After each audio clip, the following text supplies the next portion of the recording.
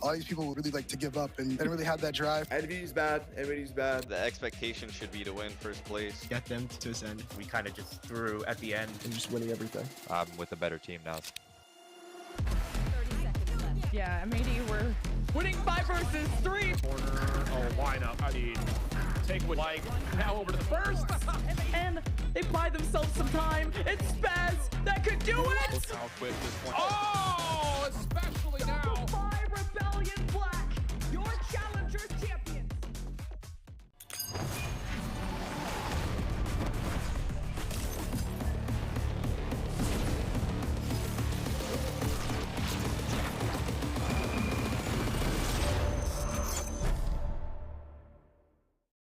Hello, everyone, and welcome back at long last VALORANT Challengers North America, where we're getting ready to start stage 2 of our competition. I'm Sierra, joined here by Dan and Ash. It's only been a couple of weeks, but I missed you guys. Dan, how are you doing today?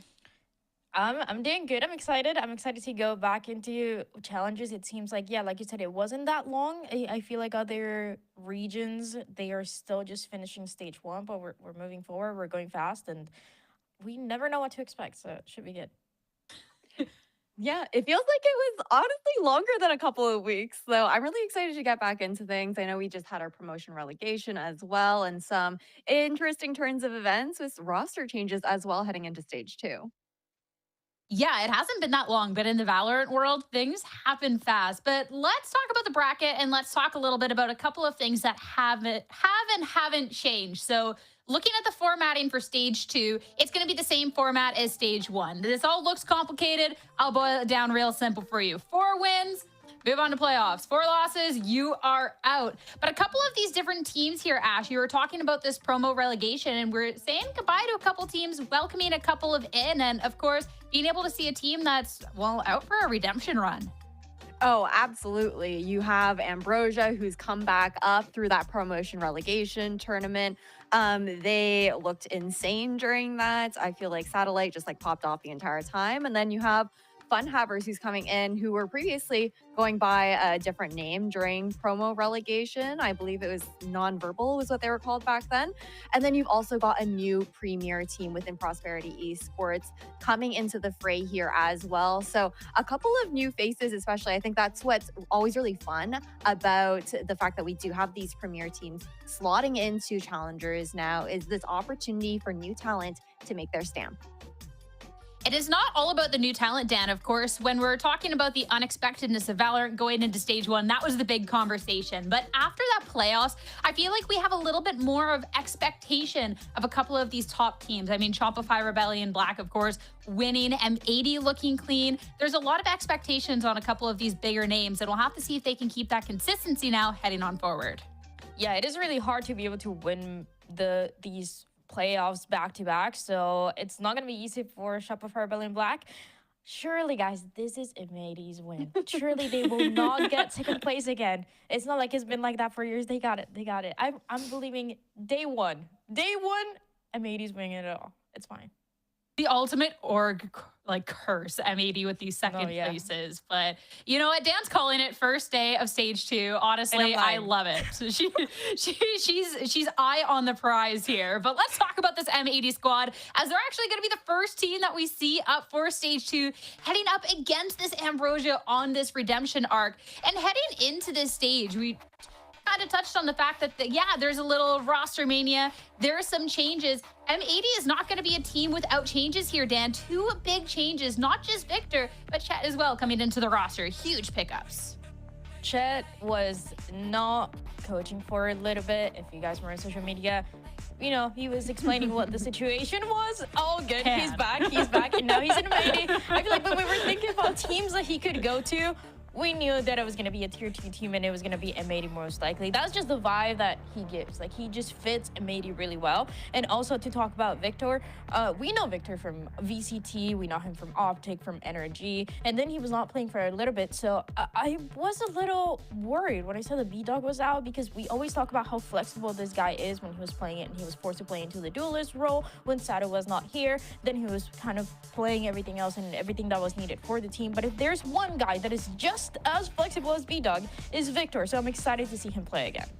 Yeah, not even just as flexible, even potentially more flexible for Victor to be coming in for this squad. The fact that it's alongside Chet, who's been his head coach, you know, since like 2021 is huge. I do think it's going to be interesting to see Victor also slotting in for a team now under a new IGL for him, right? Caillou has been leading this M80 team, but Victor has not had an IGL other than FNS since his days on T1 back in 2021. So it'll be interesting to see how maybe that kind of affects things there. But I think that what's going to be more interesting too is the potential role swaps for this squad. I'm curious to see if we're going to see Victor slotting into that Sentinel here for M80 and Bao returning to his roots on that controller. M80's definitely not been a team that's been shy with these role swaps, as of course they got some great roster of players, and we got to see a little bit of those changes there in stage 1. I want to talk about Okeanos first, because Okeanos, when we've seen him in the past, he has just been such an outstanding duelist and someone that got to reprise that role, Dan, at the beginning of the stage here while we were waiting for Sato. But when Sato got integrated to the roster, Okeanos went more into a flex role, but he's still been crushing it. Yeah, Okeanos is such a good player. I think is a lot of people's favorite player when it comes to, you know, not the duelist, not the flashy ones, but the guy that's always there. And the way that he was playing on this initiator has been really nice to see. One of the best ones that we had in playoffs, and I think in general when we were watching the Swiss stage, when we were talking about M80 not looking too good at the beginning even of last year. His whole career, he's been incredibly consistent, and I'm excited to see more of it. This is what you need when you're bringing these small pieces that can add a lot, right? We're talking about Victor, we're talking about Chet, and then you want to have those players that you can rely on that have been so good throughout the years, and Okeanos is just one of them. Yeah, such a consistent backbone for the squad. The fact that there really was no fall off as far as his performance slotting into this initiator. I'm really looking forward to seeing how this can continue forward for Oki, because he also adds that flexibility. We were talking before about how B-Dog could have slotted onto that duelist and whatnot. And Okeanos is very much so that player where we're going to expect to see him on that Yoru when M80 do want to pull out those double duelist compositions, which has been just so strong, I think, within the meta of VALORANT. And I always love when M80 do go towards that double duelist, being able to see Okeanos perform alongside Sato. And let's talk about Sato. Sato is someone, of course, that's the reason for the role swap. But Sato into this roster has been such a highlight. Of course, he didn't get to join until later on in this stage. So it was just for the last couple of weeks and then for playoffs. And Ash, he's had a lot stacked against him between the move, between Visa, etc. And I know he came off of the stage 1 performance not necessarily feeling great, but he's still putting up the numbers. And if that is not great, Sato, well then, whew, what's in bound for the future? I really think that's the key thing that we have to lock in on here is that we really haven't seen peak Sato yet, I don't think, in VCL NA in particular. And this is a player where you're talking about the odds being stacked up against him. Not only that, but there are a lot of expectations for him as well. And despite the fact that maybe he's not as thrilled about his performance, he is still more than capable of doing his job, which is that space taking that he's able to commit for this team, right? Just being able to kind of get into the back line there of the enemy squad and just continue to help with that zoning while he's pushing in so that the rest of the team can go for that follow-up. It's not like he hasn't been going for those initial engagements. He's still consistently doing his job as the tip of the spear. When you're building a team like M80 and you're wanting to bring this insane guy from Brazil, you need to get him a visa, a place to stay, all that. You are trusting in the long run. You're not going for the shorter goals of, oh, we're gonna win in stage 1. And I mean, it got pretty close. They didn't win it. But going into stage 2, we have to put M80 as the favorites now that Sato has been here for a little bit longer. They're able to bring, I mean, you think about the coaching staff in M80, and I don't think anybody can match it. I mean, we talk about Psycho in the backlines, we talk about Drew Spark, we talk about Chet, the latest edition. It just, nobody has 3 guys like that in the backlines trying to help out. So it's really cool to see. And now that you have Sato with so much support, with that extra time, you need to expect him to do good. He ended up in that top 10 for playoffs. I think he's going to be aiming for that top 1, and he has the capability to do so. We saw him in Ascension. We saw what he was doing in Brazil, and now is the time to show it more consistently.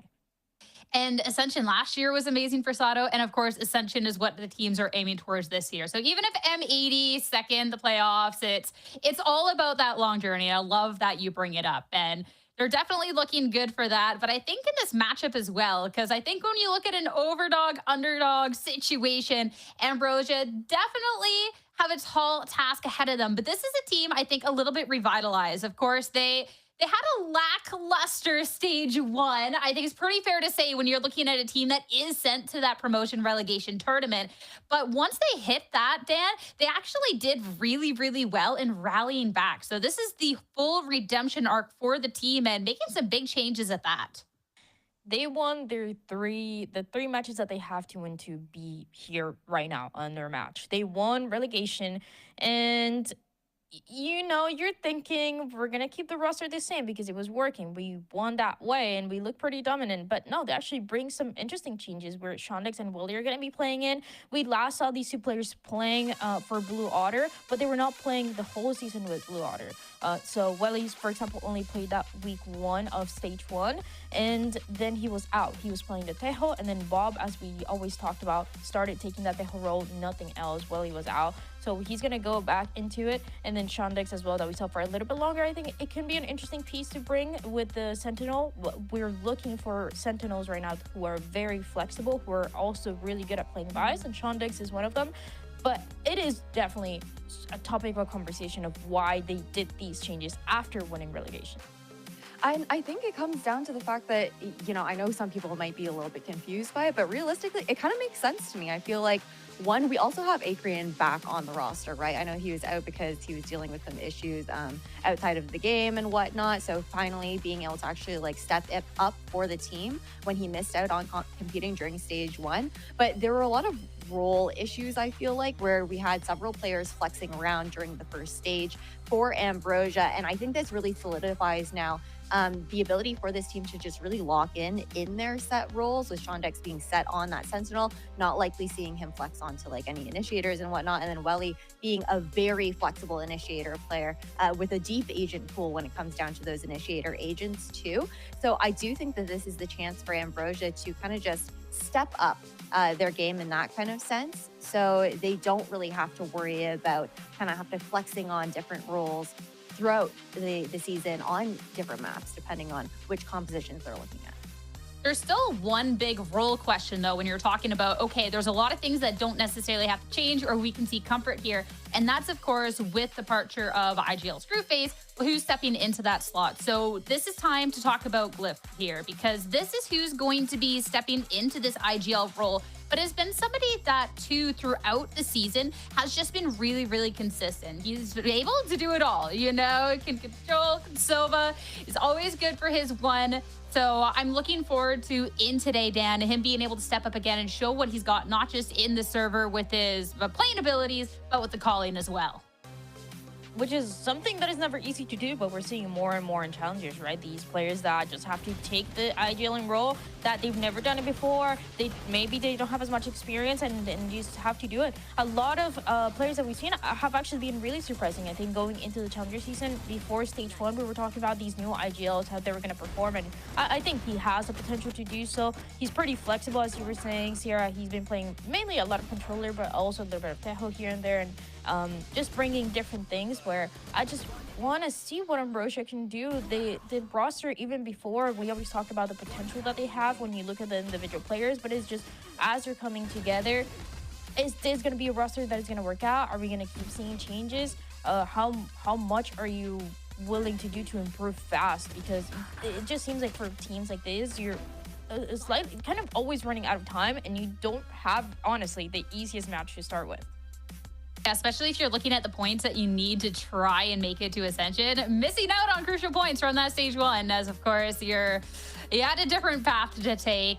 Wondering if these changes here and now is going to be enough for the team. But you talked about the potential of the team, and that is definitely something that this team has, especially with some of these players. And talking about Satellite, this is someone that's not just us that looks at this player like, hey, there's the potential here, but even Chet, who he gets to play against today, which is cool, made a list of like these underrated tier 2 players that really, if a T1 org wanted to look into and invest into, like they could be super successful. And Ash Satellite on that list for good reason too. Like Yoru Masterclass in the grand finals, the promotion tour, like he really bright spot for the team. Absolutely. And we're talking about how he was by far, you know, like genuinely by far the best player during promotion relegation.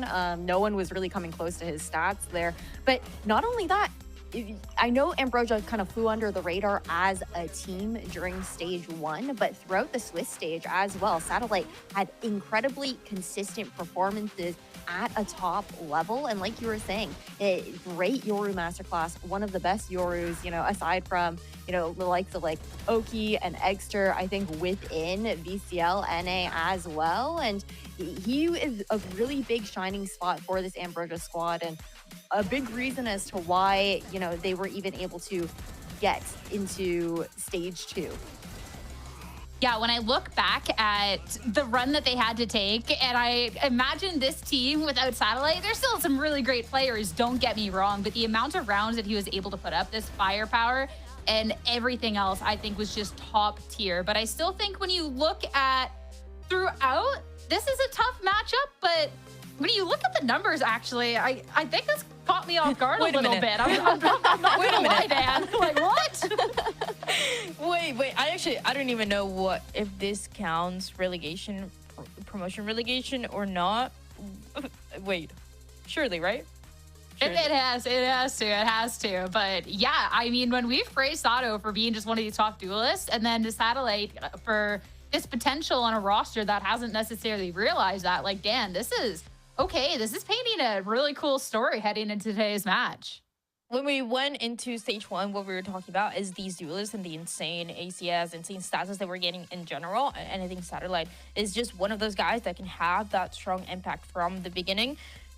Again, I mean, it's not really because Sato is such a good player that they're gonna probably match really well, but it's more the whole team of M80, the fact that they're staying together, the fact that they've been playing these matches together, they made it to the grand finals, that should give them the upper hand. Sato, I feel like it's just set up in so many better ways, but I also want to see what Chet is able to do with Satellite. If he's praising them and praising him as like one of the best players that we have, one of the players that could potentially go into tier 2. Okay, what can we do? How are we going to be seeing the Satellite growth throughout the stage? And again, today is not going to be easy, but it's just the little things and those little duels that I think he would be able to have a good impression. Oh my god, a cat. He had to come check the numbers for himself. He was like, what do you mean? What do you mean here? Sato's, yeah. No, I get it.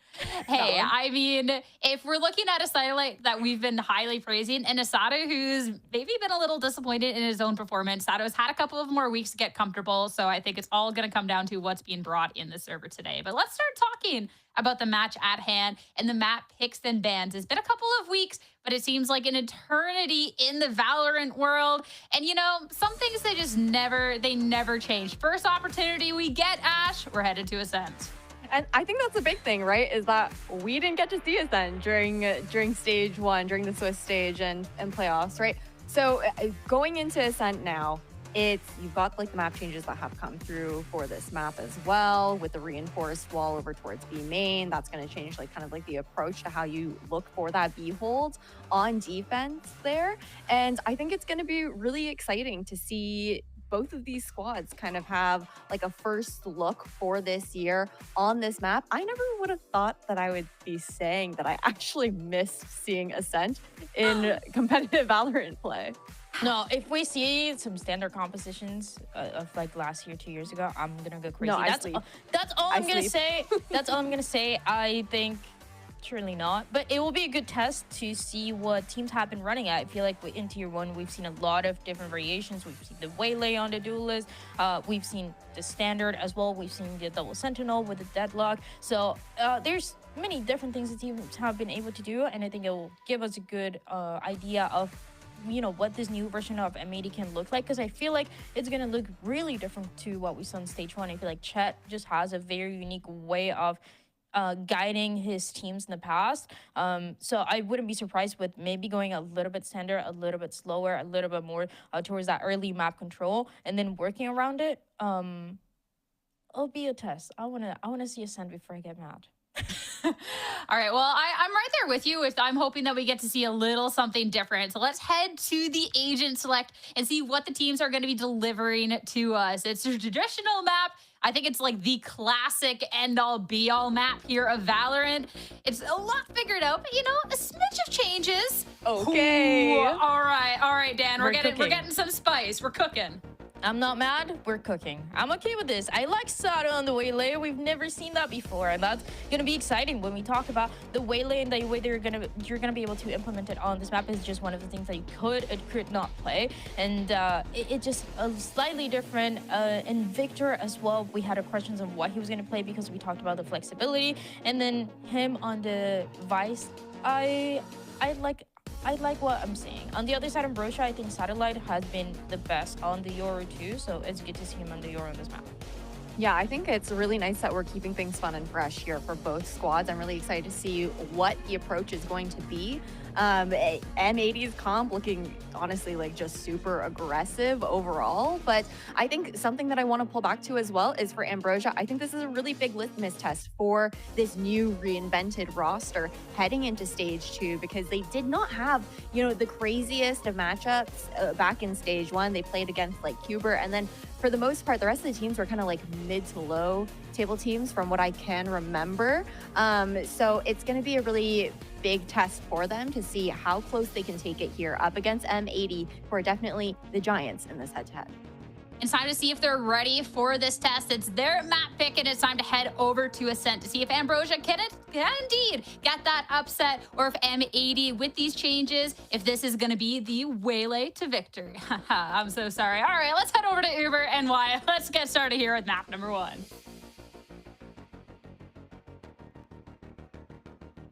Thank you very much, Sierra and the desk.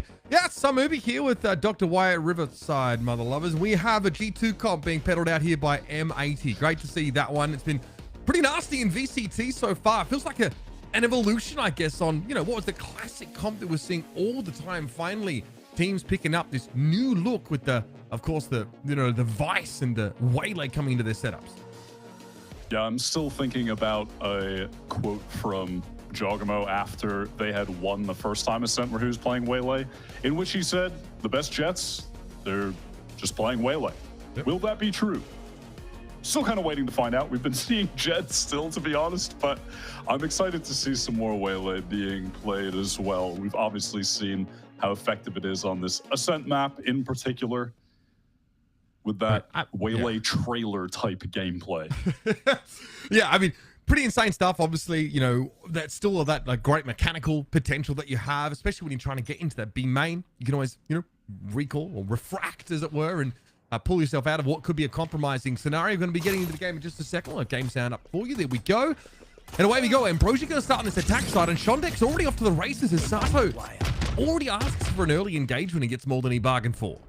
M80 had an effort to go for a bit of a trap play there, where off the contact from Sato, they would have sent out a Paranoia and then presumably some salvos as well, but it doesn't really matter. It just gets one-tapped insta, and Ambrosia want to pivot to this A execute. Good presence in A main. Obviously, no real action around the early one-wayers. M80 wanted to be more aggressive, assertive on the B side of the map. So here come the guided salvos to try and clear through. This is about to get very busy though as the flash comes out, and Victor makes his way onto the Challenger stage once more with a flourish. Kiyu is able to find 3. And up to Archean. Will be very quickly shut down. The pivot here for Ambrosia, the bounce across to A, does not pay off. That was lovely from M80, despite being down 1 man in that scenario. The second that shear gets triggered on A main, pop flash out of the smoke, it's switched, they all swing together, hopefully isolating just maybe 1 or 2 players. They are actually able to catch essentially the entire Ambrosia side. Really nice reaction from M80, the massive favorites coming into this game. You really are hoping, if you're an M80 fan, that they just win this in clean 2-0 fashion, given how good this squad had been looking since Sato had been integrated. You don't want them to slow down at all. Val, excuse me. Okay, this is a little bit messy here. As M80 on this anti-eco style just kind of get a little bit loose over on the A side of the map. Sato, of course, going up to an outlaw, but that was very wonky. Warring size, are we slowing down? Hopefully not. I mean, Victor has only got this ghost at the moment. Needs to wait for that dark cover to expire over towards A heaven, as Sato slowly and tragically attempts to break this door with a classic. Never fun. He did it. We got there. Looks low. Ooh, okay, takes that fight. Also, yeah, okay. A weapon maybe for Victor to work with there. Tough to get the Guardian in this situation, though. Victor with the ghost arc in 100 HP and does find an extra little bit of damage here. Probably not how this round conventionally would have gone. M80 really aggressive in taking these early fights today. Again, punished even worse than they were on the pistol. That is back-to-back rounds where they have gone for that instant extremity fight. Certainly the massive favorites to win it in the anti-eco, but it looks like just the aim went awry in some of those situations. Ambrosia connecting the shots that they didn't. As simple as that. And now they are relegated to a whole bunch of sheriffs and one Bucky that Bao intends on trying to get close up in main with, I imagine. So that is the idea. M80 want to get in behind this one way. Bao's not going to get a lot of action here as Ambrosia has definitely slowed the pace down. No mid presence here for M80, of course. Just don't have the weaponry to command any of that space. That eventually is probably going to allow someone to get up mid, maybe make a play through market, a pinch to B, and that might be what, Sada was trying to avert here, getting that free information and refracting back to safety. Now Ambrosia have a couple choices, knowing that they've lost B main. Do they try to re-clear, or do they try to just pivot into taking space elsewhere? It looks like they do want to get back into main at this point. Just looking like the right decision as M80 are re-pushing, trying to re-clear elsewhere towards mid. Okay, not bad. I mean, you are trading down in these pistols, but this is Ambrosia pretty well bought up here. Kiyu, yep, eventually gets caught out there in market. Shondek should be able to pave the way for a cross to the B side properly, and it's just Okeanos and Bao left to work with here. And M80, frankly, this is a problem of their own design, based on how the previous round went. Now, of course, have to suck down on that humble pie as Shondex handles Okeanos. Bao would like to have maybe found a way to get in towards a weapon here, but nicely done. Good conversion here for Ambrosia. And, crucially, 2 Vandals into the next round. Despite M80 having fair enough weaponry to try and, at the very least, get a few guns away from Ambrosia, they are only able to successfully remove 1. So just take a peek at the credits that Ambrosia team, the one who just barely, by the skin of their teeth, have remained in this league, have already against one of the best teams we've got. It's M80 squad that made it to the finals. Sure, they finished in 2nd place, but that was a close BO3 where they did take 1 map. This would be a massive upset. I mean, it's an embarrassment of riches on the coaching, that's unfortunate. The coaching side of things for M80. Drew Spark and Chet now to help. And with, Victor reprising his Sentinel role that we saw him on with NRG last year. So no reason for them not to be hot favorites in a game like this. And now, at least have a proper rifle. We're still not really in the territory of, getting a defense side operating here for M80, but they are once more just going to give up mid, but there's so much more of this util to play behind. And Bao's just been stalling there towards A main. Kaiu's playing this far back position, just jiggle peeking to see if there's going to be any presence at mid, if there's going to be an attempt at a B split. And now does rotate over towards B. Do we need to anchor this with 3 M80? Really just raw, takes that fight. Sada maybe a little bit unprepared for that. Looks to take a fight there, refracting back. Now some advice util becoming relevant, though, and Victor's able to find 2 off the back of it. We'll add another one to that tally here, and now Ambrosia are trapped here in the site. And for Okeanos and Co, it's just a matter of petering in and taking what they surely feel is theirs. Satellite got to the site. 3 weapons trained in the direction of the Yoru here, and a spike that, well, needs to be salvaged over in the market direction. And I don't think Satellite has the shekels to obtain it. Well closed out from Kaiu, but Victor's anchoring there was really fantastic. I personally, at the moment, I feel like Vice is clearly the best Sentinel to be picking on this map. The Cypher, obviously not bad. The other agents are decent, but I do think that the Vice is a cut above at the moment. Yeah, it's just still so strong. The way that you can cut off teams that are trying to get into the sites. So obviously not a lot that needs to be covered by the trips on this map either. The sheer wall definitely suffices for getting that passive info gain. I am a big fan at the moment. Honestly, you would normally want the Cypher, especially when you have the Jet fast hitting, and trying to trip her up a little bit here, but with the Yoru, I can kind of circumvent a lot of those trap wires anyway. So it doesn't feel as valuable either way. Speaking of which, Satellite now is going to head in onto that B site under this dimensional drift. Okeanos really aware that there's probably going to be an emergence there over towards the B side itself, and Okeanos seems to get fighting already well. He tries to emerge there. We're hoping Satellite could maybe he found a different timing. At least he's able to turn it into a trade, but Sato definitely has been alerted. Shonex tries to cross here and just gets outgunned. These guys are shooters. M80 have that star power, firepower, and Sato is putting it on display for us here. Absolutely taken down. That got pretty messy for Ambrosia, going for a lot of solo swings, and you could see every time from their point of view, they were looking at two M80 players. You are not going to come out on top playing that situation so individualistic. You know, I was looking at the ultimates, and I'm thinking, well, M80, they can probably just use that Steel Garden to get back in, get the retake off. And I think that's actually why Ambrosia felt like they needed to take the fight to them, because they were congested in that site. If Victor did pop that ultimate, it would have connected onto everyone. They would have only had pistols left, but they just didn't time that up together to fight forward. And M80 really picked them apart piece by piece. I mean, it does feel like Ambrosia served him up a lot of duels. I mean, you are feeding your team into the wood chipper that is known as Sato. And it's an interesting way, I think, to try and go about playing against a team like M80, who aren't just fearsome in reputation. So Ambrosia here now have to figure out sort of how they maintain a foothold in this game when the economy becomes really uncomfortable. I think what's really going to be interesting to see about this M80 team is, this M80 team were improving so rapidly since Sato was able to get his visa, start playing with the squad. It was only maybe a month or so period of time where they went from kind of surprisingly being more in that middle table to getting to the very top. And then while they're almost at the absolute top, only SR above them, they opt to bring in Victor, this veteran player, Chet, veteran coach. I just want to see if this is going to immediately take them to the next level. Will this just straight away put them in position to be the best Challengers team? Does this stuff have diminishing returns because you've got to get acclimated? You maybe got to meet Victor in the middle a little bit, maybe a change of style for M80 based on what they're used to. At the very least, sometimes it can set you back a little bit in the interim when they're trying to sort of integrate these players. But better now than, you know, close to playoffs. This is an M80 team that probably doesn't care too much about not winning stage one. The circuit points were good.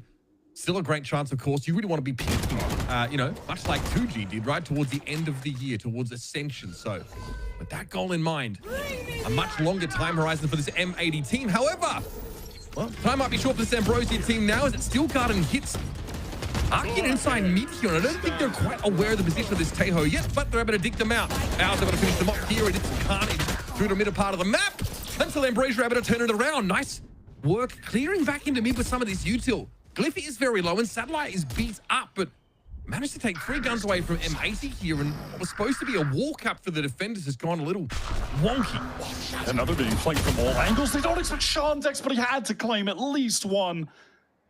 30 seconds left. The timing's not there either. I mean, I think Glyph maybe swings off that from top mid and takes an opportunity, but it's not there. And now once again, 1 by 1. At least in that case, they both tried to play off of each other with some spacing, but Ambrosia, it does fall apart. I respect their desire to continue fighting M80 while they're in a bit of a weird position like mid, but again, people like Victor looking like he has not missed a beat. Kio's been very solid in these fights, and well, we just spent a bunch of time talking about what Sato is capable of doing, so tough for Ambrosia to take M80 down on a pound-for-pound basis, especially with weaker guns. A rare moment where a team uses the Steel Garden that aggressively in the mid-round. You don't see that happen.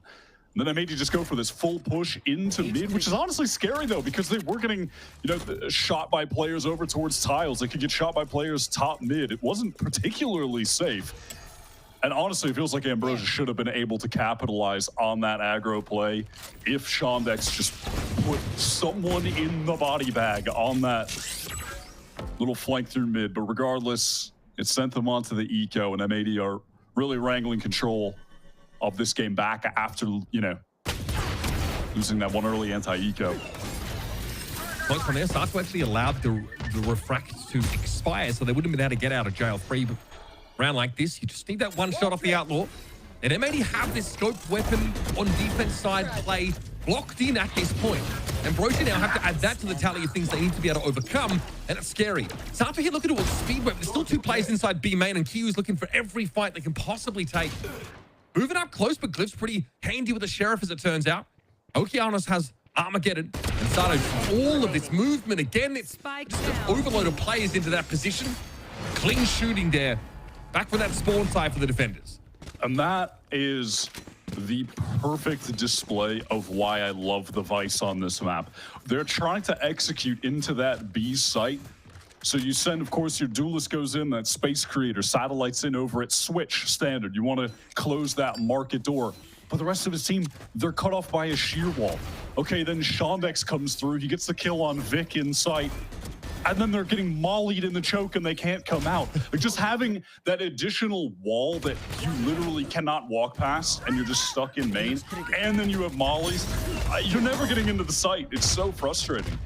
Sato with aggressive pop here on the A side, though. Conversion path already activated, so Sato is moving a little bit quicker. And he sees the reprisal as it comes in from Ambrosia, refracts on out. And a lot of space now taken. That allows Okeanos to be inserted over towards Wine, but things are faring a little better at B. The issue is still going to be that Visor annoyingly thrown up there by Victor that you can't really just like force out unless you have multiple players and like, you know, B main is smoked, but that wall stays. M80 have really come into this defense side intending on throwing haymakers. It's just mega aggro plays opening rounds. So Shondex is really picking them apart here. It should be free at this point. They're making good decisions, splitting into the A site. They've even got the neural theft because he's collected those 2 kills. All missiles away. Paranoia's coming in. Salvos from both sides. This slows up Ambrosia to a degree, but Glyph's going to get ahead of it, gets TP'd onto the site, and Okeanos, frankly, just isn't ready for the crossfire that's set up. Here's an Armageddon that comes in. 3 Ambrosia plays. It's too much to look at for Victor. A good opening here. Despite Ambrosia having to give up a lot of space early in the round, they're able to re-clear that A main and just confidently walk up onto the side. Respect to Shondex, who straight up wins 2 1v1 duels. I mean, he catches a nice little timing where Bao was fully exposed on the B site initially, and then they make that great pivot getting into the A split as a team. This moment was crucial. You know, Bao's really just caught out in the open there. Sato, who, you know, used that convergent paths, but ends up feeling like he wasted it. Couldn't net any value early. All right. Keo here obviously has the null command ready wired, so if there's any early warning, to make it a little bit harder for Ambrosia to get in onto the site, and crucially catching Gyoru with any of that suppression is generally devastating for the duelist. Yeah, so depending on the distance, could turn off the Hunter's Fury as well from Welly. Great point. And you have to imagine that Ambrosia are aware of this. However, play with the spike is the most far forward right now. It's Welly is trying to look for a way in. Sato now starting to get busy, activated on this B side of the map. It's going to be a little bit hard to see anything from here. I love this decision to pivot to the AWP now with Sato and control B main, where Shondex has been walking up for free. So if he tries to just contact, free kill. That sheer wall, virtually an alarm bot for M80 in mid here, not catching anyone. Here it is. Kyu just has a feeling for this timing, so does throw out this null command. Looks like it's catching onto the 2 players over towards the A main side of the map here. Shondex also currently suppressed, not that that's a problem. And Victor will be stuck. Didn't have to worry about trigger discipline so much. Okeanos is here for a swing off. His Arcane has got to be dead here. There's no way he's getting out of there. And now the hit comes in onto A. Dimensional Drift going to be used here for Satellite to try and get ahead of the game, but this is a purely speculative Hunter's Fury. Bao sidestepping it to some degree. Satellite gets into hell, but he's known and noted. Welly, the one with the spike, was in no position to get involved in any of that fight, especially with the dark cover in A main, cutting him off. 10 seconds left. I mean, obviously the round is just legitimately done after Victor catches that first kill onto Shondex. Oki heads on over from spawn to set up the swing off Victor's contact to claim the second. And then when the A hit comes in, well, it's no longer an A split. They're just going through main, and they're down another guy who's Hunter Fury. I mean, you're cooked. It's over. Ambrosia were probably hoping to sell some presence towards maybe a B split by breaking the door, or maybe even wrapping someone through spawn. Who knows? But well played from Vic, who has been on point so far. It didn't take too much there. Victor obviously gets the advance warning because the shield wall was triggered, and, you know, cleverly just decides to embed himself on that corner. So Ambrosia in a position maybe to pressure this B main spot, but still be dealing with this Vice util, including that frustrating sheer wall. So we'll see some util expended to fight for that B main spot. Does break one of the Razor Vines, those missiles, and well, now they know there's an operator over towards B, and I'm going to imagine that will slow them down at least temporarily. Okay, so yeah, gate crash back over to spawn for Satellite. They don't like what they've seen over at B, or rather heard in that case, so can't really blame them. Sato, though, has been pretty quick about this. Has already pulled his way out over towards mid. Love the speed on that rotation. But now at this point, you know, enough time has expired. Ambrosia have to be worried about walking up mid or anywhere, frankly. Maybe just saw the Teho in B main off a 0 point there. All right, good Sobadrome. That gives a moment for Shondex to be able to walk up, no longer in danger of the operator on the angle. Take some space deep mid. M80, they're starting to feel the pressure a little bit now. They've lost some crucial map control late into the round, but the time is dwindling. The execute is going to have to come out through main, and they have to deal with the Vice util. Satellite has to be careful. Gate crashing ahead of this Vice wall. Having that come up could be a problem, but they get into the site now. Q aware that there are interlopers very, very close. Blue Cliff and Satellite managed to get in, and Sato took a solo opportunity from spawn side. By the looks of things, it was punished for it. But Victor carefully peeks out from the house here. 10 seconds It's just going to be a struggle now to hang on. A lot of those anchoring presence is gone. With Victor now falling, Bound's going to be forced out into the sunlight by that Armageddon. Seems like a worthwhile investment. And while the HUD indicates that there are players up for M80, that's definitely not the case. No, they are very much not alive, and I believe that's going to be putting them in an awkward economic position as we head into round 10. Ambrosia have done a fair job clawing around back here and there, despite M80 looking like they were in fairly firm control for the majority of this half. Victor's trying his best to anchor backside. Bao's trying to teleport, but it's just a little bit too late. A lot of awkward moments in that round. I mean, I feel like so much of this round is built off that deep mid control that Ambrosia were able to put together. Because I think if you're coming out of B main, you know that obviously you don't have to cover the angle at all. And Sato actually challenged from CT and got punished really quickly. At that point, you also have Yoru and Omen who can, you know, circumvent that shield wall essentially. And at least prevent Yoru from being the sole player on the other side of that wall. I thought it was just honestly really solid, but getting mid for what felt like free wire there, I think, as Shondex was able to push up, has been pretty crucial. Do feel like Shondex has kind of been the epicenter for a lot of the positive stuff here for Ambrosia. Yeah, 100%. He has been the playmaker. He's been finding opening kills, getting that crucial space at times. Thanks. This is the entire economy on the line for M80 right here. Ambrosia have a legitimate chance of evening up the half. Despite M80 stringing those 4 rounds together, that would be very impressive, but they have to deal with Sato's op yet again. Clearly some settling in still to be done, not only on this map, but maybe in general for M80. Big shake-ups to the roster that in theory would send them in a positive trajectory right now. Just need to put some early growing pains that need to be worked through. John Dex hit by the special delivery there. Forced out as Okeanos was maybe hoping to capitalize off the stun, but the team get the heck out of there very, very quickly. Looks like this, you know, this expulsion of util from the Ambrosia side of A main here. Just gets M80 feeling happy to play over towards that A site, but that is an attack side smoke left in A main here. So M80 will potentially have to re-clear wine. Yeah, they're also happy to play there on account of Oki being willing to solo fight for B main, and the only player that he's encountered late now is just the Cypher. So this leads them to believe the pack is elsewhere, and they are correct because Ambrosia are about to run into 4 players. Oh yeah, M80 on pack watch presently. 30 seconds left. But again, they saw the attack side smoke in A main, so they've got every reason to sort of be on edge. Ambrosia almost gave them a reason to keep their resources allocated at this part of the map. 20 seconds left of the round, though. It is go time. Satellite tries to gate crash into the back of the site, but he just whips around there and takes care of him. And Bal can just emerge here whenever he pleases virtually, but Arkian's able to close the gap, get close to him. Glyph, another big pick off here. Steel Garter now going to be drawn out by Victor, but he can't capitalize on it. It's a special delivery will render him useless in combat. The Glyph gets picked off. Salvos find their mark, and Arkian was all alone without a plan. That was a round where M80 were just far superior on the macro. Ambrosia just did not do enough to draw those rotates elsewhere. They only had sent out one stealth drone from Archean that went into B main, and that was somewhere around the mid-round.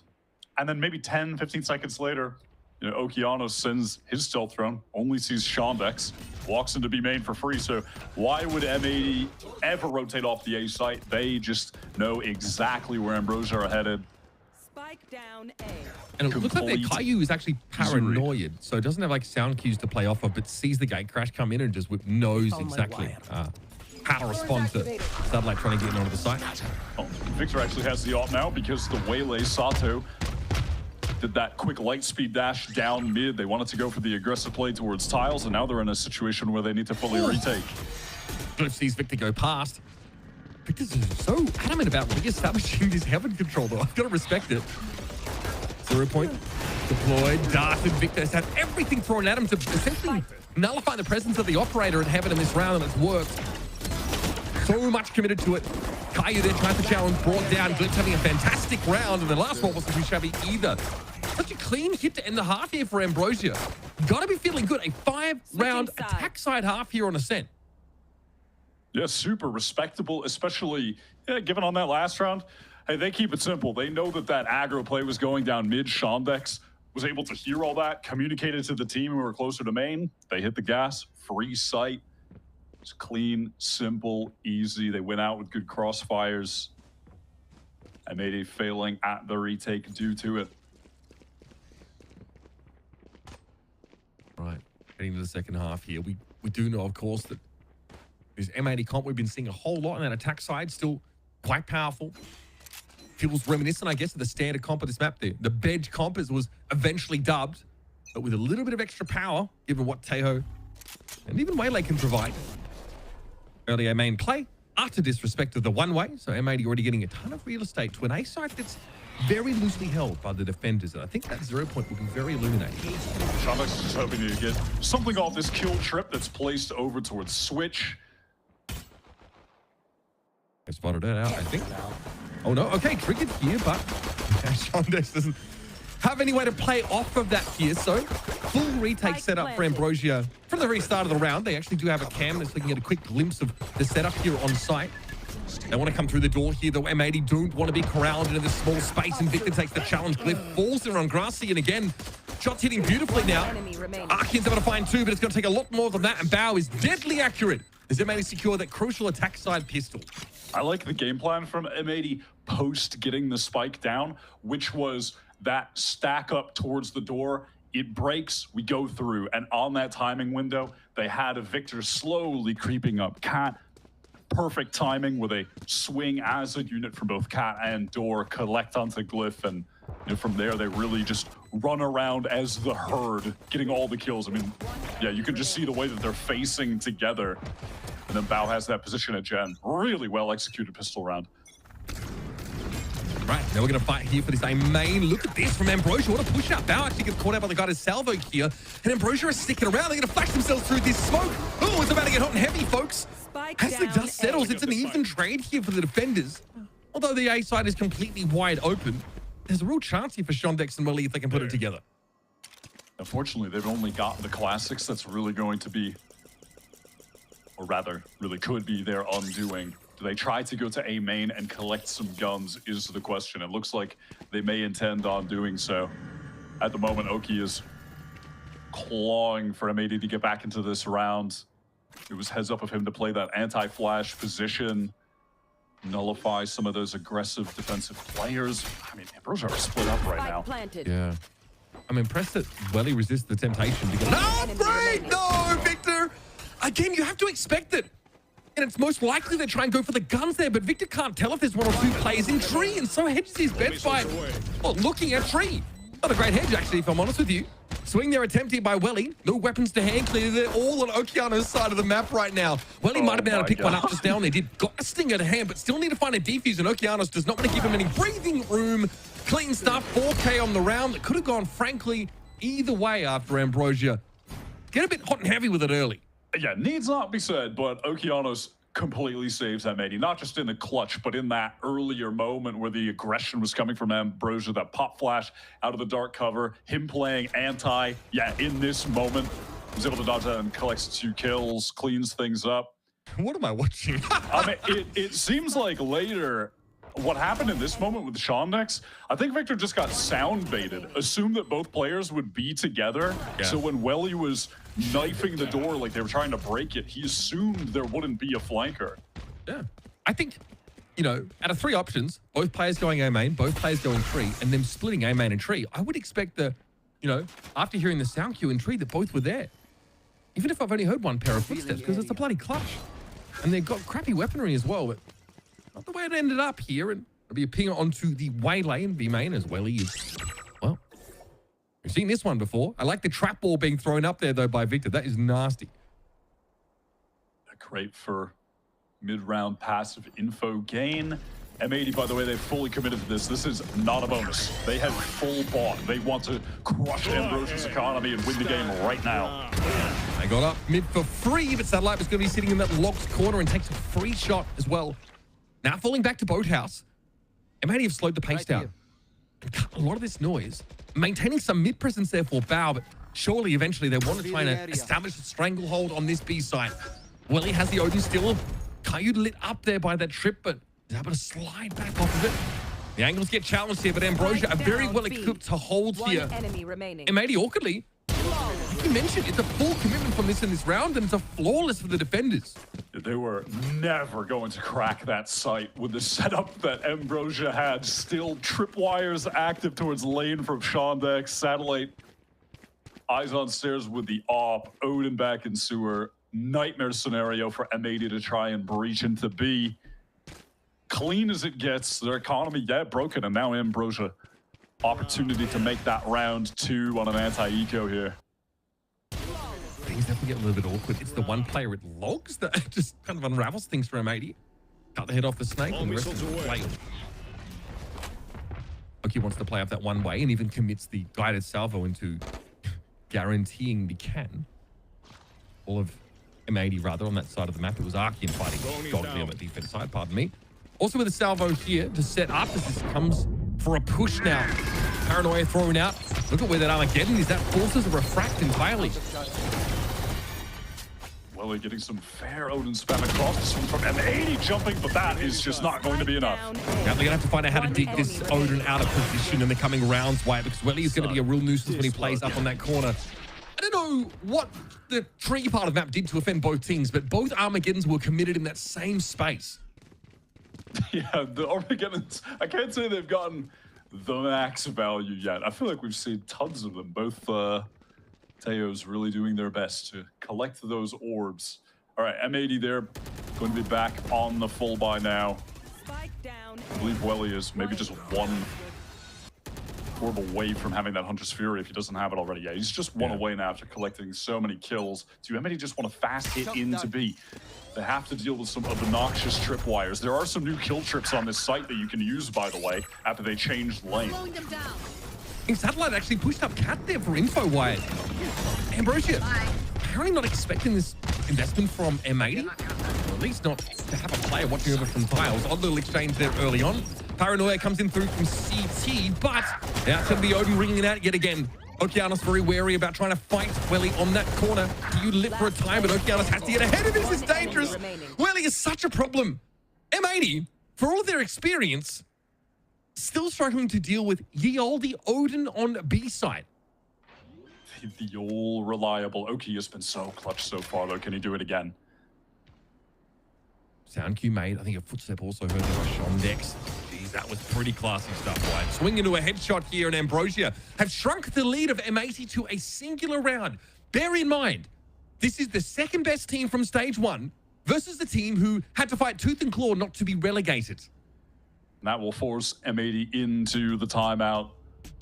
Coach Shet taking over for this squad. I'm about 90% sure that that one tripwire that Shondex had where Willie was able to get the free kill spamming through the wall on lane is a new kill trip that you can place only since the Ascent changes, whereas, you know, there's that little metal wall that gives some more little weird trip angles that you can place stuff off of. Yeah. So, you know, still playing against a Cypher on that site where there's some new awkward trips to watch for. This is a moment in time where you're probably going to be able to have a higher percentage chance of catching people out with them. I mean, that's kind of the risk, right? You introduce this new geometry, those flat plates that have vertices. You can sort of get these weird angles off those trips for. And yeah, now we're starting to get into the rounds that feature the Odin very heavily. Willie, slow start to the game, but as soon as that weapon was established, it's been pretty devastating.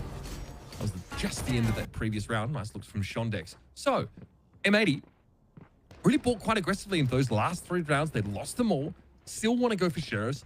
Still some really impactful ultimates you can imagine on a later round they're looking to make use of, but they're dealing with an outlaw, which is obviously very relevant in such a round. The Odin for Willie also will be a problem.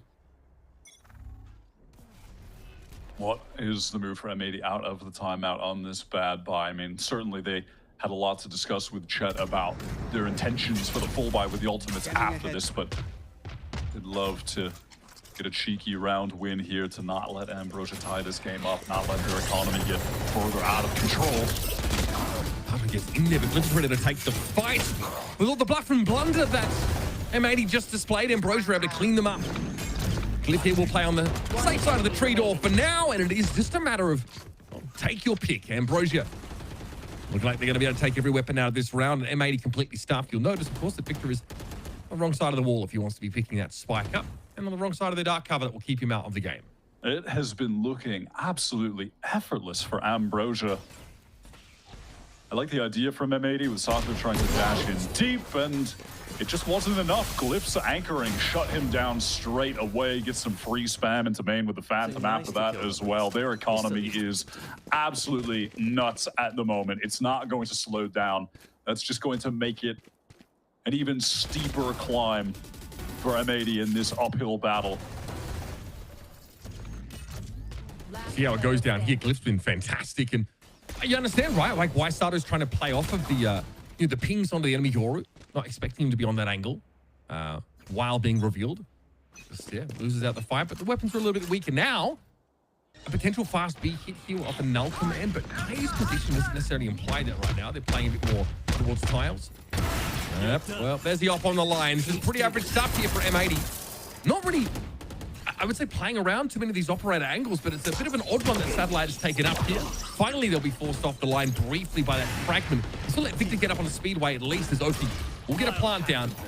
Caillou pops the clone here, and Satellite goes past interdimensional drift. Might just emerge here and take the fight with the shorty. It's an easy win, and now it's up to Oki V5. That's right, you heard it here first, folks. M80 are struggling against Ambrosia. I would love to know how well he found a kill on the other side of the map with the Hunter's Fury, by the way. I was distracted by that as Satellite found that op kill. What happened there in main? Someone just walked out into the open? Was that an angle from Market? I would love to see that on the replay.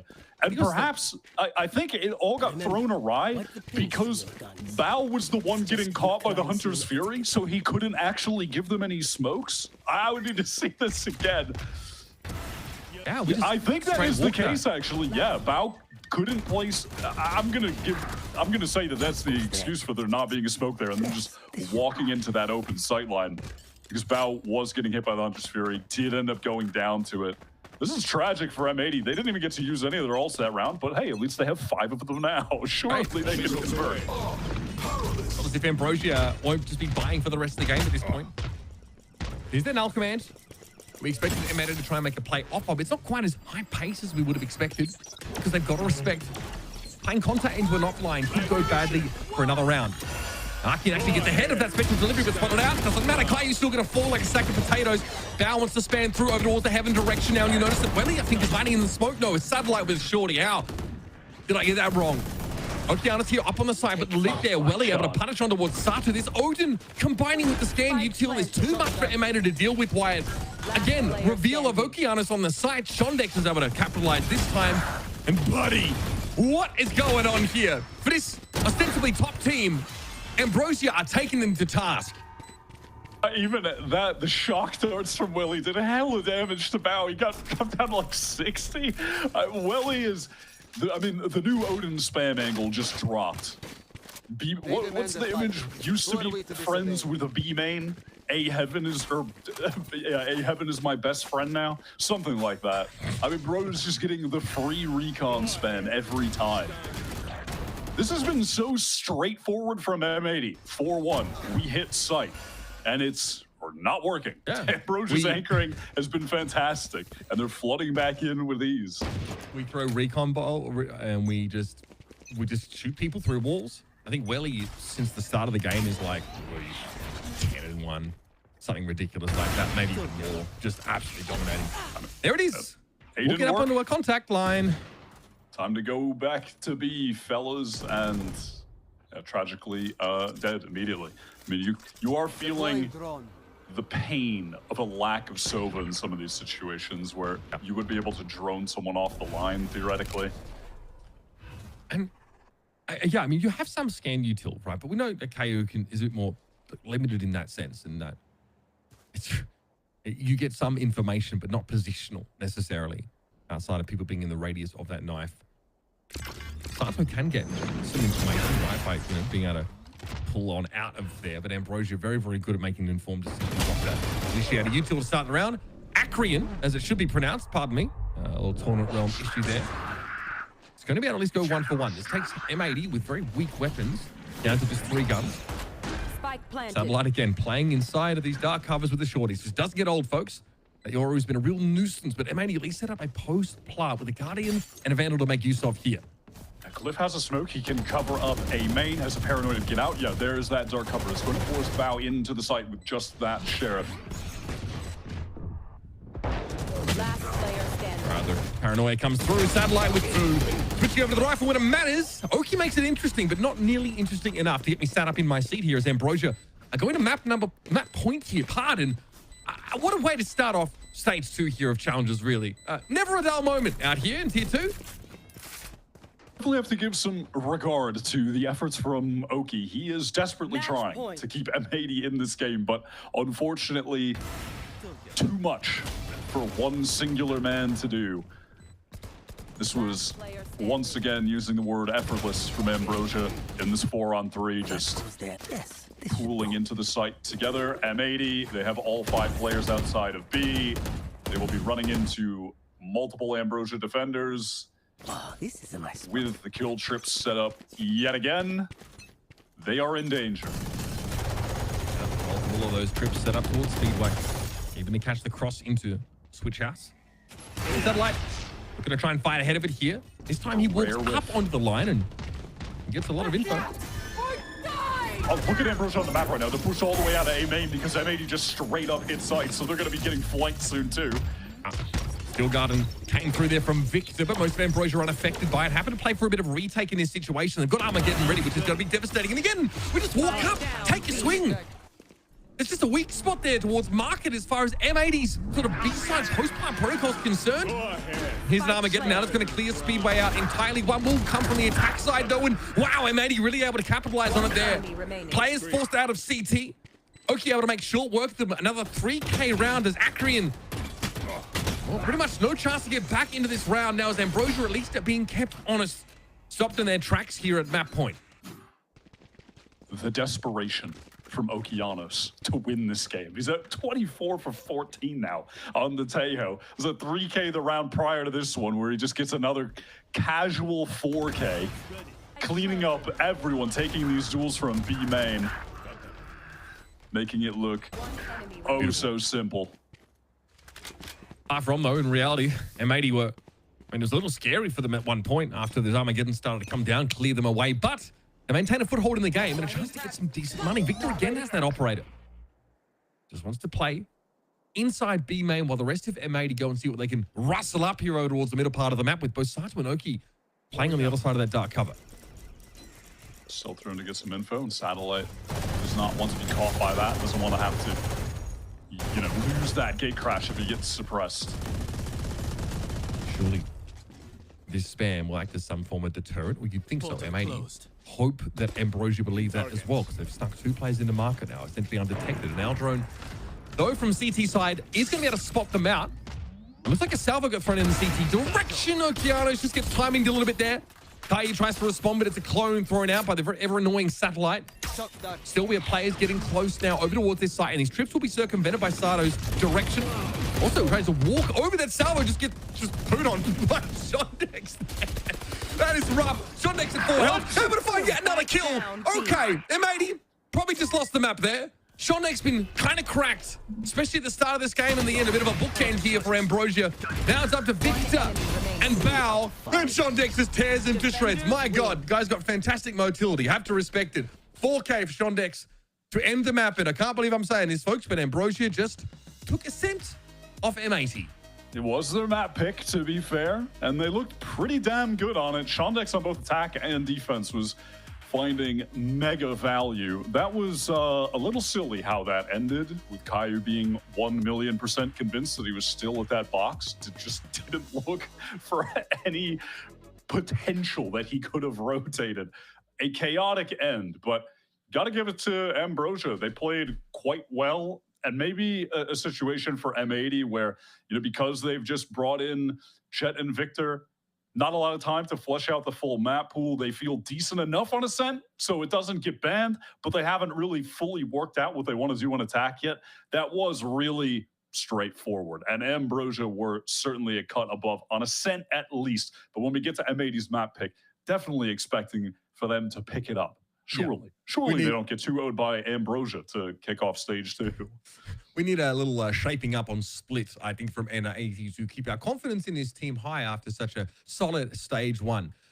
We gassed them up so much at the start of the game. I'm going to be real, I'm shocked to see this result. But we'll be back after the break. Map number 2, it's Ambrosia versus M80, and the underdog team snaps up the first map.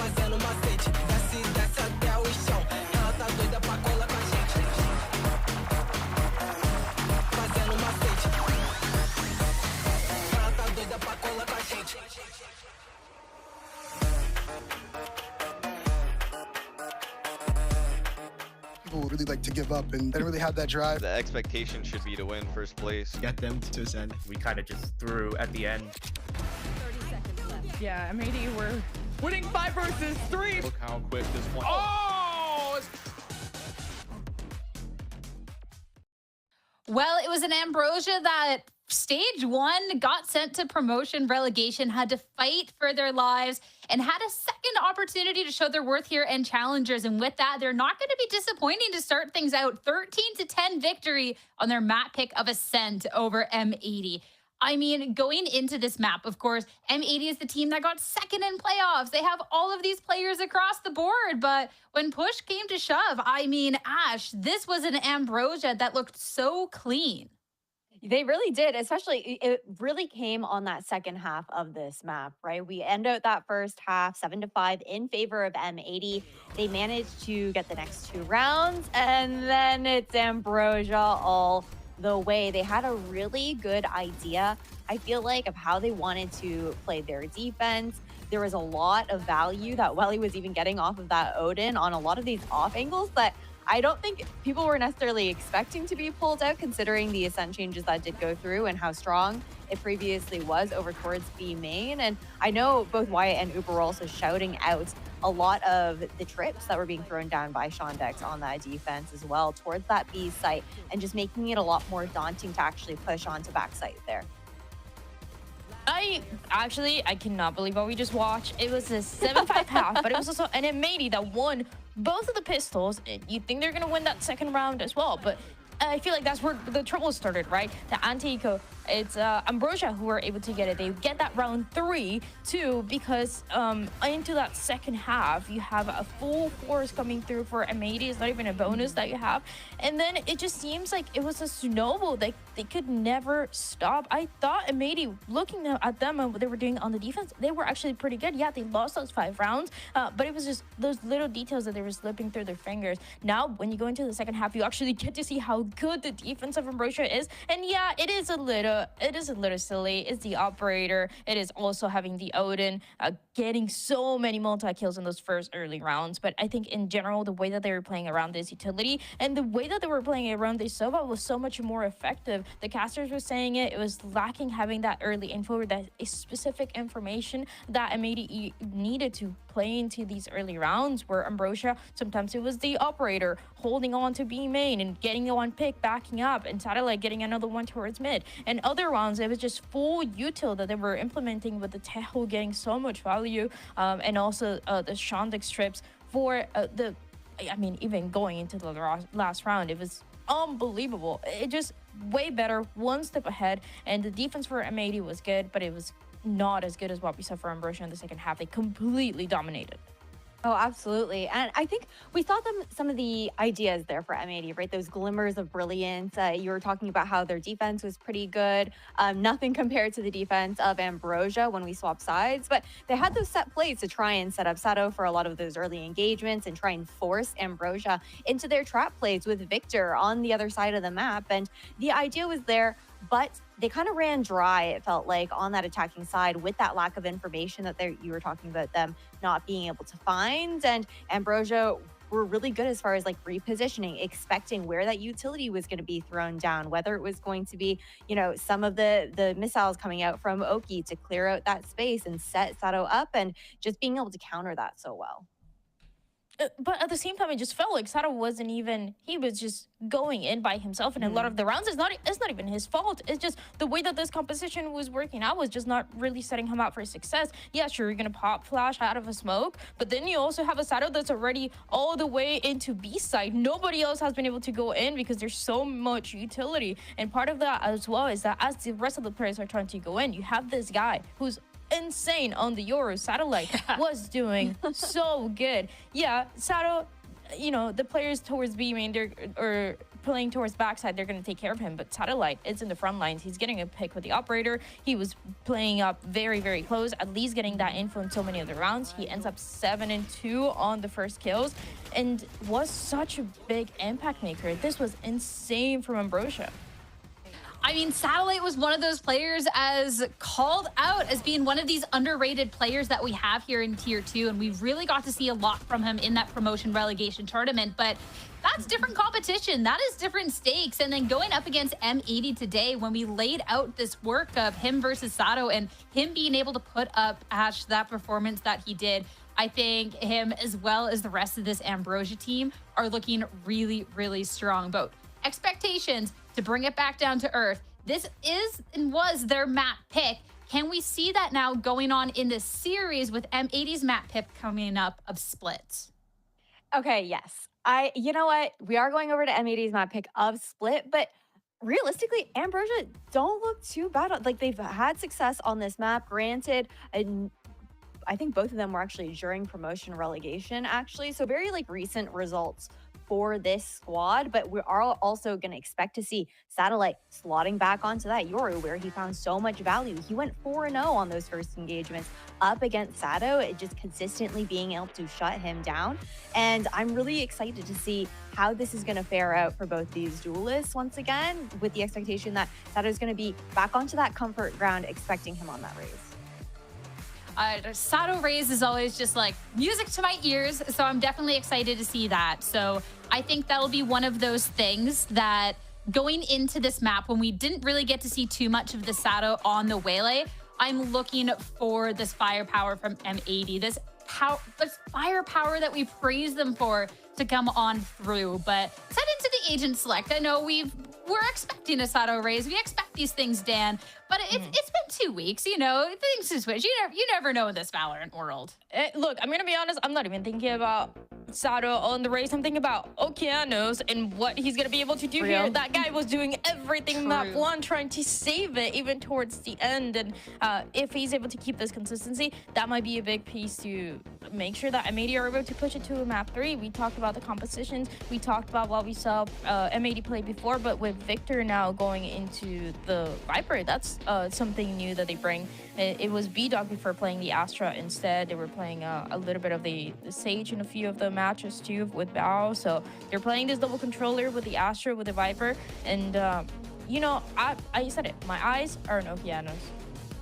Eyes on Okeanos. I'm also looking forward to Shondex pulling out the deadlock on this map here as well, especially with looking towards M80 starting out on that attacking side. I think there's going to be a lot of expectation on maybe Victor to even try and break some of those trap setups that Shondex has with some of the lurks that we can expect typically over towards that A side, or even that B wall that's being thrown out just to kind of worm your way into backside and try and get past those deadlock trips. It's going to be exciting to see Ambrosia look insane on defense. Shondex was a huge part of that on Ascent. Looking forward to seeing if he can repeat that same kind of performance here on Split. Something that I wanted to talk about was for M80. You highlighted Okeanos. We need to see him pop off here, etc. He popped off on Ascent, and we still didn't see this M80 win. So I think Oki, that was a masterclass performance on that first map, I will say. But this has to be a team affair against an Ambrosia that, yeah, they've made a lot of changes, but they're looking good. So yeah, I put a lot of stock into Ash, what Oki can do here, and I definitely think he needs to be a backbone here, but this needs to be everyone. But M80, I definitely think this is going to be a little bit more comfortable playing grounds for them. So I'm excited. I surely this isn't a 2-out, right? Surely. Why do you you know what you're doing by putting that energy into the world here. I'm making it spicy. You definitely are. You definitely are. I mean, we can talk about who else made it spicy earlier. Someone was talking about some 2-0s, some 13-0s earlier in the green room. Chill. I don't know who said that. Not me. Not me you. I've forgotten, actually. Well, look, you're looking at M80, a team who made it to get the grand finals. They keep things, for the most part, the same. B-Dog is out, Victor is in, but Victor's so good. I was always such a big fan of him. Then you have Chet, who I really respect as a coach. I think he's very able to do, he has been able to do some amazing things in Valorant, and I think he should be able to do it with the squad. So that is not what I was expecting. Even when teams pick Ascent, I'm just like, are we trolling a little bit because we know that you're gonna go on the attacking side?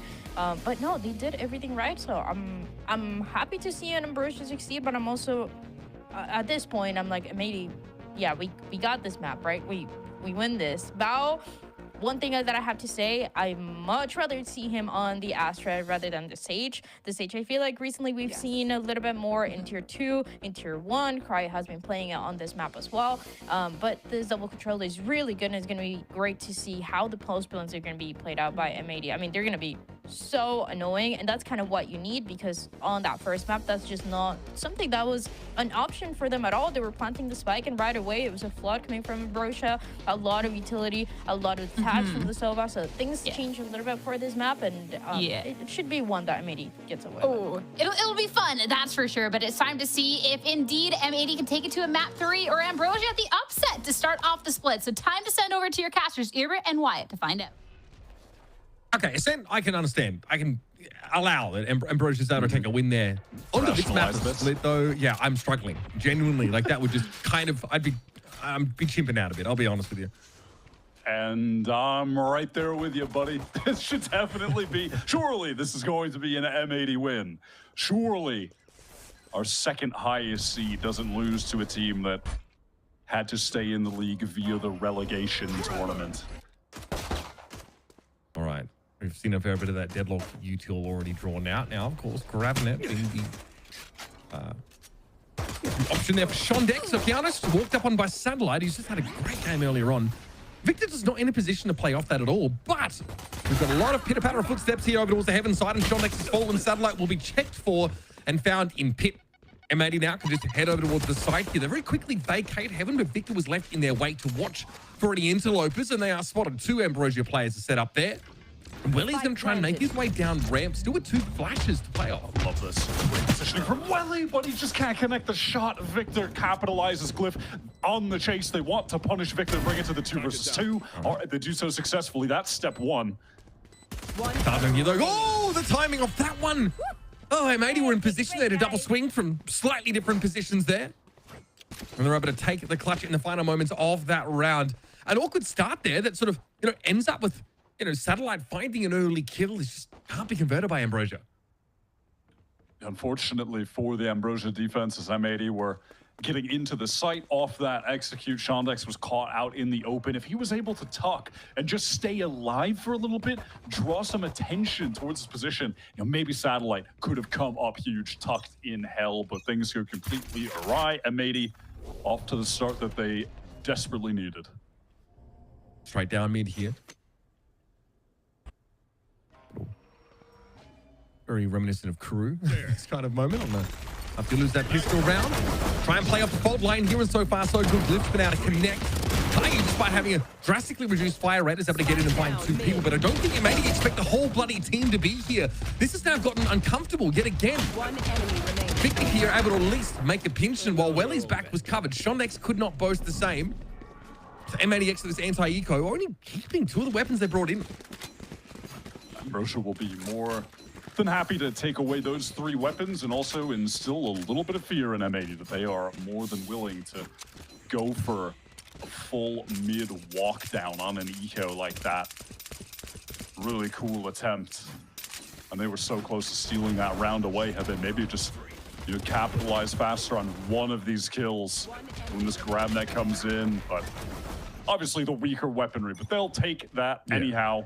Now on the full buy, and M80 cannot afford to have a decent bonus here. They've got 2 pistols. Still, they managed to keep the most important weapons coming out of that anti-eco round. And Okeanos has been able to procure a Vandal from God knows where. Early action here, and M80, of course, just given the state of their economy right now, the weaponry on a round such as this, don't want to test it too carefully. But a fault line here is going to open some space up for Sato. And with the stun coming back in, though, that's going to slow up the duelist. So no heaven control taken yet for M80.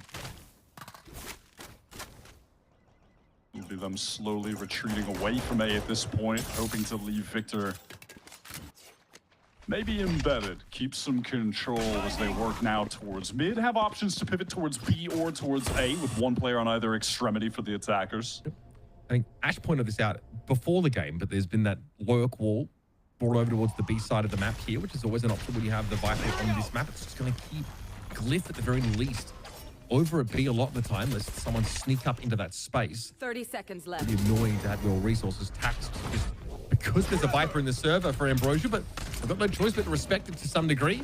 Here comes the Heaven control now, coming from a bit of an odd direction. M80 get themselves straight through mid, straight into Heaven now. I need to get access to the site, but Shonix is anchored, tucked in. He's at least able to go 1-for-1. Satellite can say the same. Keep time is ticking down. Okeanos needs to stick this.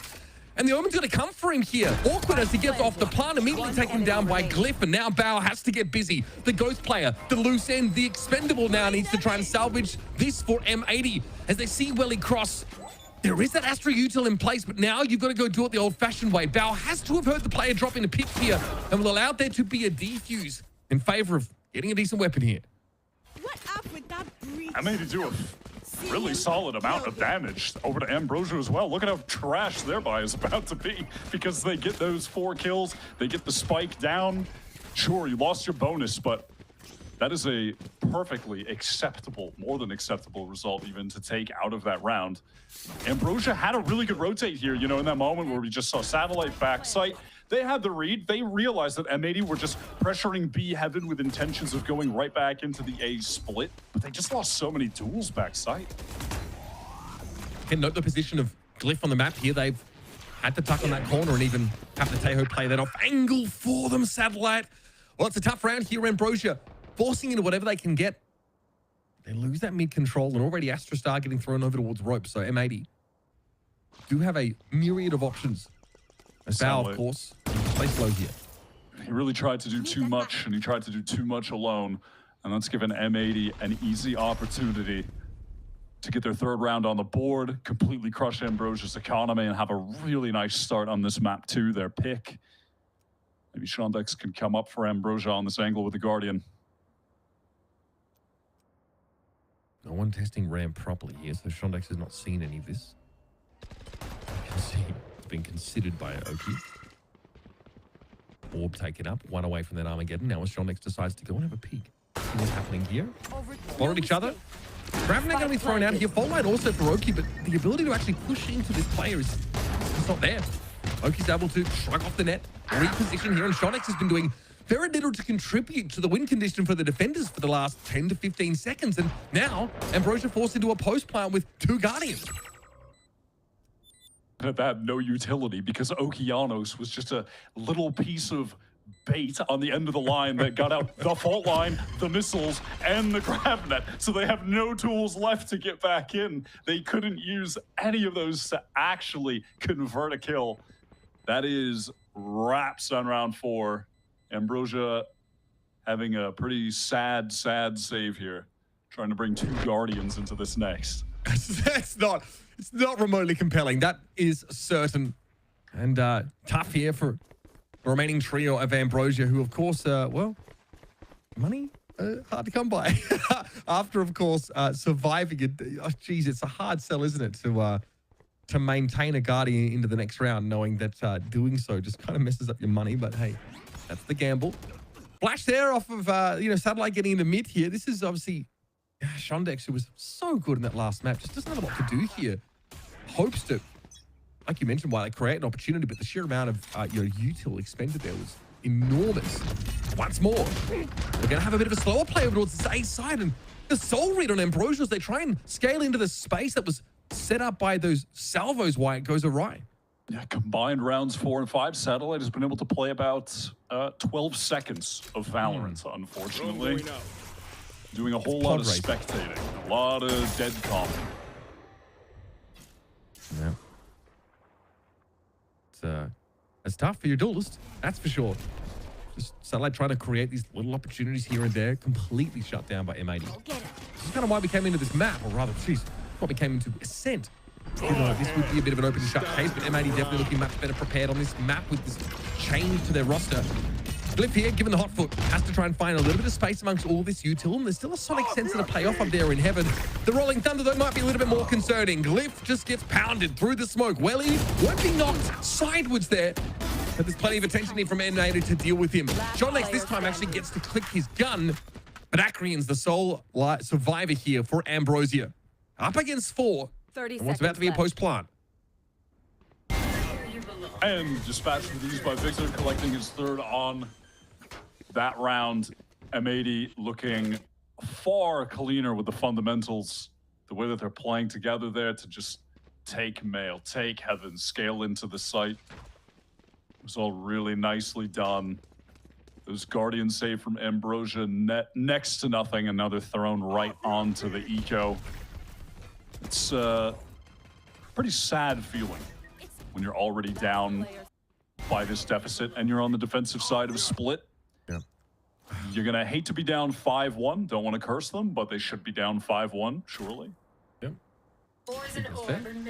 Satellite might be trying to make a play out of a dimensional drift here, which seems like a crazy investment on such a round, but that's what the weaponry implies. We'll see what the plan is. Yeah, just that 2 Guardian save is still haunting Ambrosia. So little to work with. And again, like M80 respect this still. They also respect the potential for some Artisan-esque sort of shotgun play in mid, which is exactly what Satellite is doing. Now we can see. That could be scary. Kaio here already setting up a fault line over towards ropes here. This is pretty scary for Acreon. Rokiawas doesn't actually need the util backup, but it's going to come in anyway. Thanks for that, fam.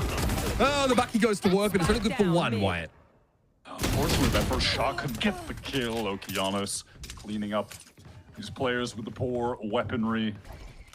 Very simple for him, and now you have Bao just waiting to pick off the flankers because M80 are happy to play this 1-3-1 setup. You're always going to have someone ready to backstab. Oh man, some stinker rounds here for Ambrosia. Again, this is the last part of the bitter pill they had to swallow before they can finally, have a decent chance of getting back into the game. And they do so, of course, with, Annihilation and a dimensional drift at their disposal. Satellite also wants to opt into an operator play here. Now, one side of the map, we've seen M80 play really passively with Bao, like around the Viper wall, Wyatt. Elsewhere, it's not been raw contact here for the attack side. So I'd be so curious to see how Satellite intends to use this op. Are we just going mid? I am very glad that they've gotten it online, though. They were waiting and waiting for their economy to be in a decent position. It has just been straight up bad this whole game. It was really when Satellite got the op, though, on map 1 Ascent, that Ambrosia fully ran away with the game. He was getting countless first bloods, picking off players that were lurking up the extremities. I mean, really, you could opt towards mid, sure. Also, you just want to try and position yourself away from that wall. He could control A main, so you can put more emphasis on fighting towards mid, especially given that M80 are liking to walk up with multiple players. Like, you could have your op on one side, set up a trap play for mid, perhaps. We'll see what they try to do here, though. So a gate crash towards the B side of the map, set up by Satellite here. And they just want to play a little further forward. I might have expected them to remain screens, but now instead of pushing up, taking this space behind the Teho util. Poison's off. Actually, no, that's exactly what he's doing. Pardon me, with an op, of course. Victor would be punished here for pushing up too far. And I wonder what the thinking is. Okay, so they can clear this Wyatt with his stealth drone. Satellite has to get way back across the map. Ambrosia have immediately called to rotate off the back of that stealth drone. They've gotten their breach, welly positioned over towards screens, jiggle, and then sent the gate crash over towards A2. So if the hit comes there, they'll have multiple players to defend. But what we've seen from M80 is a patient approach in the mid round, which is very juxtaposed to Ascent, where they were just slamming sites and hitting a brick wall. Here it feels like they're doing a much better job, and not just feels, they are doing a much better job of slowly picking apart this Ambrosia defense. Closed. Starting the round at A, gate crashing towards sort of spawn side of B, now set up in mid is Satellite. And this operator just has not been seeing any action. Now M80 are going to get busy at A, and Satellite has to risk crossing mid or taking a really long wraparound route to get to the A side. And okay, Divide gets thrown up. Acreon's able to find a crucial first kill here with 20 seconds left of the round. M80 are essentially all in on this A side play. And it's going to be an Armageddon here now that's going to get M80 moving like a tick anthill. They're caught inside of it. Sato has to try and play ahead of this, but Victor goes down. It's a second for the Rays, but Acreon will eat Caillou up. And Bowles in a 1 versus 3. Nice patient round for Ambrosia. Happy just to sit the operator player and wait. it certainly has made a difference in their ability to rotate around, but also it was just well played from Akrian, who's able to get that initial pick, well-timed Armageddon. M80, they let the clock get pretty low, and that is always going to be so dangerous against this meta composition. Especially so when you have the Armageddon and potentially the missiles to deal with, and there's still the fault line that's going to stun you and choke. It is rough. It's the limitation, right, of the Tejo Breach comp we see often, White. It's the inability to get passive info across the map. It's just not there. So they end up not really being able to make an informed decision about how they go for the A site and lose to a player that's positioned forward. Somebody could force off the line with any sign of stand util, but I digress. Sato's already gotten on the A site now and has cleared it entirely with the showstopper, so his ultimate has its intended purpose. Sato will now dispense himself of it. Satellite still in half a dimensional drift now. Will he emerge inside the Viper's pit? That is bold indeed. It has the gate crash out over towards screens instead. Annihilation there did get deployed. Okeanos is going to fall. Glyph's able to take the net off him there, but still caught out by Kayu's spray through the smoke. And it was Sato eventually succumbing to the deadlock ultimate. But the pit is still up. Victor is ensuring that. And Bow's able to play from outside of it to see anybody crossing. Satellite has the line on him right now with the AWP if he beats out, and he does convert. Green flash in. Shondex looking to play off of it. Beautiful headshot, and the pit's about to come down as does the curtain on this round. Nicely done for Ambrosia. Feels like now they've adjusted to the pace of M80 and really picked apart that Viper post plant beautifully. Yeah, out of that timeout, a great adjustment to not only bringing the operator in and controlling the game around that, but putting more emphasis then on just setting up for these big retakes with the comp that they've got, rather than trying to do so much in the early rounds. When they were going, you know, for those immediate pushes, that's when they were getting shut down. That's when Satellite was dying straight away, couldn't even play the game. But they are looking much better now on the retake. They have so many tools to get back in, force players out of positions, or trap them with the grav net, fault line into missiles. They've got combos for days with this. Frankly, the adoption of the operator has been pretty successful for Ambrosia because M80 are playing slow rounds, using that stealth drone pretty early and not having it available when needed. This was that hit over towards that B side, of course. So the round already didn't start well for Ambrosia there. Victor's able to take 3 in the end. This was that mid-play with the Bucky buy up there for Satellite. Was only able to find the 1, which ended up at an A hit to it. And rotates were able to be caught out. But again, looks much better from Ambrosia. Like I said, that timeout. This was huge, this kill, and this is so late in the round. Yeah. With Akron in that moment, and then, yeah, here on this retake, the way that they're able to dismantle the players in the pit. They get a kill within the pit with the annihilation into the missiles being sent in there. And then they're able to flood after together. It was well done. M80, they have a ton of cash, though. They can just buy round after round after round. And that front spot being cleared. Luke has been taking it up so we can sort of fight against the lurk wall and still have a pretty good spot, at least to be one and done, should it be needed. Not get cleared, though.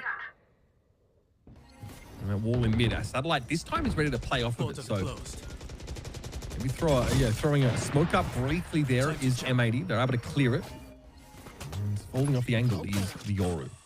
That tight angle from Shondex is going to retreat after being forced away by those guiding salvos, and Giannis has inserted himself all the way into vents at the moment, but only 13 HP to play with, very susceptible to any amount of damage. Hoping for the grippers of Akrian to show above him there. Victor's down on the A site, just lurks a little bit too far forward, and there it is, beautiful timing.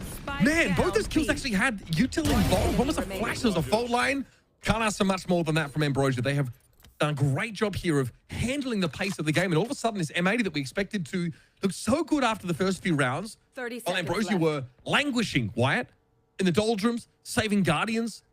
Now they've really come back into the game here. The economy not fully established because we've had some very close rounds, very awkward, sort of heavy fighting in post plants, but hey, this is where they can build into the next part of this half. How Satellite is playing is precisely what I wanted to see when he picked up this operator. Just going to the extremity where Victor's Viper Wall is not. And that is typically going to be a main. So if a player tries to push up and get space, contact like they just did, that is the freest of free kills. And while you're controlling that area, the rest of your team, they can just stack up elsewhere. It was the perfect adjustment out of that timeout. They've strung 3 together since then. This is the kind of round here where Ambrosia can basically ensure that they're buying for the rest of the half. This is a playoff here, so yeah, it feels like there's a flash that comes in from the Ori that assists that second kill, but it's just a great fault line set up by Caillou. Locating targets. Off we go once again. Some early mid control here of the stealth drone, and it will be cleared as the wall comes down. Oh man, just a little bit of Sato Satchel sticking out around the corner. Okeanos at least is brave enough to take the fight, and with the smoke up, Satellite of course will go for the classic shorty. And M80, traffic been diverted now over towards B Heaven. And Satellite just going to opt to teleport away, meet up with the rest of the team, play for retake. Glyph needs to be good for one at the moment though, has to. Done. Oh, started outside of the dark cover. That's devastating. Glyph, in trying to avoid that special delivery, gets kind of caught by both things that he was hoping to escape. Still no plan yet. Salvo's looked to delay that a little bit now. Welly, of course, has this breach. You tilt to potentially guarantee a kill coming onto the site, but Oki is ready to stand and fight. Caillou a little bit low here. And Satellite doesn't have much to do now with the operator. It's been so pivotal to Ambrosia's strategy over the last few rounds, especially the ones that they've been successful in. So they'll take it on out of there. Okeanos has continued to bring so much impact to the game, winning that 1 versus 1 duel against Shandex in male. Not only does he even things up at the 4v4, but obviously he just takes all of that Sentinel utility offline. Oh, okay, a little bit of danger for Satellite here, potentially. But, you know, after that moment, M80 realized, oh, we can just hit the gas and get into B right now. And then he even realizes a player's probably in that dark cover with the special delivery. Okay. Money is okay for M80, but I'm surprised to see them committing too much more into getting rid of the operator. So that's held on to by Satellite. Money-wise, things are fine for Ambrosia. Everybody here bought up properly in M80. Looking to add to their tally. 6 rounds is pretty good, but the last few have been tough as we've talked about their inability to get good vantage points early in the round and end up being caught until the last 20 seconds. This is just unfortunate. It happens, frankly, but chase for the operator may be ill-advised. M80 have a great opportunity to extend their lead by 2. No one on Ambrosia are particularly close to ultimates at the moment. Caillou has the Rolling Thunder, and they're 1 away from Oki's Armageddon. So, you know, if they can collect an orb for him, use both ultimates in tandem to win this round, they'll break Ambrosia's economy, and they'll be set to take this half 8-4. I'm actually playing a little further up than we've been seeing over the last few rounds as they've been closer to Ramen. Maybe leaving the door open for a pivot in the B direction should Ambrosia get a little bit too cavalier about their defense side attitude. Big mid control for the attackers though. Limited presence there from Ambrosia really lets M80 get this real estate very early into the round this time. Poison's off. Satellite wants to control B main with this operator. Gate crash towards A as Glyph is trying to ensure that no one can swing onto him from Heaven. Who's that Rolling Thunder into the site?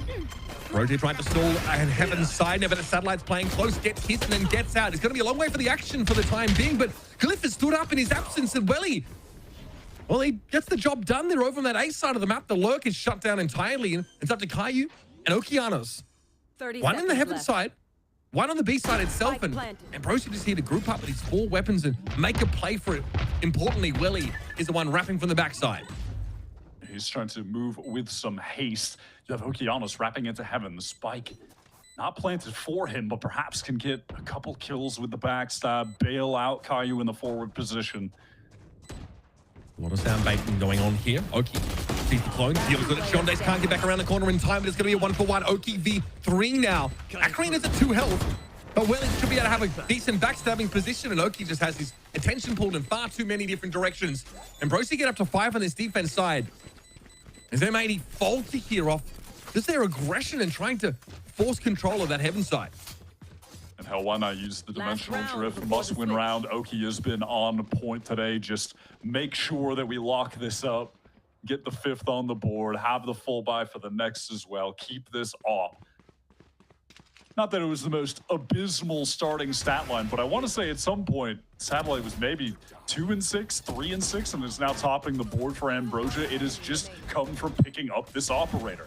Again, this is exactly what we saw on Ascent. As soon as he got that weapon in his hands on defense, they went on a run. And all the attack side you two got used in Heaven and none of it in B main, which caused Bao just to be a lamb to the slaughter there. It's exactly what you want to do with this Yoru. Play an extremity. Play for a contact push because M80 cannot flood every lane with flash util or drones to force off those lines. Satellite is going to have a right answer in terms of where to set up early in the round. Maybe this one's not the case, as the stealth drone will be connecting. And Shondex, raw fight. This is just a straight duel. Raw source no catch up, 1-for-1. Acreon gets back involved, and keep an eye on the weaponry for here for M80. It's a little sussy. Over towards B, those where they're looking to get some value out of the stinger of Caillou there. As Cliff gets picked off, and Welly's too slow to respond initially from Rafters. At least he's able to take a 1-for-1. Sato wins it out. Hard to see him losing those now as he gets ahead of the Armageddon. Satellite has to swing on an angle with an op and actually find success. That is a huge moment. Now, how are you going to cross to the side if you're Okeanos? Maybe you don't have to at all. Satellite drops down. Oki! One enemy remaining. A little too far to the right with that aim, and Acreon now needs to step up. Has this utility to force Bao to position towards the right in theory? He gets what he wanted, but still not sharp enough to take out the man Bao, and that's M80 getting to 7. A big clutch from Bao to round out the half. Overall, pretty well done from M80. I love the adjustments that Ambrosia were able to make on that initial timeout, where they then get those 3 rounds in a row. It looked like we were on route for a blowout on the map pick here of the much favored M80 side. Now we've got a game on our hands. Ambrosia, respectable, keeping it close at the moment. As well, at least getting the trade. Sato wins that fight out, and it gets pretty close. I mean, I like this util usage there. Acreon has to know that Bao most likely has to swing left for him. Just can't win the duel in the end. So Ambrosia doing a lot of things right here in a decent defense side. 5 rounds to their name once the operator got in hand. We're able to find a lot of success. But here, of course, on the pistol to even up the game, and it was the start here. And that's Satellite getting in behind that util, forcing Victor out of rope. The old Yoru trick, the pop flash into gate crash, you're suddenly up in their face. Satellite at the very least gets a lot of space off this hell. Oh my god, you might be in trouble, Loki. You're getting flanked. Oh, well, flanker becomes flanky apparently. Victor's going to be there. Glyph's going to fight for this space though, and again, a veteran like Vic, he's going to chow down on you like his old namesake. Trying to get through that. Whoa, Victor, okay. Showing us a little bit of the same kind of action we've come to expect from him in yesteryear. Eventually will have to fall. Was low health, but this has left Ambrosia with only 2 players to enact this sort of mid-round pivot over towards this A side. It looks like they're committed. Sato a little bit low, as is Caillou right now. Bao the only player that's virtually unblemished. And they have that heavy position which Shondex is not exposed to whatsoever. This is ugly stuff for M80s. Things have fallen apart. Muddy man, muddy Valorant. Bao getting crossfired, shut down by Shondex. That 4 versus 2 dismantled. Well, it shouldn't have even been a 4 versus 2, by the way. That should have been a 3v3 when Vic has no HP, retreats after getting the advantage for M80, and then swings through his own wall while being one-shottable and flick headshots. I don't know, some sad Ambrosia player immediately getting clapped. That made no sense. That was crazy. That shouldn't have happened. It shouldn't have happened. I mean, maybe Ambrosia winning means that all is right in the world, actually. Maybe. Yeah, as Victor committed a crime against the gods of Valorant, the very tenets of the game, the precise gunplay that's been baked into this game since its inception. Done. Here into round number 14. Ambrosia not showing mid yet, and M80 doesn't want to try and stake their claim to this part of the map, but the Marshal of Satellite will pluck 1 of their ranks out of the game. M80 have opted to not commit a thing into this round and cannot blame them. They want to get that full line in the next. They're going to go for the full mid push. All right, that's 2 openings, actually. Not too bad. Really awkward, just having to get around the corner. Regen Shield doing its thing. Down to 3 are M80. The map is looking chaotic at the moment. Look at the weapons they managed to get themselves. A Bulldog here and that Marshal. Not as relevant against Armor. Oh, Shondex. Nice opener. And they finished one too bad either. Two there for the deadlock. That was holding on to nothing but a ghost. Akrian, though, had to get there. Surely not Oki. In a post plant, though, for Welly. So far away from the action. Nothing to work with in terms of utility. Say it ain't so. Say it ain't so! Oki, unreal! God. From start to finish, that round was absolutely bizarre. M80's group push down mid yields results, and then, God, Oki winning that 1 versus 1. That's huge. M80 avert what could be a potential disaster and evening up of the game after that pistol went weird. Get 2 rounds ahead once more. And you just can't, on April 8th, 2025, you just simply cannot be giving Okeanos 1v1s in the 1 versus 3 clutch. We can't be doing that, fellas. Like, he is playing far too well. God, I mean, I understand what happens to Shondex there. Akrian, though, has warning. And Willie, I don't know, just a little too slow. Well, pig is advantage for you. Okay. This man, he's 2 on point today. Listen, Okeanos has been good for a minute, but today he is actually different. Oh, firing squad. Earn their money today, playing from rafters. 1 enemy remaining. So it looked like Ambrosia just wanted to get this round over and done with as soon as they could. Shondex has emerged here with a Guardian. Much like the previous half, might be... yes, this old chestnut. We're going to tuck into the corner now and try and exit the round with this weapon. Of course, M80, far from truly established, but the investment in this round was pretty significant, right? 3 Phantoms and that Outlaw.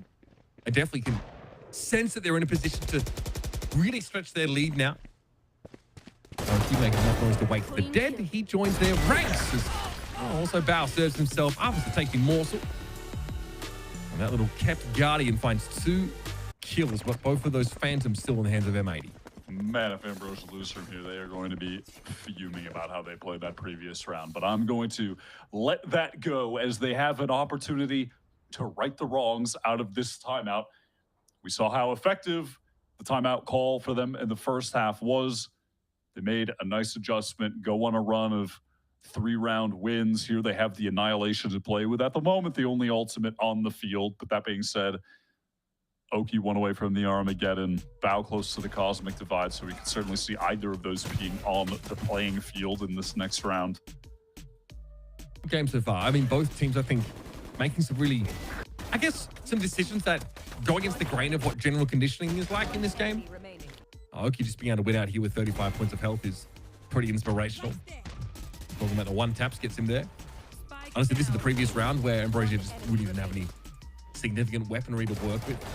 Sonic is able to take 2 of those weapons away from them, but Outlaw, double Phantom, kept into the next. An Outlaw that's relatively relevant here. As Welly has yet to buy. There we go. More likely than not, Welly, is going to be on either regen or a light armor susceptible to that singular Outlaw shot. Ambrosia out of this timeout, full buy, full commitment, economy on the line, and it looks like they want to slam the B site where they have 2 anchors awaiting them. And the Outlaw, which that could be unfortunate. Okay.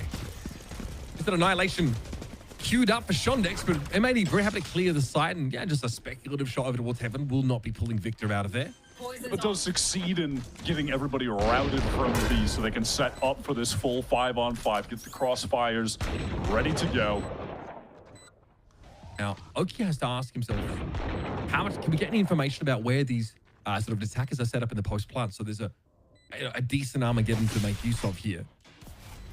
Well, the dark cover comes on in. Glyph just careful, playing inside of that for the most part, takes a little bit of damage, but they're not going to be ready for this. Oh, it's carnage!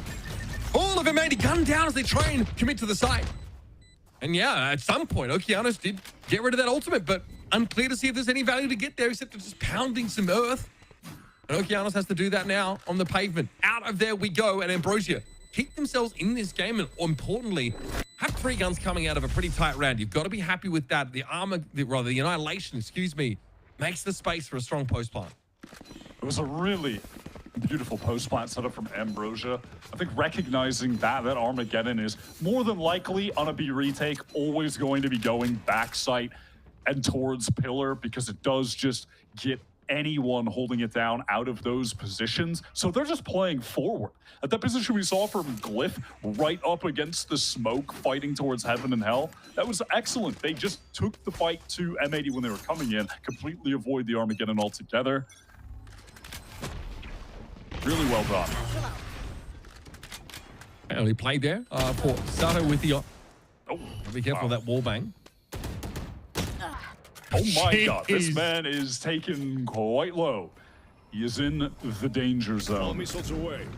Again, he's got 28 points of health more than he needs. And that's Spike, obviously, not to hand right now for Ambrosia, so they really are trying to weigh up their options and might be an explorer over towards mid-tier for Welly. Just the Guardian. So the weakest weapon in the offering here for Ambrosia. Very little to see.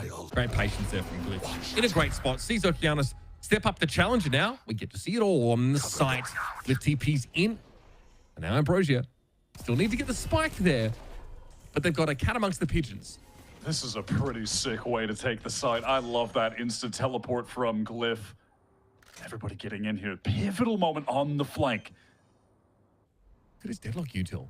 It's actually, honestly, set up to be pretty impactful. Acreon was always going to go down there, and here come M80 now, grouped up from the A main direction. The deadlock util gone. John next here with a grab net. This might sort of blow things out a little bit more. He has to swing out into the open. That is such a dirty aftershock there, set up by Caillou.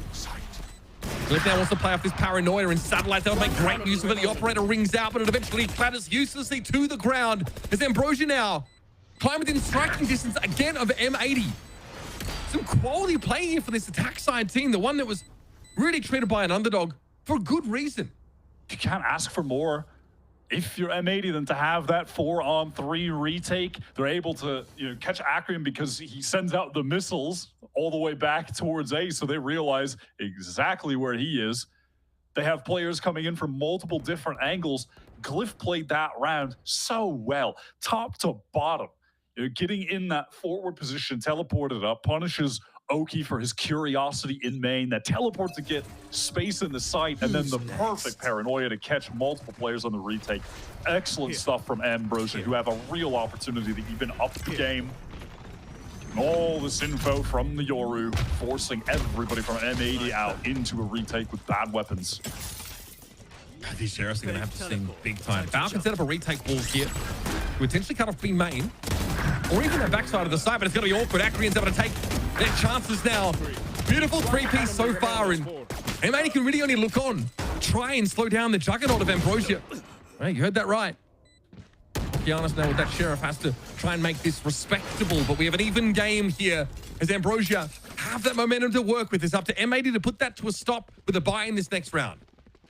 Acreon makes that 4K look quite unchallenging, and that got his Armageddon from halfway complete to fully complete. And now M80 with their economy hanging in the balance.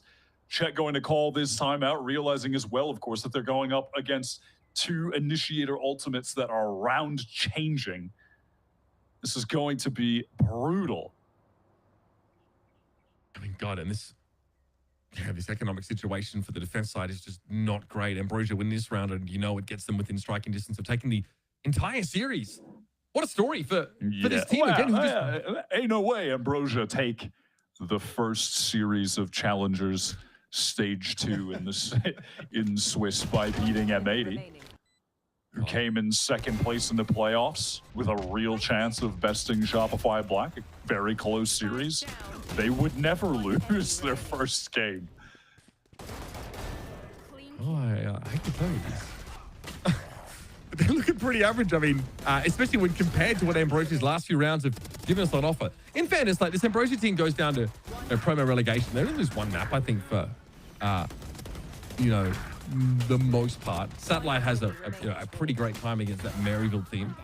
Ends up with 270 ACS over 4 maps. So yeah, this guy delivering great duelist look here for Ambrosia. Also great understanding of making use of Yoru in this comp. The deadlock also looked pretty reasonable for them. So what's the plan on now this attack side round 19 as we have an even game on split? fast work of getting in towards A from Satellite, teleporting back to mid, and now instantly into the B split. I love this execute right now. Ooh, that is brutal. Stunned up there by the fault line. Apparently, Clay's hoping to make something happen here. At least can take the trade. Cliff, though, really wanted to keep fighting, but instead, Armageddon over on that B site, making it a little bit uncomfortable there for Bao, but the retake into heaven was beautiful. In a matter of seconds, Caillou and Bao eliminate Ambrosia. It's an excellent response from M80. Swift on the ultimate usage. Swift to pull back into heaven, fight together. Out of that timeout, Ambrosia, they cooked up a really sick B-split execute, but ultimately, it just results in both of their initiator ultimates being expended. All for naught. Such a cool opener, though. Taking that A main control with their Yoru satellite, and then he teleports instantly to mid. Crucially, Ambrosia was not nearly as well established in the post-plan as we saw a few rounds ago after the Armageddon got in there. Annihilation, excuse me. I'm going to mix those up a bit. Poison orb up through mid here. Standard fair, as Ambrosia have taken a bit of a more respectful tone this round.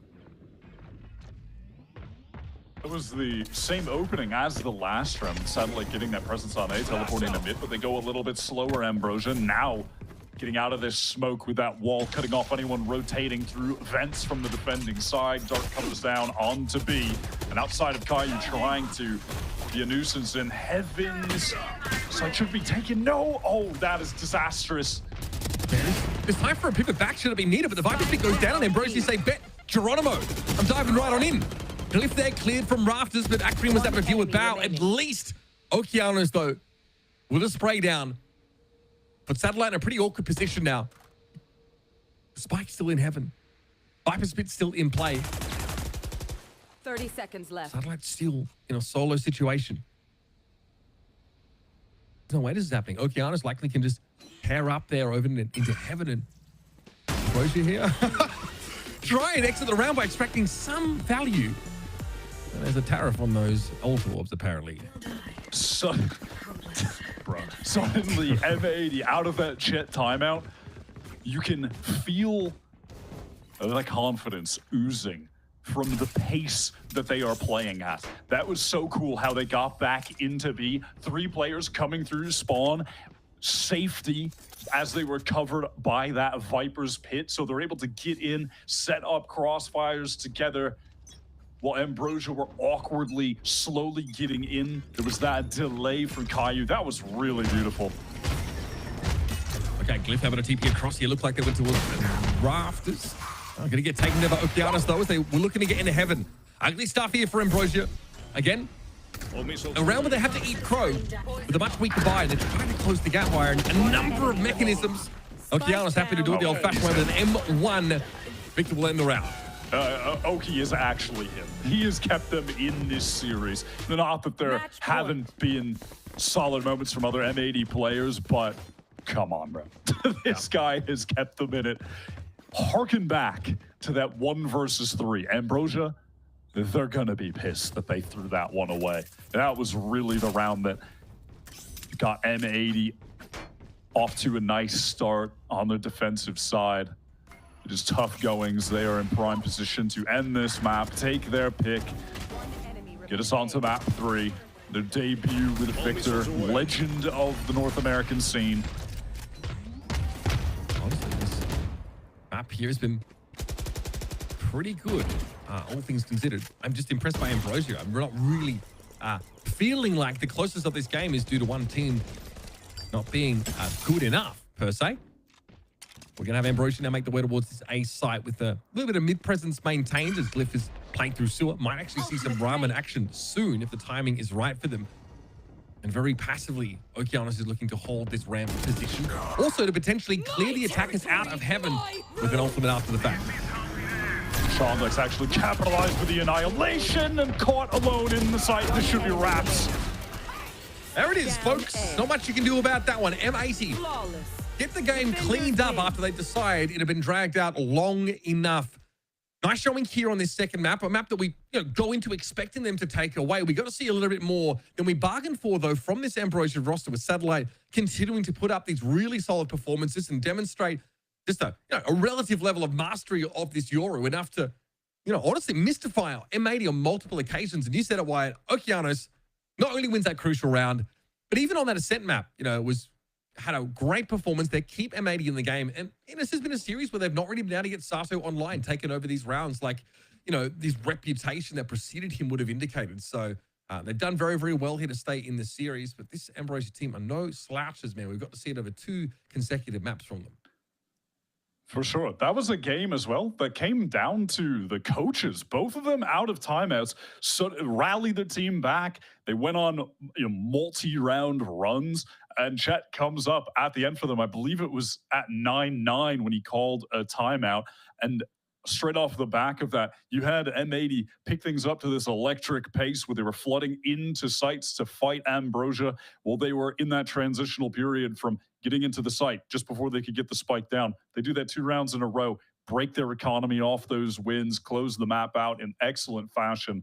Really impressive stuff. They stepped up at the tail end of that game to get us to map 3. Yep, so more still to come from this series. Can M80 meet expectations and take things away? Or Ambrosia, the team that narrowly avoids relegation, take an upset win against them in the first match day of Stage 2? We'll be finding out after this.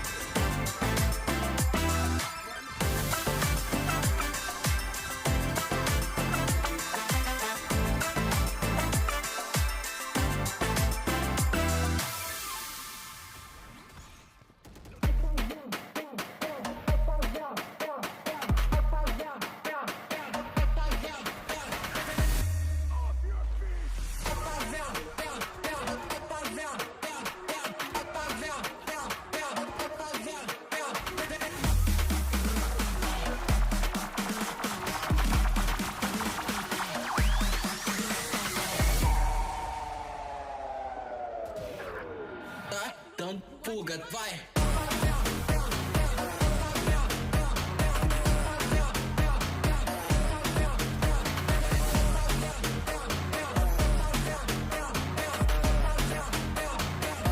Então fuga, vai! Não tenta bater de frente, sabe que lá tá fazendo macete.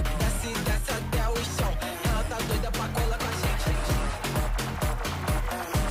Fazendo macete. Ela tá doida pra colar com a gente.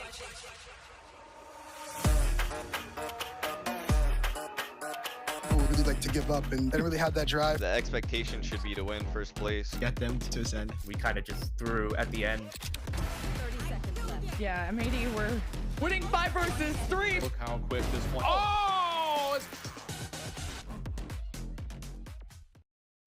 Ambrosia with the very first map in this series, but as we head into the second map of Split, even if it's a pretty close game, M80, a little bit more coordination, a little bit more comfort, and they're going to officially, it's so beautiful, Dan, they're officially going to take us to a map 3. Let's go. Being able to see this M80 squad, I mean, there's a lot of expectations. Of course, it's M80. They just got Victor and they just got Jet in. Like, there's a lot of expectations, but this looks like a little bit like their old selves. I think more than the first half, it was all about the timeouts between these two that really make the difference when you see the side of Ambrosia take those timeouts. On that first half, it was more, hey, Satellite, let's not go in by yourself. Let's not take those fights where he was not finding any success. Let's actually play back, and that looks so much better for them. When you go into the second half for them, it was a little bit of that same story, but if, okay, let's play this one tempo, go in all together, go to that TP as the Omen and the Euro were doing towards side. But the M80 last time I feel like what really made the difference when things were 9-9. The play is just to get a little bit more proactive on that defensive side, right? It's starting to fight a lot more of what we were seeing towards mid, what we were seeing towards heaven, towards B heaven specifically. And taking those fights to Ambrosia in a way that they were not comfortable to do so at all. Obviously, we talked a lot about Okeanos, what he was doing not only on this map, but throughout the series. But I think there's some pieces like Victor as well that was constantly playing towards A heaven that, yeah, he's not getting in the fight all the time. He's not the one who's always taking those duels, but he's able to, with the firepower alone and with that position, close and save so many of the rounds for the side of M80 that it made it turn out that way. I mean, it was 9-9 at one point where Ambrosia were getting 3 rounds in a row. We thought it was going to be over, so it was a nice recovery with that timeout from Chet to make sure that we're going to a map 3. Absolutely. I think the push and pull is just so important, especially when you're running this double controller composition.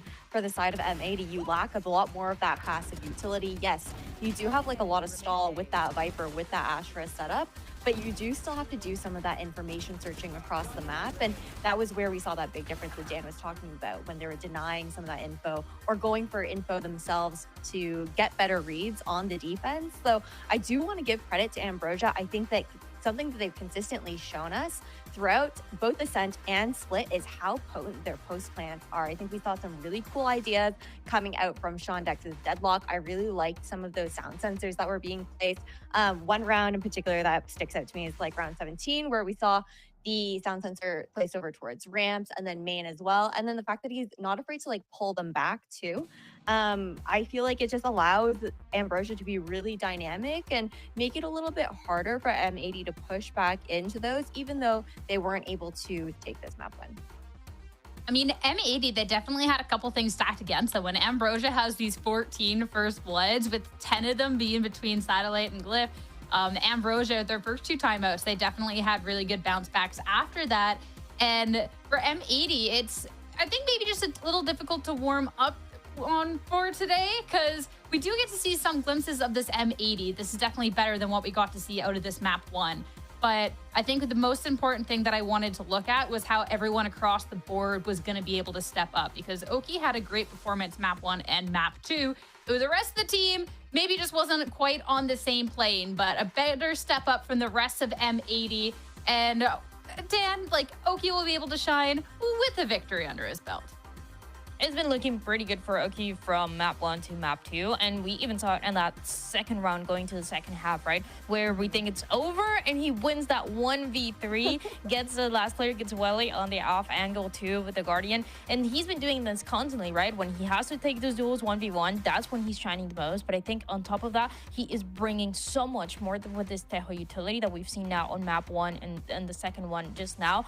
What is so cool to me is that you saw what Ambrosia had to do was kind of play around it, try to be one step ahead of Okeanos, and it was impossible. Even when you talk about how often he was getting this Armageddon and how often there were some fights like on that round 16 is a 5v5 retake. You know the Armageddon for Okeanos is going to come through. It forces all the players on Ambrosia to play forward, to play around the smokes of the enemy team and do little things like that where you're so aware of how good Okeanos is with the Tejo utility, but also how good he is on those duels that he was getting constantly. And the thing is, we're heading to Fracture next, right? Another Tejo map there for Okeanos that they don't look to change their composition, which I don't imagine, at least for his particular role, will happen. You've got 4 alt orbs to play with there. I'm going to be looking towards M80 prioritizing both Caillou and Okeanos for getting those ults online. We've seen the wombo combos that come out from them for a lot of that site zoning, and I'm really excited to see that dynamic play continue forward, because I feel like M80 heading into our 3rd map definitely looked really scary there, Sierra, considering if he's able to continue forward with this performance. This is terrifying on all fronts. So first off, there's the Okeanos issue, which is he's amazing today. He's always been great, but he's just really a cut above, and you're going on a map where he's definitely super strong. Also, M80 have just looked really strong on Fracture for a little bit now. Technically, their win rate for split one's 50%, but they turned it around that second half of things. And the last 3 in a row, where on the other end of things, Dan, for Ambrosia, we don't really get to see this map from them. And the last time we did, it was the only map throughout the entire promotion relegation tour that they ended up losing, and in kind of a rough fashion. So Ambrosia, they've made some changes, but will it be enough to make a difference here? I'm honestly going into this match, as we've gone through map 1 and map 2, kind of going with no expectations on what the teams are going to be playing here, because of what we talked about. Ambrosia, they take out 2 of the players after winning promotion relegation, and you have to be expecting the team to look very different. And for M80 as well, being in Victor and coming in with a Viper that we just saw on Split, so you're expecting different team things from these teams. But one thing that I'm sure of, though, is that Ambrosia, like, no matter what happens here, no matter who is going to win that Fracture, they are a really good contender. They've been looking insane so far. And I think Fracture, I gotta be honest, when I think of Fracture, all these years have passed and I'm still thinking of the Victor Neon. I'm not saying that he's gonna play the Neon, most likely not, but this is just his map, and I want to see what he's gonna be able to do with this new roster and with Shed as well on the board. For Fracture as the decider here, it's definitely something for M80 with this new piece. Can be a lot of fun, but I think when we talked about this entire series as a whole being a litmus test for Ambrosia and what they're capable of, I think Fracture is going to be the biggest test of this. I think the rest of the series has been a really good indication of, yeah, they deserve to be in this league. That promotion, it was a really good thing, and they definitely can hang with these teams. But when we look at a couple of these weaker maps here, Ash, and we're looking at an Ambrosia that has changed things up, how much depth is there to this team at this stage? I think that that's where the big question lies, right? And I feel like I'm not going to make a prediction as far as how this ends up, but I will say that if Ambrosia is capable of okay, Dan, please. But I'm saying if Ambrosia is capable of taking this 2-1 up against M80, I feel like this is one of those matches that can give them the momentum going forward for the remainder of this split to continue to build forward. I feel like we are just seeing, the floor for this team. They just made these big adjustments to their roster, and I think it's only up from here if this is just the beginning. I think one thing that I'm looking for this Fracture too, for M80, something that would probably completely eliminate Ambrosia from this, is Sato's been a little bit quieter today. We love to call this the Sato rating room, because when Sato pops off, he pops off. But Fracture has been something that's been strong for him. I'm excited to see with map 3 in the series, heading to our agent select now, if we can start seeing a clinic coming out from Sato. Because I think if Sato comes online, Ambrosia, no matter how clean this is, might have a little difficulties here. Going into the map select, a lot of these regular things coming out from M80. I mean, Dan, I know it's no Victor Neon, but still, Victor's been a lot of fun today. But you do get to see Neon from the other end, from Satellite. Yeah, I am happy with what I'm seeing right now. Satellite has been playing on this whole match, so I want to see how he's going to be able to play a little bit faster. Ambrosia definitely look more comfortable when they're playing for this faster tempos, this one hit into sight. So if they're able to keep up with what Satellite is doing, there's a big chance that they could start really strong. But now looking at the other side, like you said, yeah, obviously it's not going to be the Victor Neon, even though, I miss it. I wouldn't be mad if we were to see something like that. It's just one guy that he's going to be on the Brimstone, and he's going to be incredibly consistent holding on to these sides as he's done before. He did a map 1 a little bit. He did a map 2 as they got the win. And I'm keeping my eyes on what he's able to do alongside Okeanos to keep this consistency and potentially get M80 to get this win that most people predicted. Yeah, I mean, okay, we talked about Oki, we talked about Victor, and we've talked a bit about Sato as well, but one person I do want to highlight on the side of M80 before we head into this is going to be Caillou on that breach. He is old, reliable, especially on Fracture. I feel like Caillou is consistently putting out numbers, whether it's his own micro play, but then also his setup utility for Sato, I feel like is consistently sublime on this map here as well. And his calling too, with how dynamically they're able to play, and he's able to pivot some of those set plays into something a little bit more dynamic there. So I'm looking forward to seeing that from M80, and the IGL is definitely a player to also keep your eyes out for. I mean, the path has been laid out, and it's definitely a long road for Ambrosia. But when we looked at how we thought things were going to end up in the series, we didn't necessarily think a map 3 was in the card. So the fact they brought it here and these matches have been close is one thing. Let's see if they can make the upset, or if it's going to be M80 to start off the season with a win. It's time to head into the server, into the game, and back over to your casters, Uber and White, to take you through. Thank you very much. Off to Fracture we go. Obviously, recently, I think it was being discussed in the desk a fair bit why we kind of liked what we saw from M80 in that grand final. It's the only map they were able to win in the Stage 1 playoffs against the Shopify Rebellion Black team who came out of nowhere to be so dominant. So again, I'm not surprised to see expectations pretty high. A bit of role switch up here as Victor's sort of, off the center here, moving to the brim for this map. Bao, of course, will be on that Cypher, and I'm quite happy to see Sato here on the Raze. I feel like it's definitely one of his better picks. The good thing about having Vic on the team is that he plays a ton of different roles. He did that historically for the NV/Optic/NRG team over the years, can pick up realistically anything that these guys need. This is map 3 with one of our best teams and challengers versus one of the lowest seeds that we have. This would be a remarkable upset to kick things off. Purported best teams. We'll see how we feel after the break and how they're looking here, but so far not so bad. Satellite trying to get onto the side of that fast lane is going to be caught as they try and push through. He was hoping to catch one, not two. And despite having them both stunned up, difficult to actually capitalize. They want to fight forward right now, find an advantage. Pushing to Canteen, and also over towards the link side here. So I love this Ambrosia pushing off the side entirely, refusing just to be caught out in the open.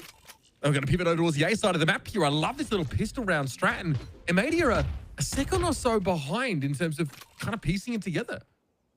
Certainly more than enough time for those abilities to be cycled back up. And matter of fact, there's both of them. You've got your missiles and your fault line now. As well, going to be caught out in the open, though. This could get awkward. No, going to play off of that tripwire, get back into A main. He hears this as well. He knows he can double down with a bit of extra CC.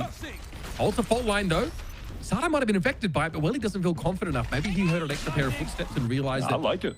At best, it could have been a trade. Play safe. Play safe. Get back to your teammates on site. He tucked in the corner, still looking a little uncomfortable, maybe exposed based on where they are, but they get the drop on Okeanos as he tries to set up that util.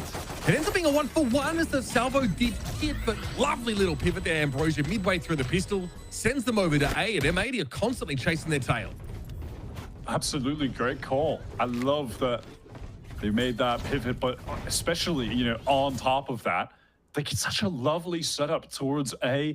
I liked to see Welly playing that situation very safe. He was just gathering info, causing delay in main, giving a lot of angles for M80 to have to re-clear coming back in. And then by the time they get to the site, the spike is also planted for a good position towards drop. I mean, excellent stuff. So Satellite is not able to get up to as fast the start as he would have liked. M80 trying to assert themselves more by pushing up the tree. Space that Ambrosia is going to have to clear, but they've not really made use of any of that early util, so they can still scale into that part of the map here without it being too problematic or time-consuming. No presence top side of the map for the attackers except their tripwire, you'll notice setup. And just to make a wider point right now about Fracture in the map pool, this is one of the maps that has been playing incredibly straightforward, to the extent that a slow team like G2 just slams sites when they're on attack. It is fast-paced, and the Neon takes that to a totally different level. You're going to see a lot of let's go B with all of our util type execs. Okeanos wasn't able to interrupt the plant there. Well, he, of course, But not someone that Sato wants to challenge. As I say that, he does exactly what I said he wouldn't do. He's taken down there. Push onto the side. Victor's able to deal with Satellite at the very least. And up on that corner now, Okeanos finds a swing timing. Acreon ready for it. Victor was able to get a bulldog, but I don't think there's much bite to back the bark up here. Okay, we take that challenge. Fair enough. 3 for Victor already. Give it a tickle. Acreon here. Shoulder spots Victor. Yeah, it's just too much to ask. And should it be needed, Glyph was waiting in reserve. They made it make it interesting, but that's all we could really say. A decent bit of damage, enough to put Ambrosia on a weak buy here, unless they go for the highly risky full commit when you know that M80 will have their full arsenal ready to go. And so, yeah, it will just be a half buy forced onto Ambrosia. That's 3. Yeah, that's those last few moments there is Victor's able to get a Vandal. Excuse me, a Bulldog in hand. This time, okay, so we have Satellite going towards the top side of the map. Smoke's down. M80 want to push up pretty aggro on the A side, though. Yeah, the intention is to make it look like they're going arcade side on B, but in reality, they want to absorb aggression from M80, and they are doing it well. The players ready for this now. It's awkward. M80 that's impossible to get out of here. When you're fully committed on the defense side, you are committed. You're never getting out of there. That is so cool. 5 versus 2. It is cooked for M80. Victor wants to be the hero, but oh, I thought he was going to be meeting the spectator screen, and now will. The best seat in the house here to watch Bao try and go 1 versus 4 with this Phantom. Quickly, that one is put to bed. Ambrosia with a really nasty setup at the start of the round. Catch M80 unaware. They're off to a red-hot start on the attack side. They absolutely played M80, sending Satellite fast through arcade side towards B. They have one of the, I think multiple smokes actually down from Glyph there as well. Just hoping that that would enchant M80 into wanting to push out of A main, get that flank set up for a full retake, and then, oh, the entire team is waiting for us. That was all a bait. What a cool round to play on your bonus. That is really fantastic, and it's got Ambrosia in the driver's seat. Again, a similar look for M80, almost identical. And Ambrosia are still ready for it. Obviously, it's a kind of play that's backed up with far less weaponry for M80 in a round like this. They still have the util to get themselves in those positions, but here comes a potential fast play towards Halls. This time, no Sato is positioned such that he can turn tail and get out should he need to. Launching smoke. Required to do that, Noah, as our pressure's going on the other side of the map. Ambrosia really finding pressure points here everywhere. And there's that swap was waiting for that. So Satellite now with the Vandal, so he can effectively take point, Outlaw on someone else's hands. And here we go, fast into B. Tap there through the smoke. Cyber K draws to obscuring vision, but Victor's still able to find the head of Shondex, and Sato gets involved with his own big eye, and it's up to Glyph now all of a sudden. Just as Ambrosia looked like they'd be able to stack round upon round against an M80 who were constantly playing catch-up. Now is the play out of 1 versus 2. 1 shot to either remaining defense side players and spotted out by Bao. A trap wire in his face that Okeanos can swing off of. It's all but impossible for this Brimstone. Oh, what? What? This is how sorry! Glyph just jumps it. Stick comes in, avoids the damage. That is ridiculous. Oki, surely, to be called on once more to salvage this from M80. Glyph is too clean with it now. Has tucked himself over towards Jen. Surely there's the timing off this that he can take. Oki, unreal! What a comeback for Glyph. What a dirty clutch to keep Ambrosia ahead of the game. That was a mental, one of the sickest clutches I've seen in some time. Recognizing that the trip was placed too low, because I think Bao just kind of haphazardly threw that down late for info. Insanity. I can't believe that. That is so sick. M80 had a real shot at winning that eco just by flooding into the site, hitting some clean sheriff shots. And they end that round with disappointment. Ace of ashes in their mouth. At least from those same ashes that have been able to scrounge some weapons to go again. Sato's with an operator now. Big investment for M80. It's business time for the defenders, apparently. Armageddon comes through on the B side, but that's mostly just observed to pass by. With all those kills, excuse me, Glyph has the orbital strike of his own after they avoid victors. Waiting out.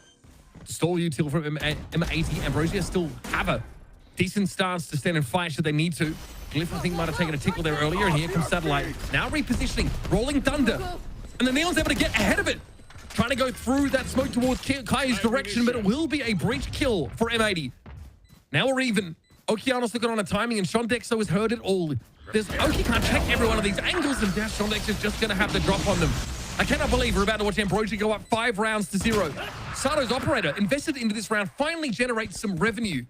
Shondex is taken down, and Sato says that is all I can manage. Without the Neon, they won't be able to chase down these two M80 players. Sato will have the operator into this next round, where the team will demand heroics out of him to get back into this game. That time, Ambrosia keep it very simple. Again, this comp just excels at slamming B, having the missiles, the molly lineup. You can just easily get anyone out of tower. And then on top of that, Armageddon pushes someone out of the site. It's just so free.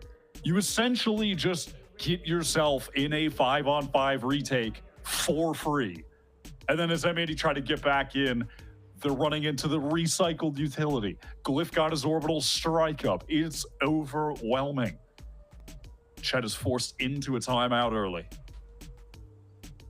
Because M80 have to think about what strategy is supposed to revolve around the maintained operator for Sato. Can they put the Raze player in a position to succeed?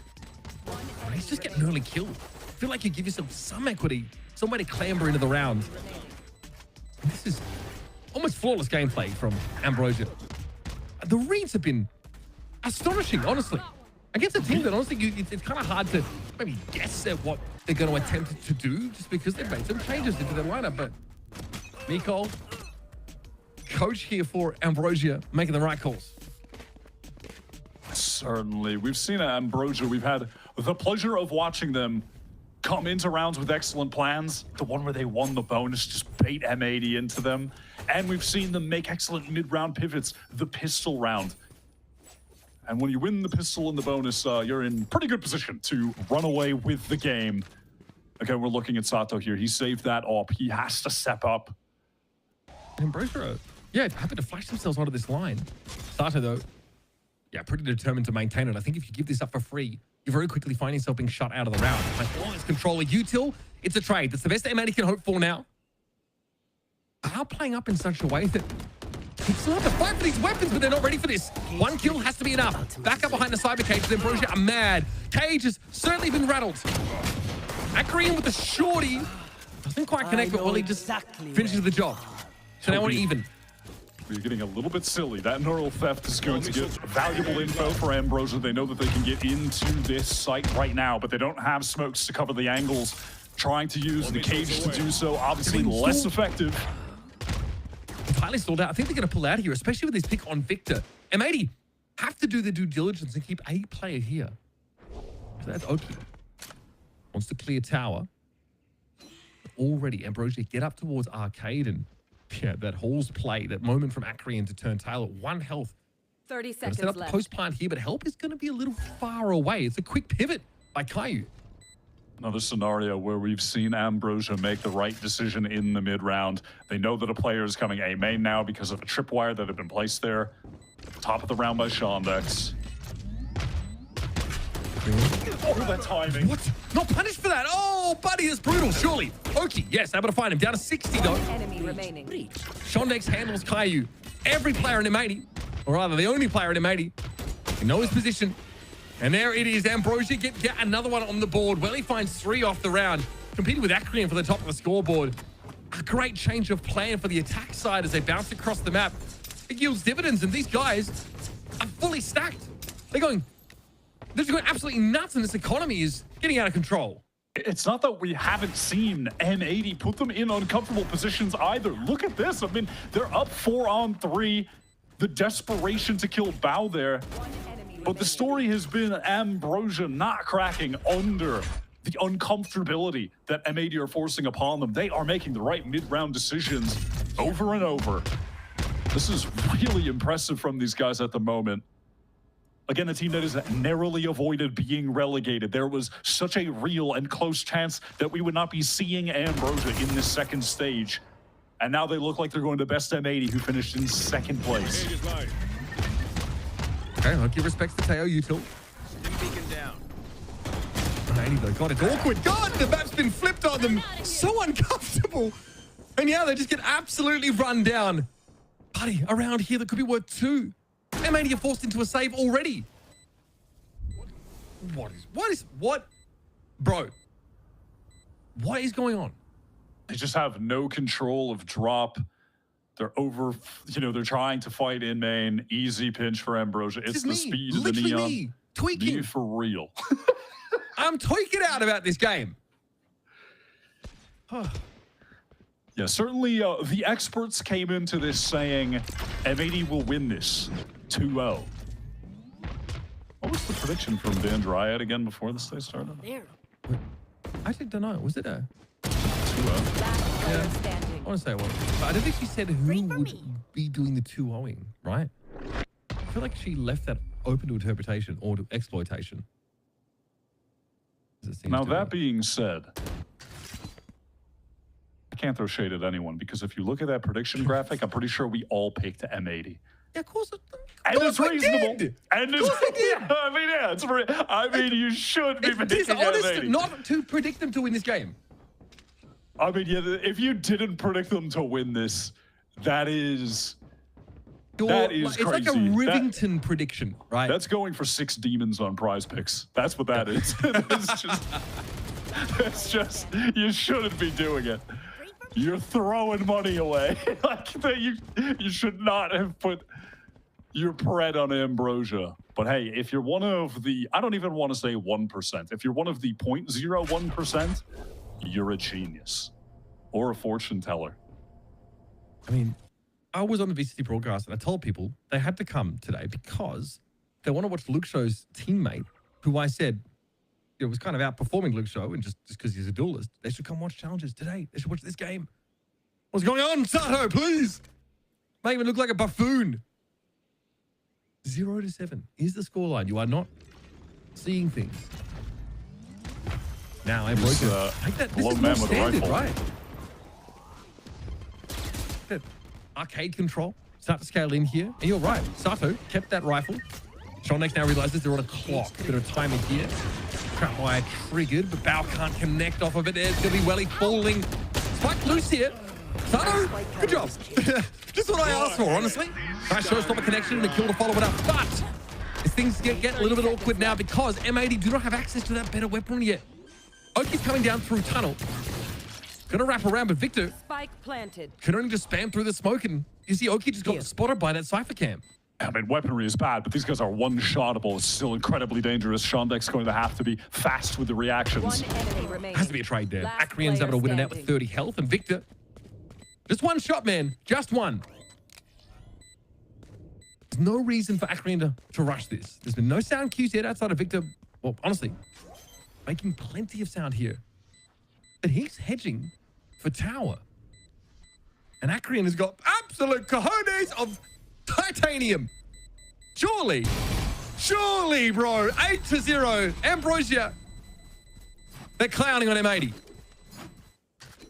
This is beyond effortless, beyond unchallenging. Ambrosia are showing no remorse. This should not be looking as simple for them as it has been. This is this is a crazy result. Now, I don't want to get ahead of myself because the game is not over. And Fracture, listen, we have seen teams hard snowball on attack, again, because of the state of the meta, this map being in the pool, in the Taeho breach era. You can just get sites so easily. But I don't want to totally get ahead of myself because maybe out of this timeout, if M80 can just get, you know, this is about to be the cope hour. This is about to be the coping hour. But out of this timeout, listen, on map 2, we saw when Chet called timeouts, M80, they were stringing rounds together. He can do it again. Yes. You know what I mean? Victor, he's won international trophies. Yeah, that's so true. is Chet. Yep. Out of this timeout, he's going to give them the right call. They're going to win. They only need 3 rounds. maybe even 2, but at least, yeah, I'd like to see 3. Then they win the pistol when they're on attack. They start to snowball, get a lot of orbs, and all of a sudden they're back in the game. I kind of wonder, what Chet's been cooking, because obviously, for those that in the know, Chet has been on a enforced leave of absence, I think is the best way to put it, from coaching. He's had a lot of time to sort of develop professionally. I'll say that without a hint of iron, believe me. Let's see what he's got. Gonna take a lot here for M80. Satellite. Okay, never mind. See Sato anyway. No problem. Oki tries to step up and is gonna be knocked down now. There's a defense looking a little bit flimsy here for M80 now, but Victor is in the vicinity and Caillou also getting in position, but Satellite is in on the site. Welly can be wallbanged down a little bit low, and Acreon also has seen better days health-wise. But Ambrosia is set for a 9. Spike planted. And Victor feels like he needs to be a hero, swings to the smoke. It's caught. Oh my God, that is well played. Oh, the neural theft is big. Still, Crossfire set up here, and Shonix is healthy, but Rolling Thunder is going to deny him. Now things get a little bit uncomfortable. Caillou crossing to the side. Still no tap on the spike. It's just come through. And of course, there is going to be Teho Util to make some time. Shonix had nowhere to go, nowhere to be. They knew he had to come from that one direction and one direction only. And Acreon is 30 health. Surely, we don't win this. No, not this time around.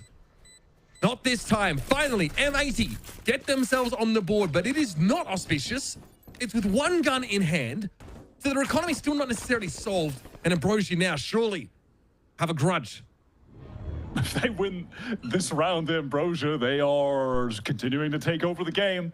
That economy that you mentioned, massive credit to Bao and Caillou, the 2 players on M80 with the least experience. In 2025, they went for the approach of bringing in some new upcoming talent after having a couple of years with some very experienced guys, and they step up for the squad in that 2v4. Love the way they double faced that site off the aftershock. Oh my God. All right, we're right back into it, and here comes the B-hit utility. Time to go fast. Now forced out of tower there by that Molly. Victor, a little unsure where to be looking right now as that Armageddon comes through, and it is going to clip the site. A little bit scary. Valor able to get there still. Rolling Thunder also being committed. Ambrosia are determined to deny M80 any chance of bringing back a significant number of rounds, so much so that they've invested both of those initiator ultimates. But as you'll see, it's money with air quotes well spent. Spike planted. We are arriving at the doom you foretold. Their economy being destroyed last round by only having 1 player alive. They lose this round, and Ambrosia forces them onto an eco again straight away. They've got nothing. Round worth 2. They're looking to walk away. I mean, this is obviously a huge opportunity for Pim coming onto this M80 roster. Previously, garnering a lot of attention on that glorious team at America's Ascension last year. The team themselves fell short, but obviously a number of promising prospects were looked at and eventually brought onto rosters such as this one. 2G as well, the team that did ultimately ascend from that tournament. All right, there you have it, folks. 9-1 here on this attack side for Ambrosia. And honestly, it's not been a fluke. It's not even that M80 are terrible. It's just not. Ambrosia just looked incredible individually. Some unbelievable clutches. Acreon, server admin right now, just deleting people from the game with console commands. I don't want to say he's come out of nowhere and started farming on this 3rd map, but he was playing fine before. But he's just decided to take over the game. Satellite has just been able to get in, make space, has been a victim to the anchoring and some of the Cypher trips, but everybody else step up after he's the first one going down has been ultimately irrelevant. Ambrosia now wanting to get into the A site where they do have to contend with the aforementioned trips, the worst enemy of the Neon. Last thing, of course, this satellite will be running into. Here's Ambrosia obviously pinching that A site, which they may make the incorrect gamble call and end up at B. So now they need to play through halls. Little uncomfortable. Still throwing these them forward. Sato, the one with the rifle. The one with the plan, allegedly, is riddled with bullets on the other side of that cyber cage. Now pushing towards the middle part of the map, and apparently we don't need to see M80 to shoot them this round. Ambrosia, great intuition, and they're ready for everything M80 could possibly hope to throw at them with such a terrible buy. Says Victor, the only player with the Vandal, at least is able to put it to use to find the one. From here on out, it's also a mental game. Dragging yourselves out of the doldrums against a team that almost got relegated That's a tough ask even for the best teams in Valorant. In that situation, just watch Ambrosia's rotates around the site after they make the realization that the majority of M80 players pushed south side. They're coming through A main. Bet. We're fighting forward. We're taking a 2v1 towards spawn. Then they push into spawn. They've flipped the map entirely. So M80 are coming into a situation where they're encircled trying to get out of A main. It is so well played. This attack app has been phenomenal. Okay, let's run the 12th rounds now. Last of the half, of course. And a little bit to work with for both sides. Obviously, orbital strikes in hand for both of our competitors. It's Satellite going down early. Caillou this time, no-nonsense approach to the round. Unloads on Glyph and Satellite and takes Ambrosia down to 3. Even a spike out in the open, and Ambrosia rather in tatters. M80 said, why not stack 4 players on B? They're probably going to hit B again. Let's just anchor it. And having the numbers there works out. They get 2 on the board. My cope is real. Then now they just win the pistol. Maybe from there they take the bonus. 10-6. They're back in the game. Sato ready for something like this. One enemy remaining. As well, just showing themselves they need to find a way to pave an entrance into this site. Akrian's got to step up. No choice for it. Oh my god. And again, well, that's one of the moments where really paints the picture of the state of the game. Yeah. Yep. Also, I think captured M80's frustration quite effectively there towards the end of the round, but not a darn thing that could have been done for Ambrosia. Still, I think we can safely say that getting 10 rounds on the attack side of Fracture is a very good look, but why you mentioned it. Teams tend to get on real runs on this map, and you can snowball those early leads here. So M80, just as capable of that in theory as this Ambrosia team. Can they start it with a strong pistol? Okeanos going up to light armor here. Ray Boss in attendance. Yeah, with what I was saying, I was both heavily coping, but giving a semi-realistic way for them back into the game. It was both cope, but somewhat realistic cope. I don't know what you call that. Sure. Into tunnel we go. Something that we actually didn't really see from Ambrosia very often. Like, if they attacked Arcade, it was via the north side of the map. It's a little bit of an inkling here from Ambrosia that it's worth pushing out towards tree. They must not like what they saw there. Just the players maybe lying in wait. This has drawn Okeanos back from tunnel, and they've left Sato inserted there. They are taking their time after making that initial noise. They want to wait for both Caillou and Okeanos to cycle those refreshables back up. They've gotten the missiles, still just waiting on the fault line. They're making presence towards A. Just trying to draw these defensive rotates, but it's not going to work. The crossfires make things look effortless. Sato, can he match that? The answer is no. Well, he just flattens him. Once again, that spike is just in a really awkward spot, especially with the sky smokes you have to fight through. Caillou hoping that this fault line is going to be enough to get them when they need to be. Play off of it. Akrian's on an angle that leaves him pretty safe, and Satellite clearly had no problem peering into the situation. That is... I'm going to say GG, buddy. This is the most challenges game of challenges I might have witnessed. I'm not going to lie. Just take your expectations and screw them up into little balls like a failed illustrator and throw them out the damn window. M80 over-indexed so heavily on the fact that their presence in A main would draw more rotations from Ambrosia towards the site.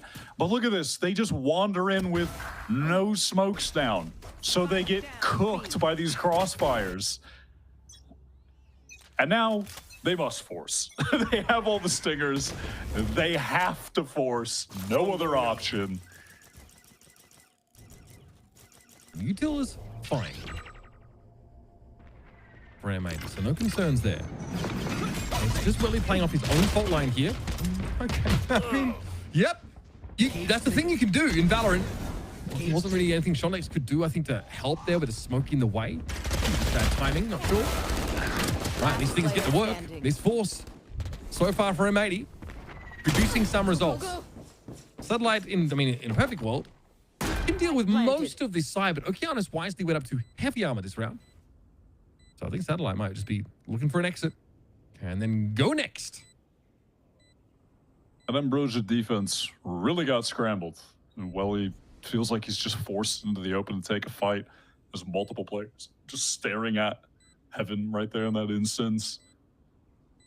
And then Shondex is just on the site isolated. Not the best setup. And maybe take advantage of that. And also, you know, most defensive setups on B, they just get cooked by Tejo Breach anyway. So not even that mad at them. Trying to play tower in this meta? Hilarious. Yeah, not possible. There's the molly there first thing. I mean, that's why we just don't see KJ here as well. KJ's normally that tower player, right? There's a lot of reasons why. Tira's not a great option. Now at least her ultimate doesn't get instant nuked by other util, but definitely better options. And both teams agree that Cypher is the way to go there. Playing off so many of those trips. So let's run it back here because it was, you know, this force up here for M80 as every round is going to be to some degree, and they just gained a tower.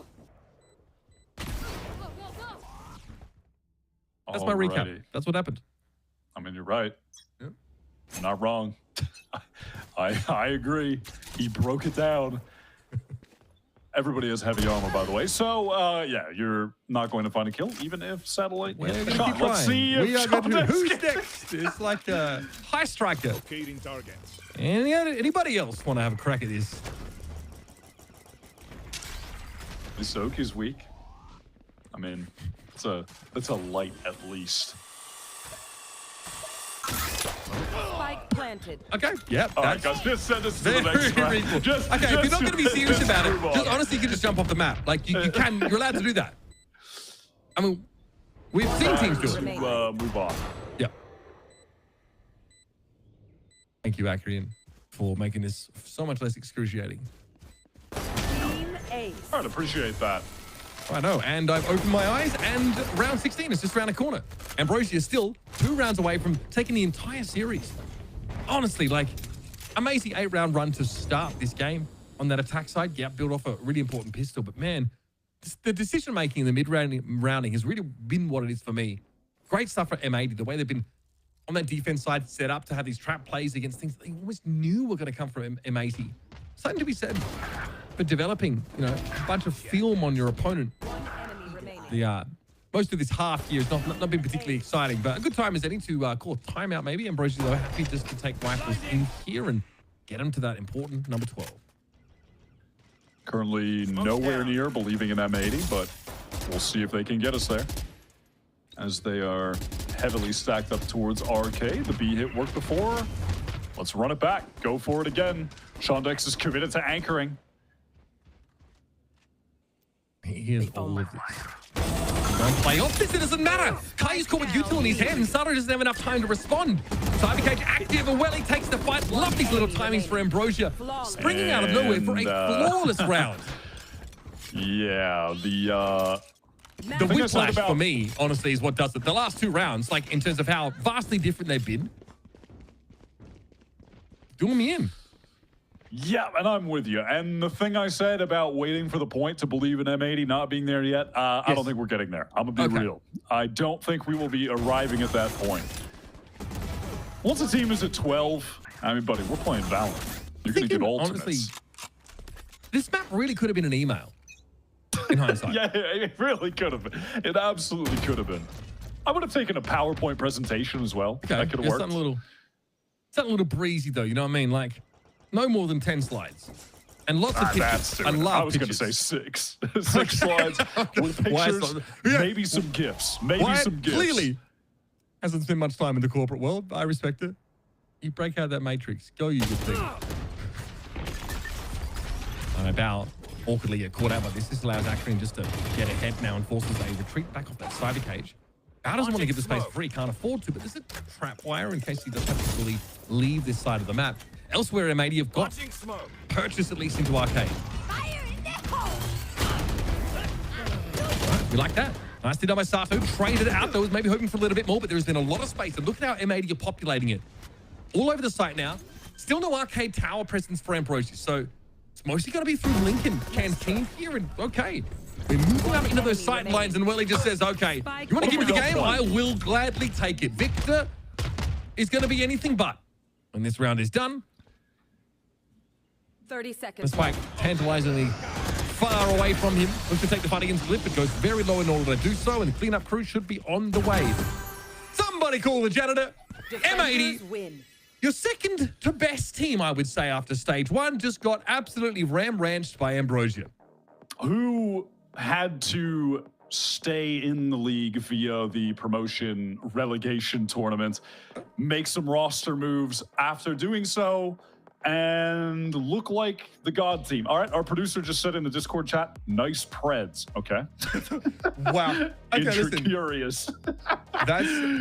That's crazy work. I don't know anybody that is sick work.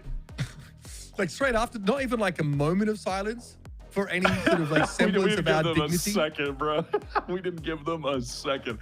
That's crazy. But honestly, I'm just walking away from it like, damn, Ambrosia's pretty good. I'm not gonna lie. Those guys were, they were sick. They were playing so well on Fracture. Like, I'm not even, I don't want to take anything away from them. Like, this was just some terrible, egregious showing from M80. Yes. And they were able to just, outshoot them on a good day, which, we'll see that in an upset. That wasn't the case. Those guys played some amazing rounds. I loved their mid-round pivots on Fracture. That bonus round call was super sick. And taking it back to the other maps too, Ascent, they were excellent. Right? These guys just look good. Just impressed by them, for real. Yeah, I think like a couple of clutches that really changed the course of, some of these rounds. I mean, Glyph winning that, 1v2, having to jump peek over a trap wire and then sort of went out from there was crazy. So well deserved. I'm really enjoying what we saw from this Ambrosia team. I just don't feel like I want to turn my ire so much on M80. Is just want to celebrate what we saw from a team who, again, had to narrowly avoid being relegated. We're going to go to a break. You definitely have expectations for M80 coming into this. That is tough, significantly not met, and I wouldn't, that's the way it goes, folks. Sorry about your preds. Not sorry to the people who love to spam odds in the chat and get very mad when they realize that there's an upset happening. You guys know who I'm talking to. We'll be back after a break, folks. So Destiny's going to break down this ridiculous first map, and then we're just going to move on with our lives, I suspect.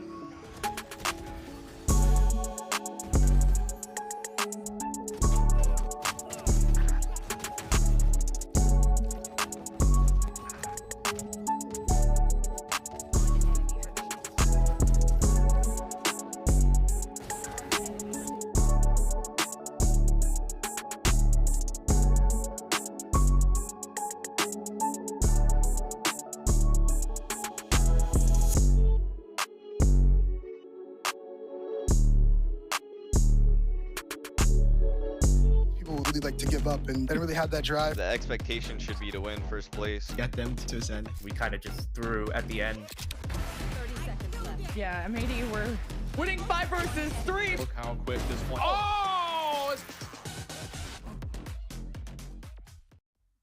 Said at the top of the day that we knew a little bit more about these teams after what we got to see in stage 1. Said at the top of the day that M80 coming into this should be stronger than ever. And now at the end of our first series, all of us looking a little silly as Ambrosia, a huge upset to start off stage 1. And production, let's roll the predictions. We didn't get to hit these top of day, but yeah, Ash, this is a feeling across the board. All of us with an M80 prediction, and whoo.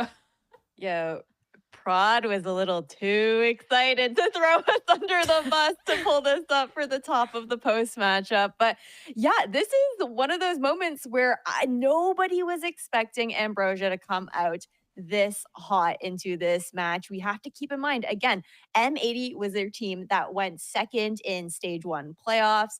This squad looked really good in that matchup up against SRB, and their expectations were that they were only going to get better with the additions of Chet and Victor to this squad, but Ambrosia showed up in spades today. They really did. And before we even headed to Fracture, the fact that we got a map 3, the fact that both of the maps were really close, even in the loss on Split, it was a pretty good map. That was already, in my opinion here, Dan, a win for Ambrosia, considering the different journeys that these two teams have taken. And then outlining Fracture, well, it was a pretty bad loss for them last we saw it. So for them to come out of the gate here, 8 in a row before M80 could do anything, it just changed everything.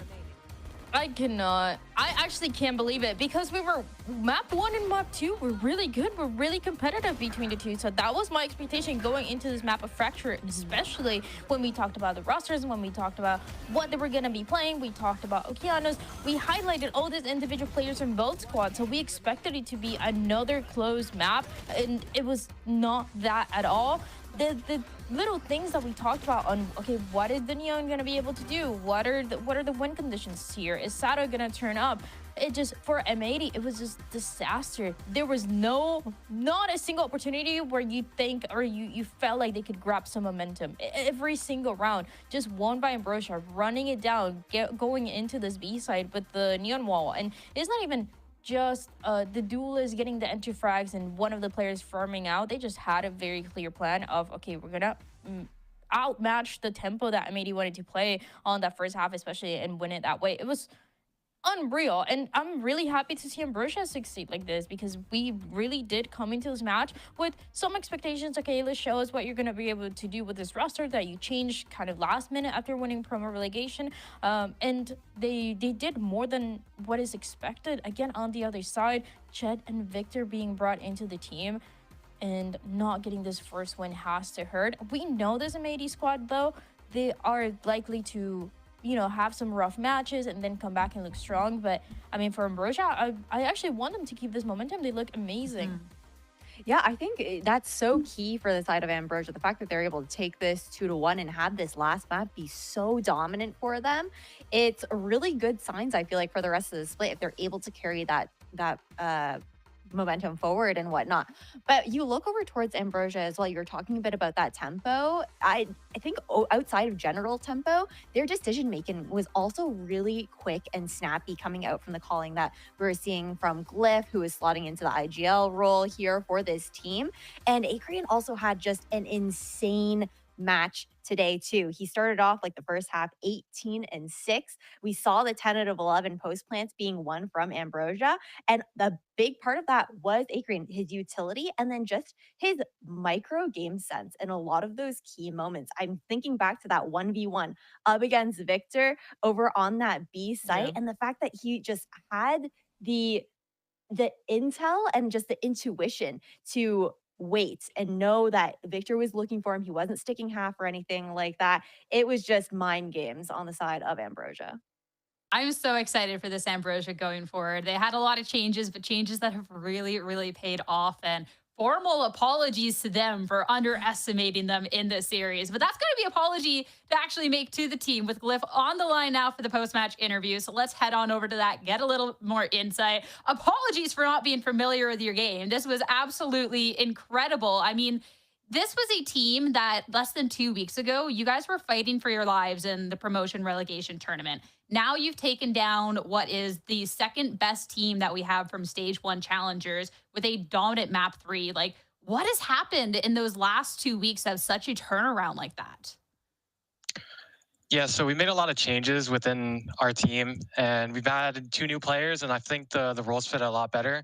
And then with a new dynamic with the team structure with me calling now, it fits our play style really well, and there's a lot of improvement that we can have. Even though like we did win 2-1, there's a lot of like mistakes that I feel like we let fall through, and a lot of like our micro that we could work on, and just like individual errors.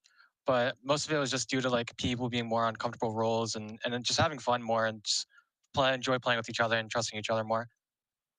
I love to hear about that fun and that trust for this team, especially like things have clicked so well. And I want to talk about you, Colleen, because that was obviously a big question we had going into today's series is how that was going to work out. So you had these new players come into the team. Was it a conversation from the get-go that you were going to IGL, or more so, hey, somebody needs to do this, I have to step up? And how has this experience been for you so far? It's been very rewarding. It wasn't necessarily in contention early, whereas like I'm gonna pick up IGLing. It was more so just someone needed to do it, and it was the only way to make it possible to be able to play with like such talented players like Welly and Shondex and be able to bring and try out different people. But it's been very rewarding, the fact that like I can put in a lot of work and have a specific like theory or a vision for the game or a gameplay that I want to try, and being able to like practice and put a lot of time into that, and having my teammates trust me and then watching that succeed is very, very happy to see, especially during on Fracture and the maps that we won. Unfortunately, Split didn't go our way, but we tried our best, and I'd like to really thank our coach Mikol, because he's helped a lot on the game plan side of things and making sure that we're all firing on all cylinders. We can just focus on playing our game and having a good game plan to call and play around.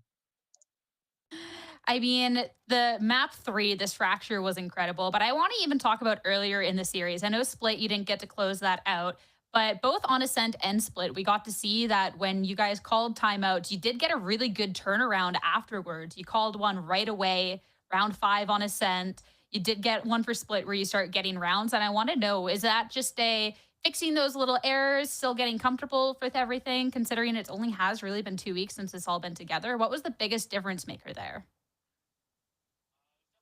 Calming everyone down. It's a new team. We're relatively like low experience, so we haven't really like worked that much together because we are relatively new, picking up people like within just a week ago, basically now. So a lot of it was just like calming down nerves for our first match, like any jitters, and just like refocusing and putting our attention back in like the current round, and instead of like focusing on the past or making up too much hypotheticals in our head and not playing to our game. So that was like a big thing that our coach took timeouts for, as well as just like making some good calls. He had a lot of good adaptations and adjustments depending on the round whenever he called them.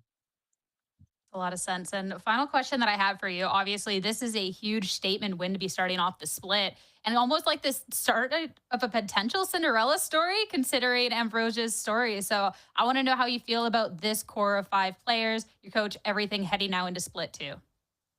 I'm really excited with this group of players. There's a lot of talent and a lot of potential with it, and I feel like our ceiling is really high. I just think with time, and given that we're able to add more structure, practice more, and add to those things and improve just as like a team rather than just individuals, that we can be really good, strong contenders and eventually win more games than just one like last Split, hopefully.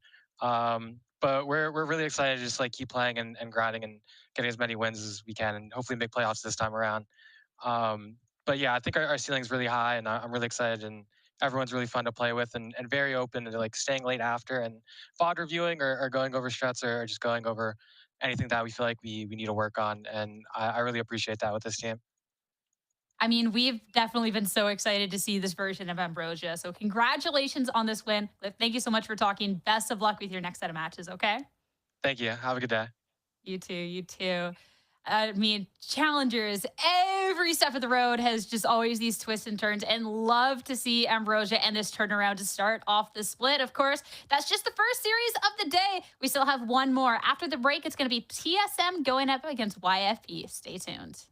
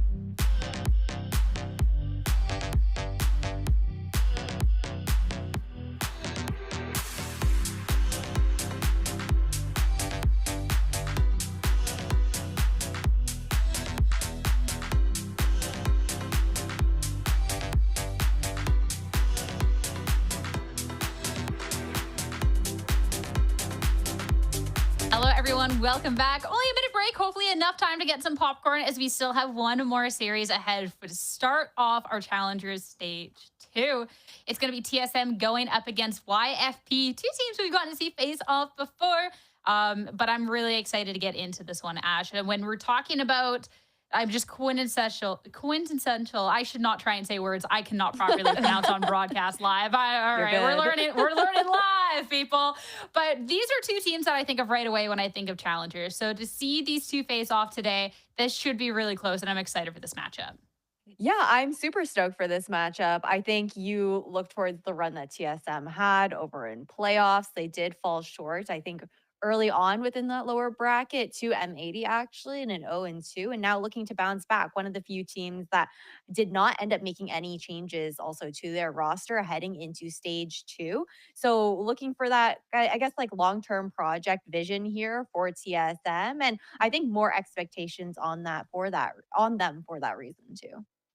Yeah, talking about this TSM roster, it was one that when we started stage 1 might have been a little bit surprising with the two additions that they brought on into their core squad. Of course, being Vora and Recoil here. Recoil was 6th man before Vora brought in and then responsible for calling for the team. But Dan, it was something that worked out really, really well. We got to see this TSM kind of soar to a spot that we hadn't necessarily seen them, even if once they hit the playoffs, it did fall just a little flat. It's something that the coaches talked about as well, or the coach talked about, and the team in general, about how this communication has been working out so well because a lot of them have either past experience with being IGL or really talkative when it comes to these matches. But yeah, like I said, they had a really, really strong start. I remember, I think that they were our opening match of stage 1, and they look unreal. Then things, I mean, they were not able to keep it consistent, but this is still one of the teams that I look at and I think they can still make it to Ascension once again. They can still make it to the end of the year and keep getting these wins. And like you guys were saying, not making any changes. To me, I mean, for some scenarios, obviously it's necessary, but it's always a good sign because this TSM core, even thinking about last year, they've been staying together for quite some time. Yeah, when I think of teams that need changes, sometimes it surprises me TSM not changing anything up. I think this makes a lot of sense. I think we've gotten to see a good kind of scale up from these two newer members. And talking about Vora, I mean, a lot of pressure when you're on this org that has a lot of this name power. You're with these players that this core team did go to Ascension. They tried to make that run here, Ash. But I think Vora has been someone who has stepped up so wonderfully into the role. So just kind of like just let him cook a little bit longer. It's already brought such great things to the team. Yeah, I 100% agree with you. Again, I think it's the most fresh look that we've seen from this TSM core. Last stage, we couldn't talk more about how it also opened up that opportunity for GMD to kind of just like focus on his own micro and not have to worry about that calling. And not only has Vora's calling been good, I feel like in a lot of that mid-rounding, but I feel he also has these pop-off moments that he's capable of having, stepping up for this squad in really key times. And that's, I think, what's so exciting about this TSM roster is seeing that continuous growth for them. Yeah, not just calling, just the absolute potential that this guy has in the server, Dan, has been really nice. And I think, too, that these are two players, even if the names are newer, have definitely made such an impact on the team that I'm excited to see what they've been cooking up since the little bit of break. There's definitely different things that we're seeing here, and I like that you guys were highlighting Vora because we've talked so much about the Tejos and what they've been able to do, the initiators, and how big of a part they've been playing, especially in Challengers. And I think this is one of the guys that when TSM were doing good, he was always there. He was always at the top, right with Sim, and trying to keep these matches and these rounds alive. I want to see what he's able to do and the growth that the team has had. Again, I just put them right away in that top 3, regardless of what happened in playoffs, regardless of those matches where they didn't look too strong. They just have the individual pieces to make it really far, as they did last year. If you're not putting, well, we'll talk about predictions later, but if you're not putting TSM, you're trolling a little bit. It's fine. I think whatever team Sim is on always has to be in near the top of my list. Sim is just such a fantastic player and someone who, I mean, even throughout the stage 1, we got to see so much of, and someone that definitely a lot of eyes on today. This is a challenger stage that has a lot of top tier duelists here, Ash. I mean, across the board, but Sim has been someone that, despite that, has always been able to stand out. And when he is popping off, I mean, this TSM squad that can sometimes already just look unstoppable just becomes even more so. Oh, absolutely. I think the main talking point with Sim is consistently just how great of an opener he is for this team. Is, you know, the top duelist within stage 1 of Challengers, so consistent with those first bloods, and not even just that, but just generally going so aggressive with a lot of those initial engagements. And he has some depth in his agent pool there as well. We've seen how nice he looks on that Yoru, also sometimes on the Raze or the Jet. So flexible in that kind of regard, and so consistent here for the likes of TSM. Yeah, this consistency that Sim has. I mean, this has been someone, Dan, that every time we get to see him play, it's just, I don't know, it's such a treat. Like, sometimes I just don't even have the words for it. It's just, it's been so much fun. And if Sim's having a good day, like, that can already just be like the easiest win con right there for the squad. He's good, and he's been so good. I think last year we always put him in that top 3. And this year I feel like he continues to be that way, even though we have a lot more duelists that have been kind of stepping up, and you see kind of different performances depending on what they're playing, right? A lot of the duelists that we had last year, like Sim playing a lot of the Jet, sometimes the Raze, are now forced into the Yoru, and it's a little bit for them in the adaptation process. But for Sim, has been looking good, and it's just one of those pieces that you can always rely on when it comes to, as Ash was saying, getting the openings and being just a little bit more aggressive to everybody else. And it'll be TSM's always such a fun team to watch, and I cannot wait. But I want to talk about this YFP roster because they're also a fun team, and heading into today, a fun new addition as well. I mean, we're looking at the team.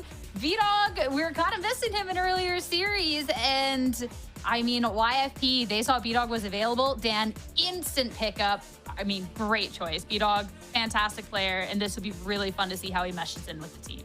That's exactly what I was going to say when it came to M80 and missing this part, not having him today. Now you're going to see B-Dog, but it's just in a new team for YFP. B-Dog has been amazing. When he had to play the duelist, he was doing it better than a lot of the duelists that have been doing it for 2-3 years. When he had to play the controller, as well as we know him a little bit more from, he's also able to do it. So you bring to YFP a player that is so incredibly flexible, that is able to play aggressive when he needs to, and maybe go into compositions that nobody else is running. I think that could be a good win condition for a few of the maps here for YFP, and I just feel like he fits really well. Like, something about it, just, yeah, this was the correct move for YFP.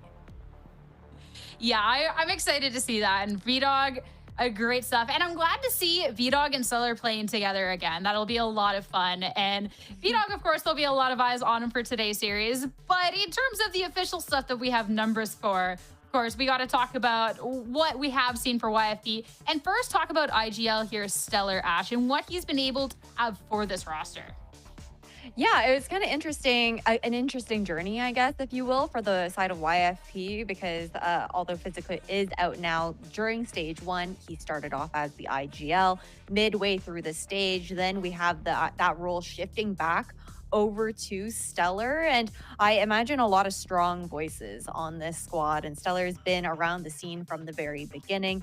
It's no surprise to see him continuing on with the role that he picked back up previously, and I think as a caller as well, we've only seen him improve here as a leader for his team. Yeah, it was someone that when he wasn't necessarily calling, it was like, because I think he's just such a phenomenal caller. So see everything kind of meshing together as it should be super, super nice. And I feel like, too, for Stellar and just this YFP squad, maybe a little bit of a chip on their shoulder considering how their split one season end. But I feel like Stellar's more than that person of being able to, like, okay, Dan, what have we learned?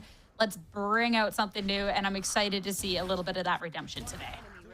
I want to see more of that. I think the calling for Stellar has always been pretty good, but it seems like at this point in stage 2, I mean, what we just saw from Ambrosia, everybody's going to have to step it up a little bit when it comes to the calling. There's a lot of variety that we're seeing from teams, and even though it's only 2 weeks, truthfully, we know that they've been prepping for quite some time as well, even from the beginning. Even if you're bringing the slight changes, even if you bring B-Dog, he just seems like the piece that's able to come in and fit like he was always there. So this is okay.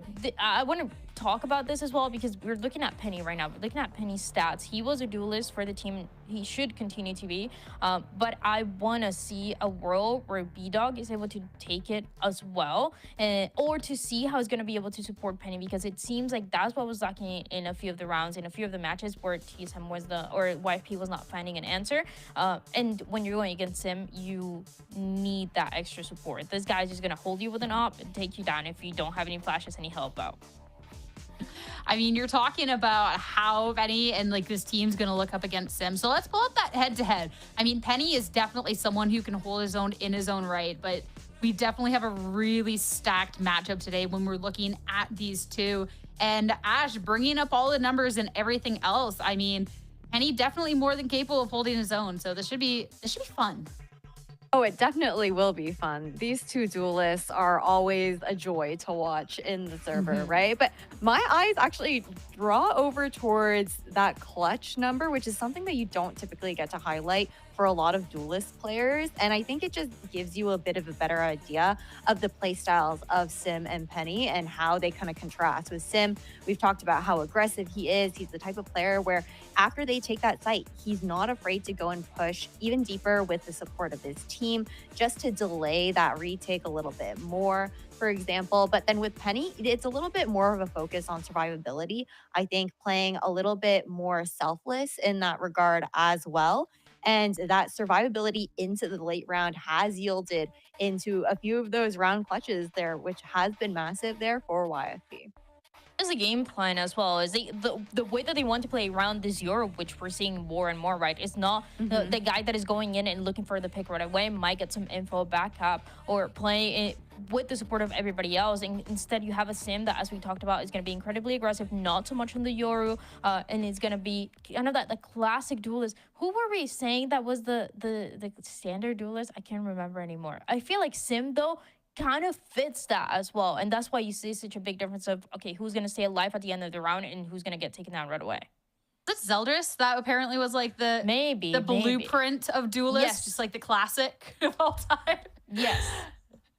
Oh, goodness. Fun conversations, fun stuff from Split 1. But I'm excited to see how our teams are going to evolve past that Split 1, how they approach Split 2. And it's time to start talking a little bit more about this series and talk about the map picks and bans for today. Again, at TSM, a team that did make their way to playoffs, YFP kind of stopped a little short. So this is going to be a big series for them today to show that they really have this capability with all this talent. And for the maps, it's going to be TSM Dan first to take us to Lotus.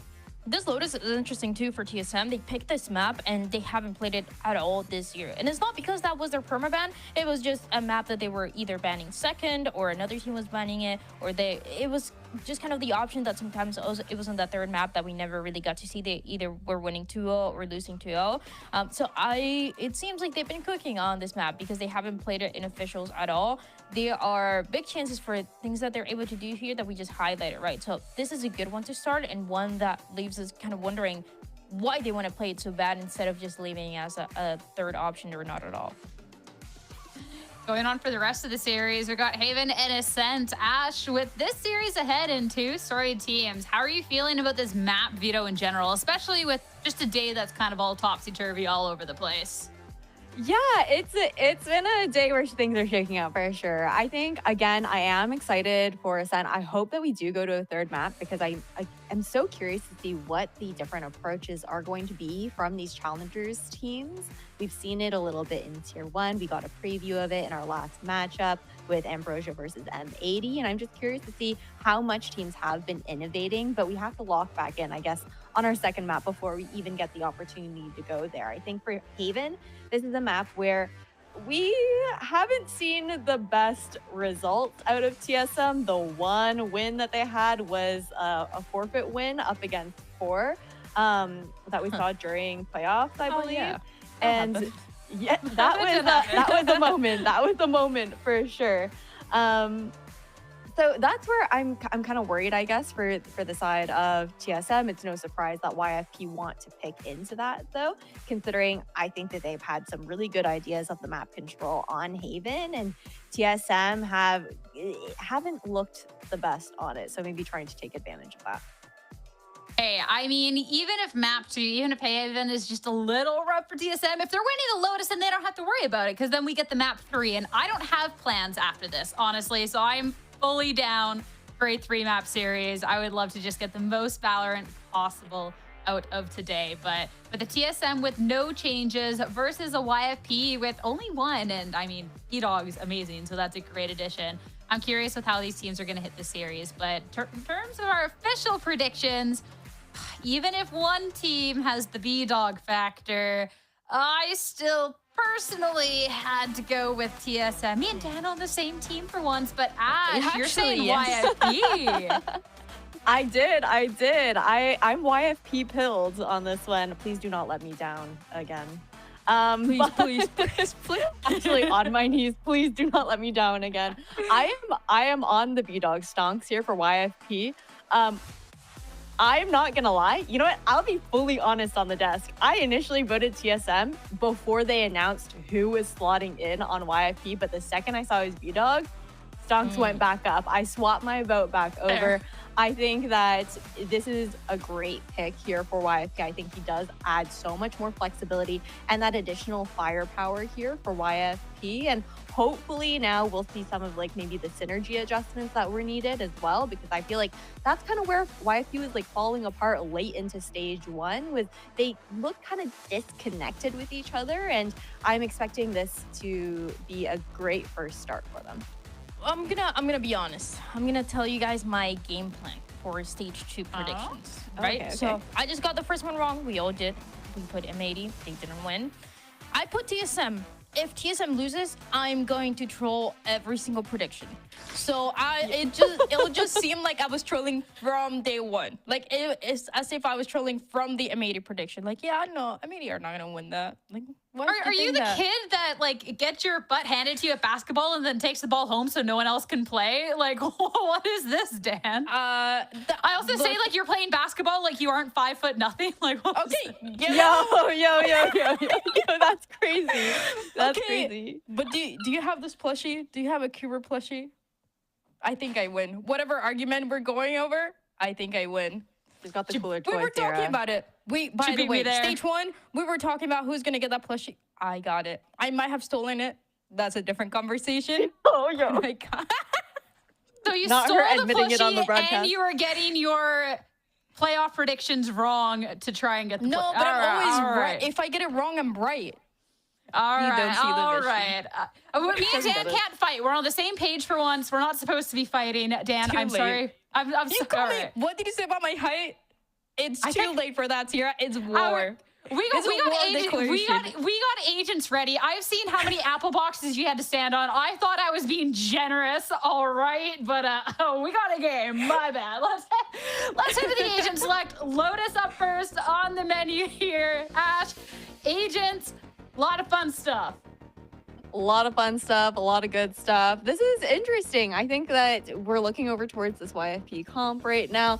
I like seeing Penny on the Neon here. I think the change in tempo is going to be really nice as far as trying to get past a lot of the utility that we're going to see being thrown out from Vora and from Seven, who will, I think, have to just adjust maybe their game plan to account for that timing difference that Penny can throw into the server. And I love to see advice on both sides, honestly, and looking forward to seeing how Sim's going to deal with that wall with the help of the clone.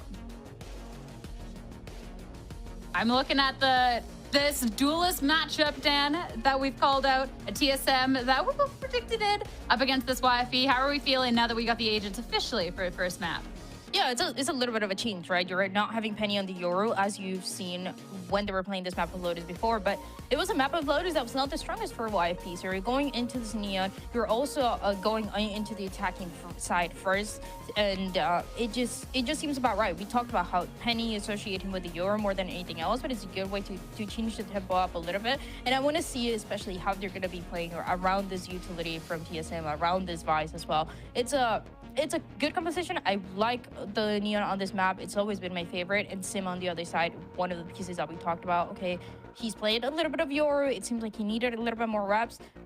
It's today the real test for these two duelists changing what they're going to be playing. Oh, I'm so excited to get into this match. So let's not wait another moment. TSM for Lotus going up against YFP on this redemption run. So let's head over to your casters, Uber and Wyatt, to get us started. Now, I'm going to keep it $1.50 with you, Wyatt. As someone who literally built his esports commentary career off making short jokes about his co-caster, I am mind blown from what I just heard. That is that was devious. crazy. That is devious. I've won awards making short jokes about my co-caster, and I wasn't ready for that. Does Mr. X stand on an apple box next to you when he's wearing his little suit jacket with a hoodie? He does, mate. Yes, that's what I'm saying. No, you think game recognized game, but bro, I'm gobsmacked. Anyway, I digress. Jumping back into, of course, this map. It's a map that TSM haven't played much this year, but honestly, like these guys were the Lotus Merchants last year, right? But much of that roster still maintained. We saw so many sort of big games. I think in TSM M80 matches last year, and I was going back a long time in VALORANT terms here, but you know, I'm expecting good things from them. But I feel you guys on the YFP pick. Look at this roster. Oh, these guys can really have potential. We are one adder short of Furia. They're back. They are actually back. But I mean, okay, TSM are going crazy right now, flashing into their spawn. They are in the attacker's spawn. Okay, very quickly, TSM trying to make a statement in this game. And Penny, we're not ready for the 17th TSM player to be waiting here over by C lobby side. However, after exchanging an approximately equivalent amount of resources, we now have YFP inching over towards the C side, which of course is teaming with the remainders of this TSM roster. And there it is, YFP. End up getting brought down as TSM are on the no respect game plan. Well, that got a little disconnected at the end. B-Dog just went for the 1v1 and, well, he lost it instead of playing with his teammate. That's unfortunate. B-Dog, who put GG in the chat after the last game. Man, in the Twitch chat, that's crazy. He's got to be playing with a vengeance today. How can you not predict YFP after that, bro? Yeah, he is. Well, except for the fact that TSM are insane. They had an amazing run throughout the Swiss stage, and I think for me, a disappointing finish in the playoffs. I thought they would have made it further. I mean, 5th, 6th, hey, still respectable. But they were one of the first teams to really pick up Tejo Breach and Challengers, and they were flattening people with it. They looked so good. See if they can bounce back a little bit here. Though I'm hesitant to say, you know, bounce back. It's not like they fell off crazy or something. They were, no, I was mildly disappointed because I know they could have done better. I mean, we're talking about an Ascension team, right? TSM who, honestly, like went on a crazy little run to get themselves there. Also, sorry, as much as I want to go with the narratives forward, YFP have forced and as far as did they get the spike down? I can't even remember. Yep. In that last round, no, they never got to side. Sorry, they never got to side at all. Yeah, that's what I thought. And so they forced into this, and it appears that they're losing, in fact. Yep. No, they lost. Well and truly lost. Why? Those stingers and such. TSM get a pretty good anti-eco where they keep a Phantom out of the round. Yeah, okay, YFP just going for it. Have these two teams just tacitly agreed to run it down? That was an anti-full buy. Yeah, I mean, it doesn't feel like a full buy, but that was a full buy, and you know, they don't have the best money. Time for more stingers because this time they have loss bonus, so might as well. Time to run it down again. All right, well, yeah, not only we're forcing into this round, but we are taking our stingers to some interesting territory there, pushing into halls, trying to get off the site. So that is going to set YFP. Yeah. They're forcing again. Okay. That's going to set YFP back pretty substantially in terms of the economy, and they just refuse to give up. This time, we've got multiple stingers brought into the round. It's all good because they do have they'll have the higher loss bonus, so they can commit a little bit more. Excuse me. Because the stealth drone just allows them to get up towards C. Guys, what if we hit C then? Okay, you know what? Honestly, it's a little novel, but I'm with it. Penny onto the site. This time, Stingers find purchase. And there is really no one here. I think TSM, you know, opted not to call paper in 3 specific rounds of scissors, paper, rock. YFP, yeah, conditioning them that they would go to another side at some point. Bro, clearly not the case. Scissors first. Okay, paranoia. And they're trying to push forward. Sim is just at least temporarily forced back. I like that YFP are trying to fight for space. Lord, this double initiated YouTube, which hasn't been used really at the start of the round now, thrown at the site. It's going to force YFP to filter in towards Waterfall a little bit more. Stella, though, has some of his own. The caught out, though. Look at all the players involved in that elimination. Stella going down. 7 able to push now over towards that waterfall area, but Penny doesn't want to take a swing. Okay, until then, great timing as it turns out. 4 kills to Penny, by the way. And Kimon. It's a 1 versus 2 in which, okay, we're doing the running thing. I like that. Keep it up. All right, we are firmly in the land of silliness. Penny just runs in, gets 4 kills. That time, recoils caught by a stun. And Penny runs at him really fast. And then just holds down mouse 1 with the stinger. It worked that time. Cool. And now they have the full buy up against TSM's full buy. Both teams, basically no money left. So, pretty big round.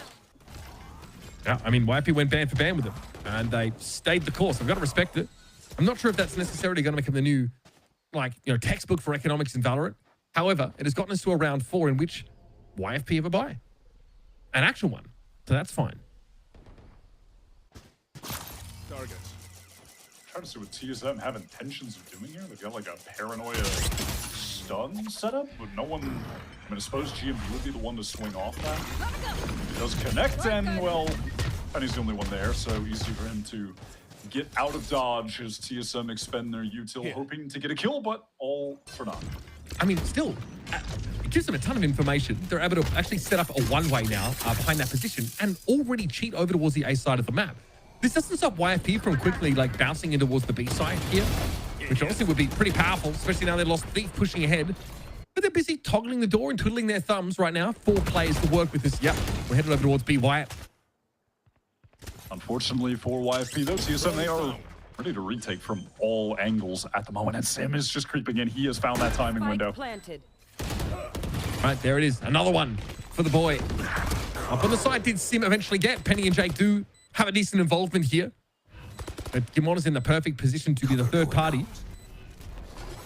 Penny tried to make something happen. Okay, door open behind Penny. He's got to get moving. This makes it awkward now to try and set up and play off P-Dog. But okay, but he's going to fire through the smoke. Reasonable. Gimon sat. But time now for YFP really not there. They've got to basically go for it now. TSM rather, set up here. A second tap, a third. Recall. Finally gets what he's looking for. They teased B-Dog out of position. Penny's going to try and take the fight. Kill the defuser there. And recoil too solid. Saudi Prodigy laying it down from that upper part of the B side. That was a valiant effort from Penny. I do like how he was playing that. It didn't initially take the fight against GMD. Just runs back, predicts his movement with the spam. YFP now in the economic doldrums. That was a very important round.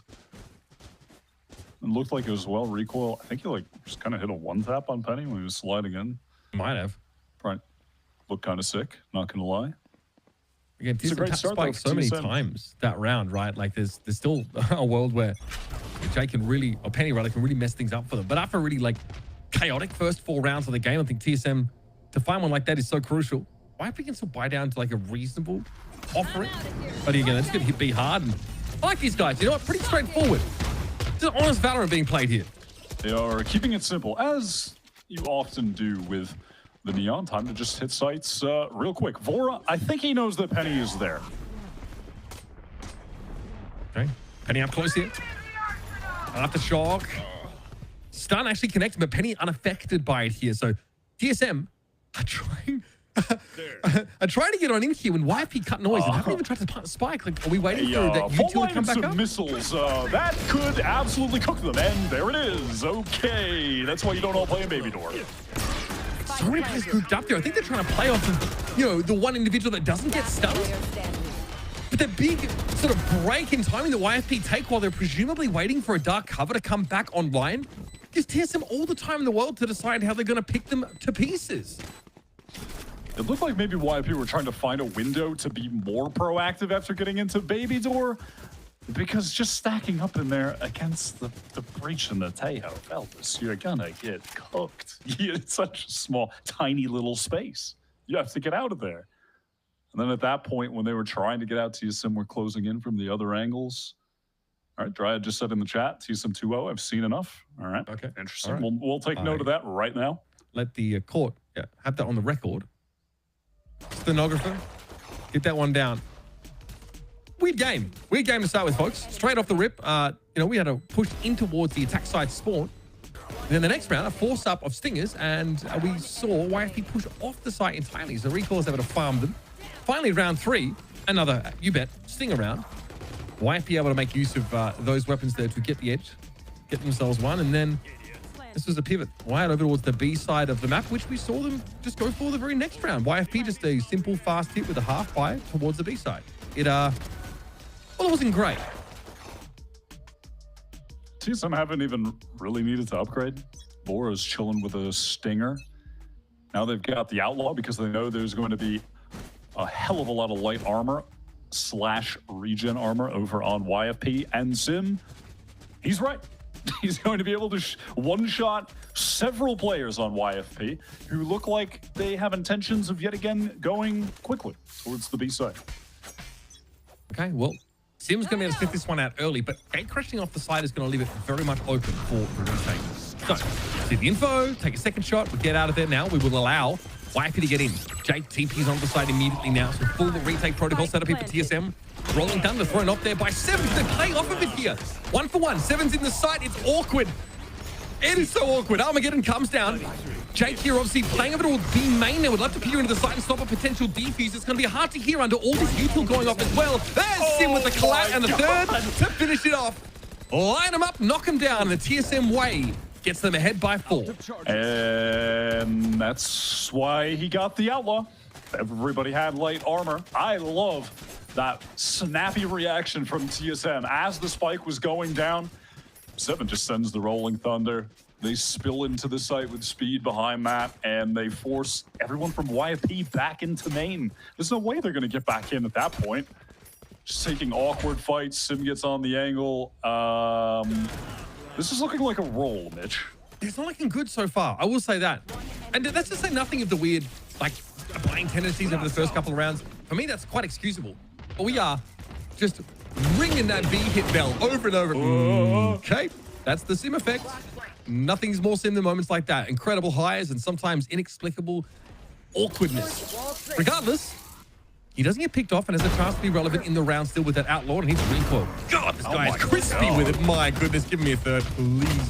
The dark cover saves B-Dog's life, in theory. YFP now with no real weaponry left, as you can see, are now stuck on Mount, stranded like the extras in the latest Dune film, and not a whole lot to be done. I haven't seen the film. But I mean, you didn't see Dune 2? I haven't seen it yet. Yeah. I was actually really late to the party on Dune. I don't know why, man. Doesn't make any sense. I saw the first one, I was like, no, this is busted. And yeah, I haven't seen it yet. Anyway, B-Dog with a ghost. You decide what's more interesting, I guess, chat. That conversation or this one.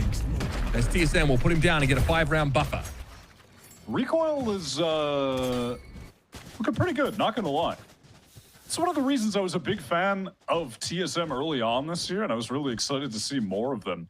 And why I kind of had my hopes maybe a little too high for the playoffs, but reasonably high, I feel, is that they finally opted to bring in some talented little ranked god players rather than being the squad that historically were just going to the well of guys that have been in Challengers for a long time.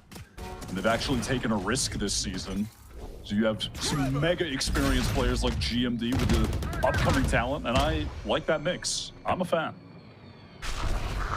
That's a good look. And why do you feel like this team are household names? Okay. In VALORANT, Sim gets probably a little bit more than he bargained for there. Goes pretty deep to pick that player out. And YFP are hoping here that the gate crash out of this part of the map and the whittling down of personnel as TSM look elsewhere.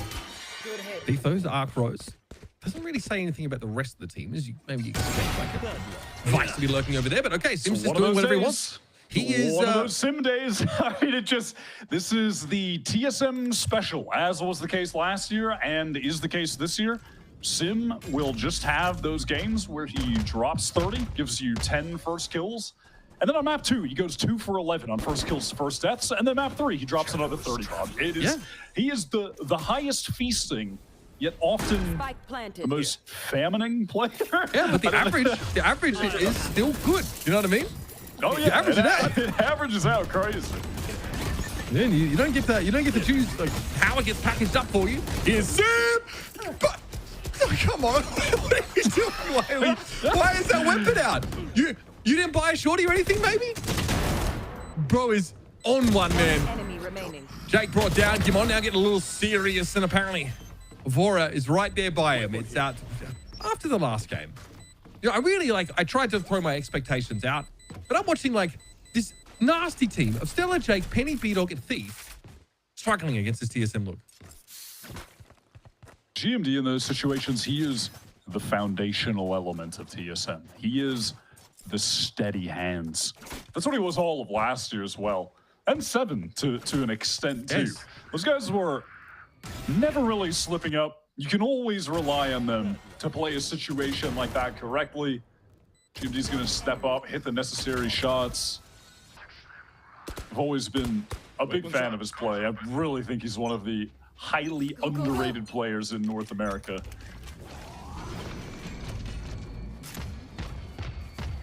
We know that about it. Sim, though, is able to pull off a lot of acrobatics amidst the Gimond plate balancing act at this circus of challenges. Guy is, like you said, a safe pair of hands indeed. No early picks, though, this round. Sim, like he was using oath gates to get across the country in that previous round. This time has to just stay a little bit more put here towards stairs and help out on upper if there's going to be a hard A hit. All right, we're looking over towards B again. The classic YFP little B pivot. Let's see how that one goes this time around. B7 picks Sim off there. That's just straight up through the smoke. No two ways about it. No plant here, though, because it's a great aftershock that will force Stella off of it. And now trying to get a pick onto 7 with the classic fault line salvo combo, not going to result in a kill. YFP, this is one of the best chances they've had to convert around. Oh, the Rolling Thunder playoff is so nice. Vora as well is ready to pounce. Great paranoia. Bailey has to just get the heck out of dodge now. Recoil's looking to get there. At least it'll be traded. Vora makes the correct decision and paths to upper instead of worrying about Baby Door there. So he can back his teammate up. Paranoia. Yeah, ugly. 7 though again. Trades well, but now solo versus 2. Tap. There goes Jake. Stella next up. Oh, he's taking this to half. Oh, and he's not going to go for it. He's aware. Stella, brother, no! Oh, man. That's brutal stuff. 7 has got nerves of steel and secures TSM yet another round. They were in the 5 versus 4 spike down. Genuinely, that was the best opportunity for a round win that they've had outside of, I mean, the time that they ran C with Stingers and got an opening kill. And they still can't convert. That is 2 versus 3s as well. The TSM have been able to win out. Oh, man. Yeah, nasty little clutch there. We just talked about it. 7 and Gimon being the workhorses for this team. The role players, the ones that you can really rely on. Even in the tougher games for the duelists, for some of the streakier players. Here goes Penny. In for a penny, in for a pound. Onto the site now, trying to give Vora a little bit of tasing, but he's not having it. I could have gone better, I'll be honest. But this is the kind of round where YFP don't have much to back up that Neon ultimate. Core weaponry, and Stella will eat one. Yeah, and if you had dinner reservations tonight, you're going to make it. Don't cancel. Okay. Great. You can keep them. Easy fight there for Recall to take. They're able to play off that fault line effortlessly.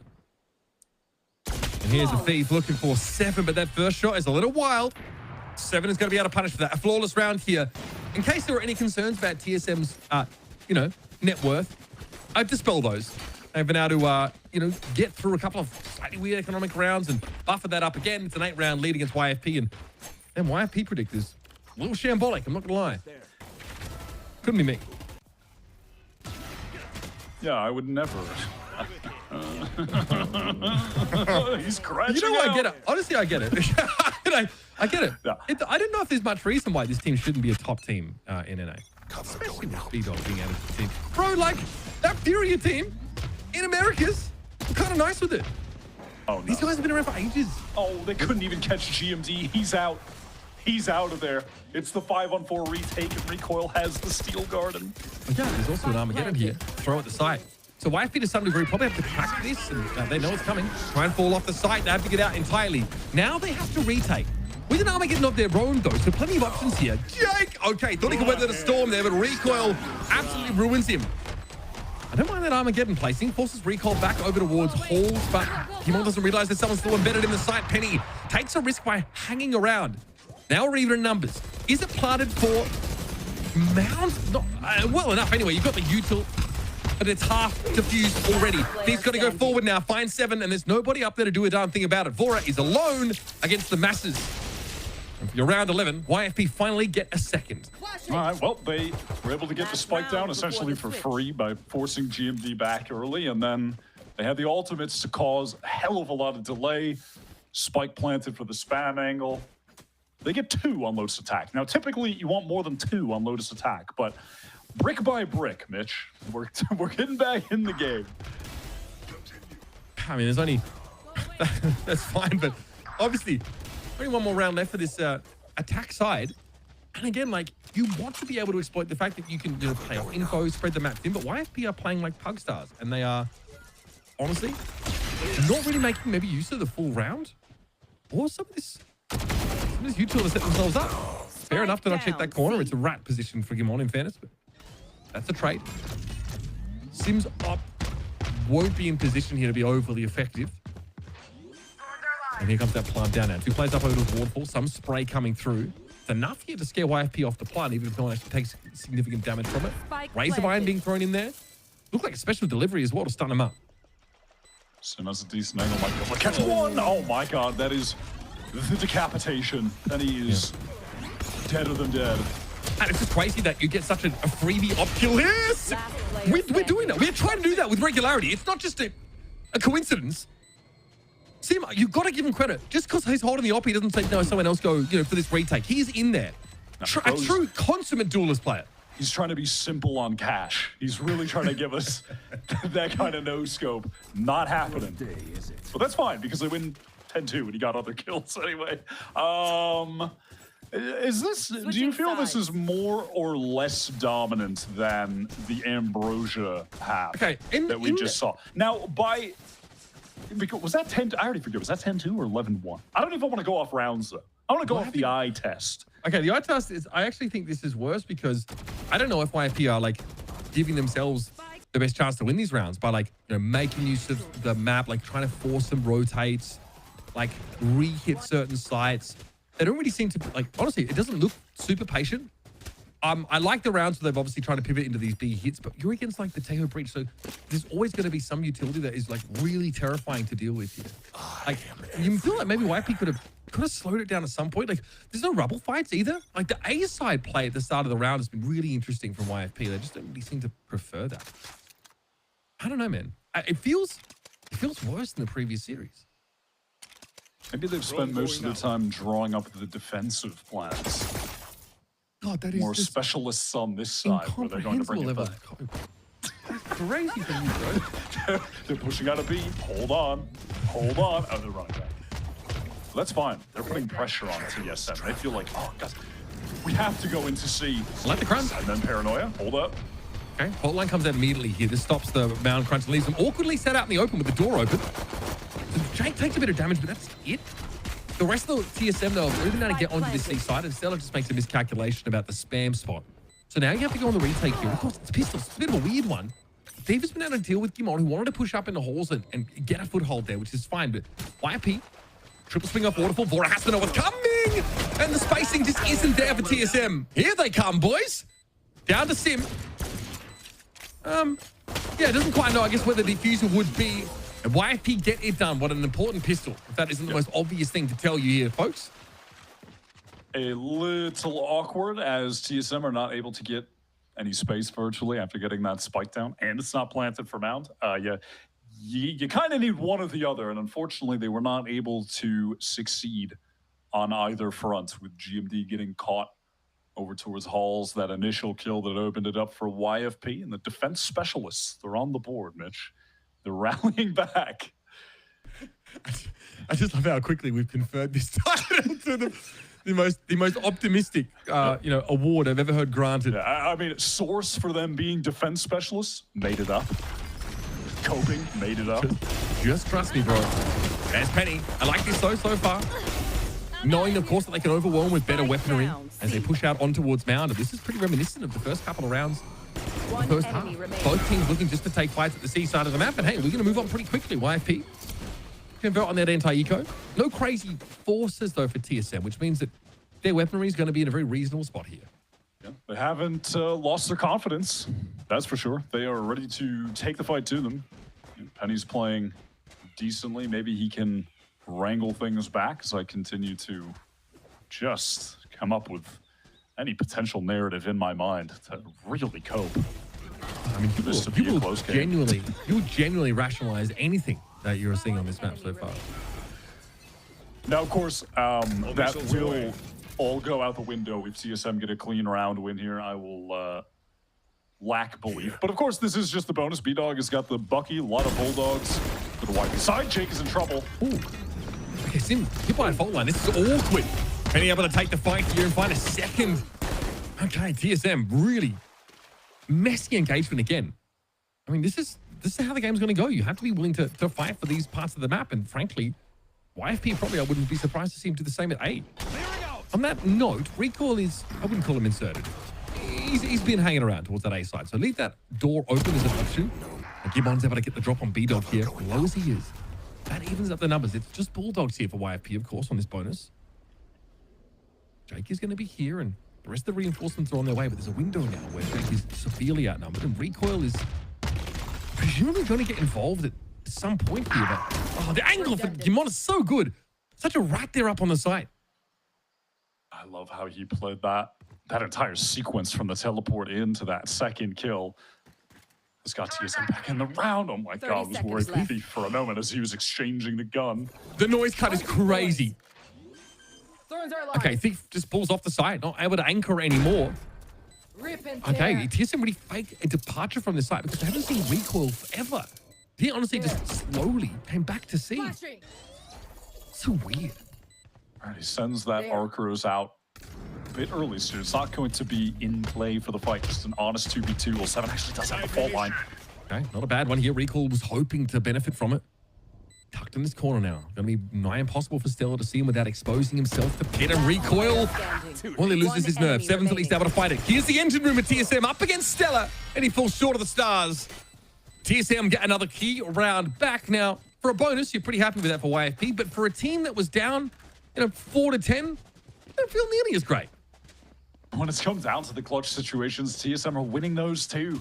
Second time 7 has come up with a clutch. GMD did earlier, and listen, it wasn't a clutch, but the way GMD played that mid round was really sublime. They're in that 3 versus 4. He finds a window to teleport in, catches B-Dog, and then 7 and Kimon really just take their time working that site to find a second. That was lovely stuff. Okay, TSM of course winning that round. Very respectable amount of weaponry to work with, but Penny's just finding these edges in so many of these early round engagements and not having to put himself at risk for them either. And that's even while he's fighting for Mound out there in the open. Oh my god. Huge damage. Everybody on TSM lit the hell up right now. And if they try to pivot into B, you have B-Dog just waiting for them in baby door. Penny is, oh, you can't say he's playing poorly. No, he's nice with it. The opposite of the truth. Still, this round definitely winnable for TSM. They have that A side basically dead to rights here. All missiles away. They quite know it. They're going to have to spend some util on an empty side to get in here in this insertion from Vora. Honestly, just for Green tries to take liberties here. B-Dog though just walking up, able to see him. Right. No reason you should win this clutch here, TSM. No, unwinnable. 7 and GMD. Those guys, they're definitely not clutch right now at all. They would never win this. Yamond, okay, he was stunned up. Traded out though, 7 from below. 10 health is not enough. See, chat, you know where our bread is buttered. You can trust us. We are back to a reasonable state of Valorant. And you love to see that. That was a must-win for YFP. I mean, not just because of the scoreline, but also because they have no money. And now they do. Go ahead. Big force. Oh, okay, so Penny as well can have a little bit of a crack at this. He does have the Neon Ultimate available. Look at this. God, I mean, the amount of damage he just did with that spray was incredible. How many kills does this guy have right now? 18, 13. I mean, he's actually top frag in the server, interestingly enough, and they have 5 rounds. He is doing quite well. All missiles away. sure that can be frustrating experience as a duelist here, but he's going to take some stock in the fact that he's absolutely smoking him. Obviously not a good buy around here for TSM, and YFP just want to make sure there's no issues here. And we'll use that Neon ultimate, clean them up, and go next. Round 17 now. TSM's lead is shrunk to 5. And I love that we don't get paid by the minute. Yep, I'll take a fast round like that. Nothing wrong with that. That's totally fine. YFP, well done. Penny just honestly, pay by word right now is doing pretty well. Not so much after the the 3-map series, but okay. Well, let's see this in slow mo. Yeah, Valorant equivalent of seal clubbing. Looking at the ults and TSM, they're going to have a lot of them. Seven are 1 away. Sim, 1 away. Recoil, 1 away. So, prime opportunity here. But, oh my God, he is not slowing down. Penny, the recheck slide through. Nothing recoil to do about that. Tough to beat Neon in those spots. Armageddon clears the side, so TSM are here. And Beef is amongst it. Nicely done. Penny, okay, just produces. Yeah, we are. That's fine. Penny is 21 frags after 18 rounds. 24 now. Okay. Actually, that's going to be 24 after 18 rounds. YFP, they have Stellar is calling the Penny Go Kill strat, and it's working. It's a good one. Okay. That's the problem for TSM. Multiple gun rounds now, consecutively lost. In fairness, like they don't win the pistol here, and it's a little bit quiet. They finally, they win the first gun round of the game, but they only have one weapon left after it. Forces him onto a bit of an awkward spot there, and YFP are able to keep the pressure on. There's a real snowball happening right now. For TSM, you have to imagine one of those once in a blue moon rounds where you have every ultimate to spend has to give them something. But round 19 might not be the spot for that kind of play. After that, you're on that point. You would think, and I say this without a hint of irony, you would think they'd be able to springboard off that into a winning position after getting such a good lead, but honestly, it's a game that TSM involved in. It could always end up getting dragged out to a slobber knocker. This is the classic timeout of we're going to be on an eco. Let's do something silly. And then we've cooked up our plan with all 5 of our ultimates. For the classic, the other team is trying to make a comeback happen in Valorant, but we've saved up all of our ultimates. The most pivotal round of them all, when you're the team attempting to rally back. Do YFP want to run at them again? Or do they want to just set up a nice little trap play? Both are looking like potential options. And you thinking about driving a wedge between TSM here? They've actually done neither. I mean, they neither trap play nor run at them. They just kind of sent the util and hoped that they were there early. It's just not the round for it, is it? A team with sheriffs sitting playing like a slow attack side default with those weapons. That would have been pretty bad for Penny. Still here, just trying to see if there's anything to be caught. Cast a wide net. Look how far forward he is. He's ready for it though. Has some early warning, I guess, from the drone that goes in. Sees a blip on the map, you'd think. Avora is good for 1. This angle is going to be hard to clear, Wyatt. GMD does recover. Okay, I was going to say you should you gotta win that against Avora, and they did. So we have stabilized. This is fine. GMD would never win this. And there was obviously the option for Vora to bounce over towards the B side of the map there in that 30 situation. 30 seconds left. Kimon wasn't really able to play off of him, so Phantom secured. Jake watching over towards Rubble here and has the perfect crosshair lane to deal with this kind of play. Kimon finds it out the hard way. 3-round game here on Los as YFP clawing them back. Okay, we've gotten to that point in every Valorant comeback where you get to 8 and it's either real or it's fake. And this is the round that determines it. What do you think? Will this be real or fake? I think it's real. I think we're going to see Penny drop a little casual regulation 30 ball. That's my prediction. Yeah, I think. Honestly, this is crazy, Brent. I think TSM are going to lose the round they use all the ults in. I'm with you. I'm running with it. Real comeback. A lot of that util set up over towards the A side of the map here, which gives YFP the option to pull out there and still have the ability to play from upper. Jake would have to give up that tree position, but that wouldn't be the worst. This time, TSM don't blindly try and fight for Mount because Penny has been set up in that spot consistently. And he keeps checking her. Obviously, this is a comp that YFP have that doesn't passively gain info or, safely do it. They've got to take some risks. But Penny's feeling himself now, so confidently just standing on that C line gives YFP so much information about what could be coming towards the A side of the map. Jake could be in some trouble here playing close up. Once again, there's our cover down, but he's going to get overwhelmed on the run. Ball lined up.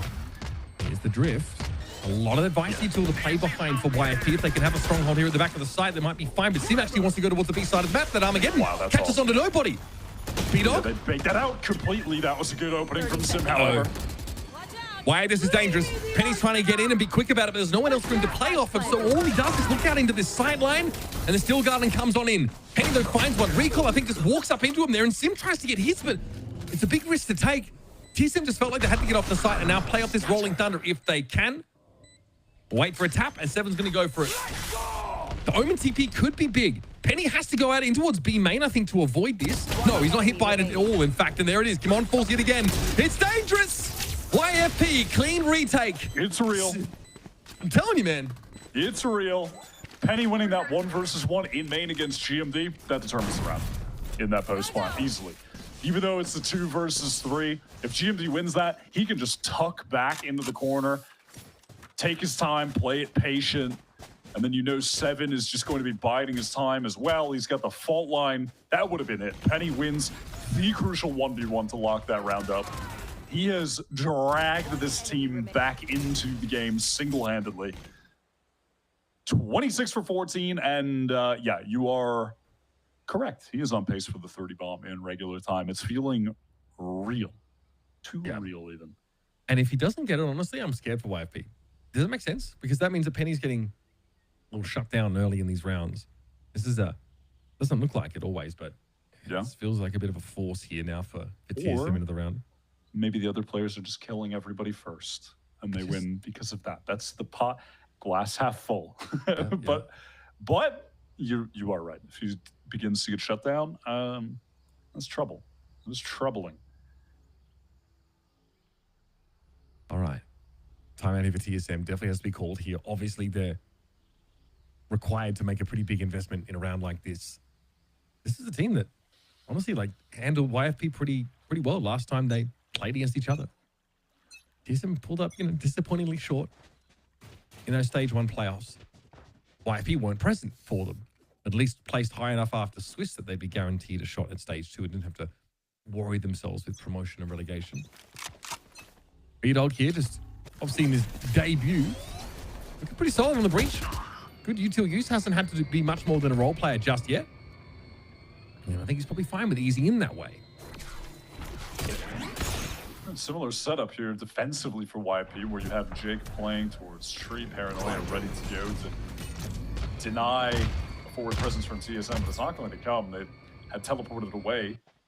That being said, it's just recoil there, and Deep is now going to feel the pressure, have to give up this site. No other option. Too much of this util here to clear the way. So, first part of the plan for TSM works out. Now, though, YFP have to decide, are we going to try and intervene here while they're planning? Try and catch them off guard. His position for recall is good, but he's made noise, and I don't know if his opponent realizes caught with weapon in hand, and not the right one, folks. Not the one that does the shooty thing. That one is a metal detector. So now TSM. No, there's going to be a retake coming their way. None of those big retake ultimates here, but Sim's kind of forced to fight on his own in that position. Bora smoked off the angle. Now can try and use it to his own advantage, though. Gimon does well there from those boxes. The standard Omen spot does pay off. Thief has to be aware of it now, but his players are good swing him around the box, and it's getting awkward. Classic accounts for Thief.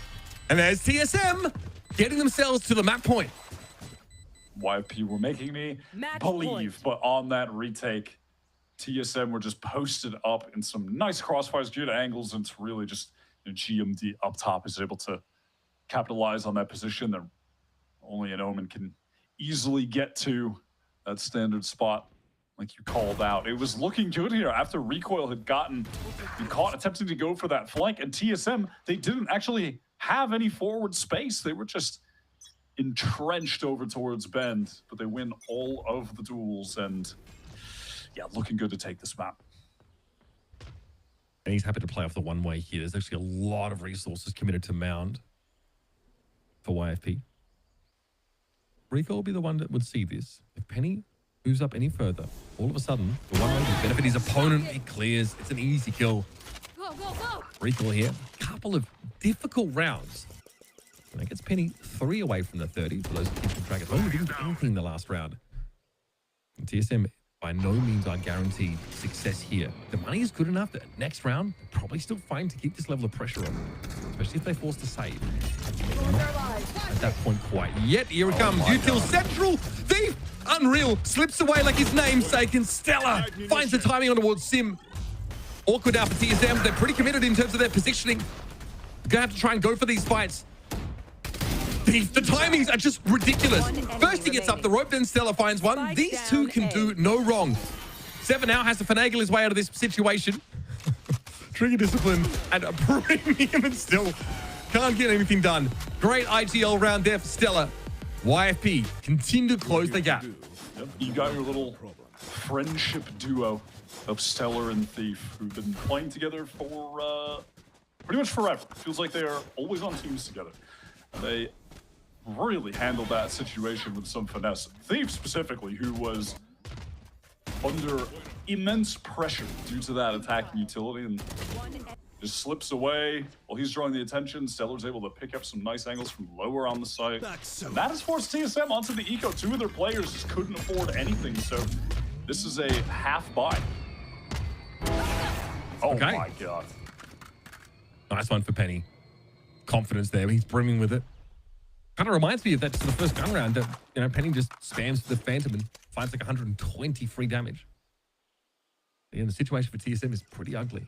They obviously have set themselves up to be able to properly buy in round number 24.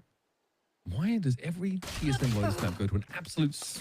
Oh my god. That is so rough. The What is the double miscalculation there? dig. He just doesn't expect it. I guess any player is cross-rubble, even though obviously Omen can do that without being spotted.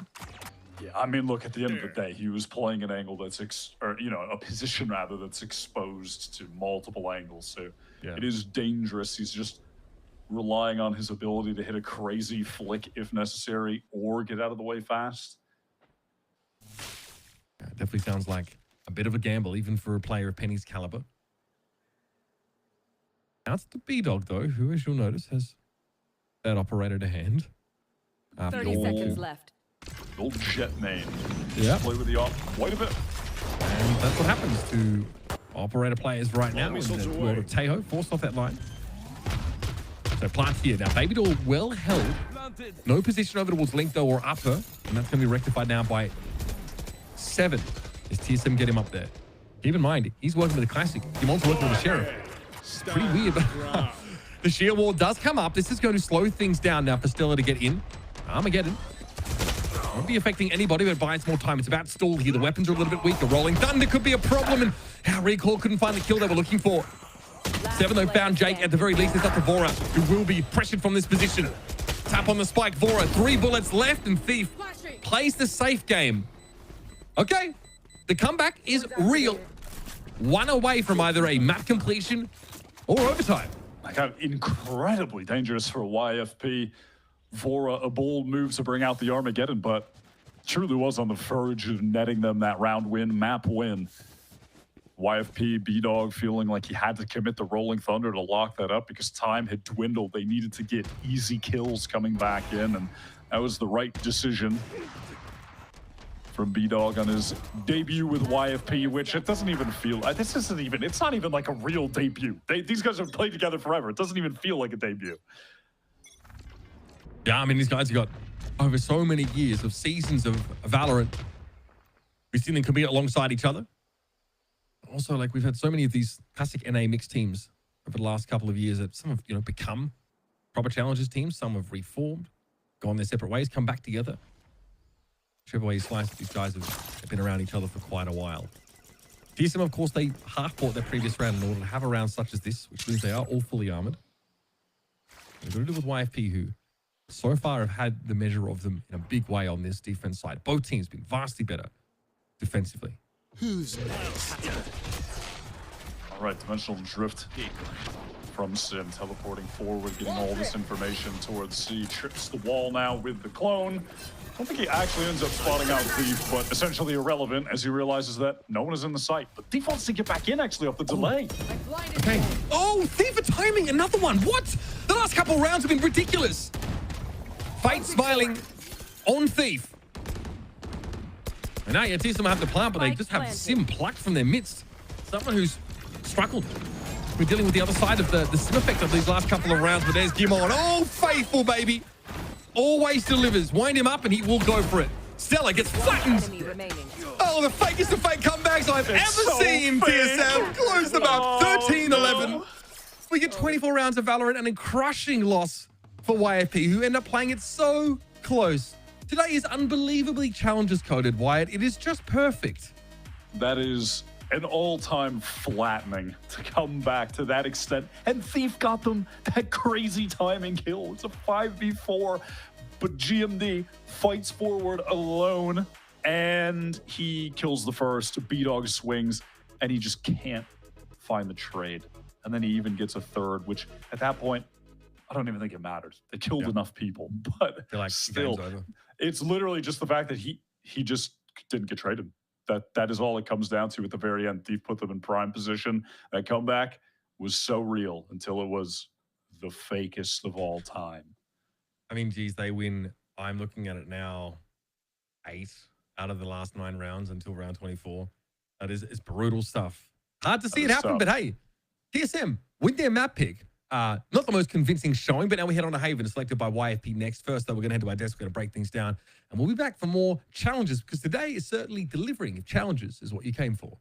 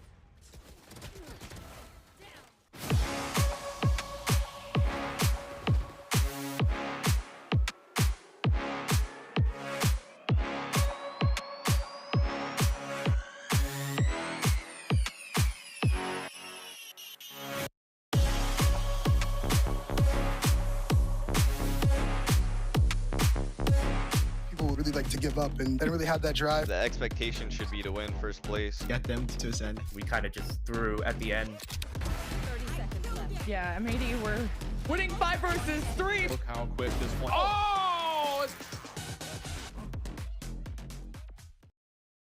It was TSM with a strong start to Lotus, their map pick of the series, and YFP, they bounced back. They almost had the comeback, but not quite. Not quite. So close, but not quite there in the end. TSM to take it 13-11. I mean, Dan, you called it early. They called you out for it on air. YFP made you sweat a little bit, but so far, you're almost right. Fine. TSM up one in the series. I was so chill watching every single round go the way of YFP in the second half. That I knew the TSM were going to close it out at the end for sure. No, like, what did we just watch? Can we be real? It was a 10-2 half for TSM on the defense. You think you have everything that you could possibly need to close it out in the second half. It's like, okay, Pistols doesn't go your way. It's fine. It was a little bit of a Penny insane performance that just kept YFP on this game for so long. But more than that, the 4v5 conversions was just so difficult. And that's exactly what TSM were doing in the first half as well, right? How many rounds did we see where Sim was getting a kill with the... It was one specific too. One kill with the operator towards C, TPs, goes all the way back to A, gets another one. And he was doing this constantly. Now we go into the second half and it's just... the Penny showcase of how to open up with the Neon, going in, running it down, and knowing how to deal with these situations of, okay, we know that there's been a few rounds, there's been the bonus, there's been whatever for TSM where they're trying to get back onto it, and Penny just didn't allow them to do anything. It came down to the 2 timeouts pretty much back to back, and the last few rounds, we didn't even know how that last round happened for TSM to go that way, but it was just all about the duelists, how they were able to show up and get that first numbers advantage, and both of the teams just not really able to recover into it at all. There's a round as well for Penny, that round 22, where he is getting that operator towards C, and then getting that information with the fast rotations, because it seems like TSM were playing scared towards Sand. So you have that info, you have the Teho drone, doesn't spot anybody, you think that's the timing, but they're just missing a lot of the time into the second half, where you think you should be favored, right? You're playing attack, you have Sim on your team, you're able to run it down, but the flooding was really, really good for YFP, just not enough when you have a 10-2. And it's just unreal what we just watched. No, it's so wild because the fact that it was the 10-2, we saw that YFP was struggling to deal with recoil setup in particular, who went honestly ballistic in that first half, like 15-6, was looking so good. It just not having the same kit where you can, compared to Sim, where you have that Yoru where you can clone up into that wall and have like that follow-up from the rest of the team, was just something that's not possible within the kit of YFP. But the fact that they're able to just switch up the momentum as we get into that second half is insane. And of course, in GMD we trust, because the way that he got them that match point, the way he closed out that map with a couple of those multi-kills as well, he really took matters into his own hands. Another thing that I want to talk about specifically is Rico. One of the things that we talked about when we went into this game and into this map is, okay, Penny is switching from the Yoru to the Neon. What is he going to do against that setup for TSM on the defense? What is he going to get against the Vice? And actually, Rico was getting some insane value. He was not able to do the same on the attacking side, of course, but on the defense, the reason why they were up 10-2 was because of how he was playing around this wall, and also kind of the lack of information and maybe the awareness for YFP on where this wall was going to be. Penny was going in, constantly being isolated. It was Penny and Jake actually constantly being isolated because they're either running it down with the Neon, TPing into that seaside, and Rico is just farming both of them in a few of those rounds. Then just having some good reads in the ecos. You know that YFP, they like to play towards B, so you have Rico position there, and they were switching the setup up constantly. Again, on the attacking side, it's a different story. It's a Vice on the attack that doesn't really get as much value as you want to, especially because they couldn't really play the post plan that much. But he was a key piece into why they had such a lead that ultimately allows them to close it out even after struggling so much. I just want to talk about like the haha, look at the super high duelist number coming out from Penny, and kind of compare and contrast that with what we got to see from Sim from this map. Not because Sim had a bad performance, I just think Penny, despite the loss for YFP, Ash, this was just such a great performance, and Sim definitely as well. I think it was a little bit more of a coordinated effort from TSM's end, whereas for YFP, I mean, Penny is just light years ahead. Oh, absolutely. You know, the big reason why that comeback was even possible in that second half, right? Dan was already talking a bit about how aggressively he was able to play that in Neon, but what really stood out to me was not just the aggression, but the fact that he consistently kept TSM guessing, because there were rounds where he would get a little bit more aggressive towards Mound, like Dan had been talking about, but then also times where you wouldn't expect the Neon to be sitting so far back. He played a lot of safe positions actually towards tree, triggering that door, and then just having like the smallest of angles that he's holding to be able to get that one pick and then quickly reposition thanks to his kit. And that is where Penny really stood out. Like 7-0 on First Bloods on the defensive side was that the big difference maker here for YFP, and even bringing this to the fake comeback that we saw coming through. It's something that we talked about, and the casters were actually mentioning very early on as we went into the second half, where we think that map was going to be over in that 10-2. Even if they didn't get the pistol, you do see towards Mound, Penny pushing forward. They're actually forced in that second round, forced in the third one as well. But what really makes a difference is how far in, how far deep Penny is ready for that fight with the Bulldog. Gets to, and even if they don't get that round, that is something that you see constantly as those, 5 rounds that happen right after take place.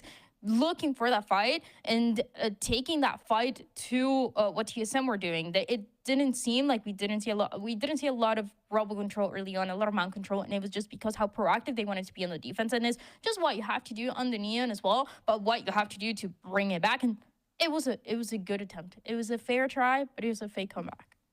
It was really close though, and when we saw the 10-2 half, I was kind of worried for the entirety of the series, because even if we aren't looking at what has historically been a good map for TSM next in the series, I still think any iteration of a 13-3, 13-4 victory would just be dominating. But YFP making it as close as they have, now heading into their map of the series, looking at Haven. Ooh, I've got a lot of questions ahead. First off, Ash, when I look at YFP and Haven, this isn't like the map that I know them for. We haven't really gotten to see actually too much of them, even if we have seen a strong win. And then for TSM, I just have every question in the book because, well, we haven't actually seen them win on it, considering their only win was a forfeit.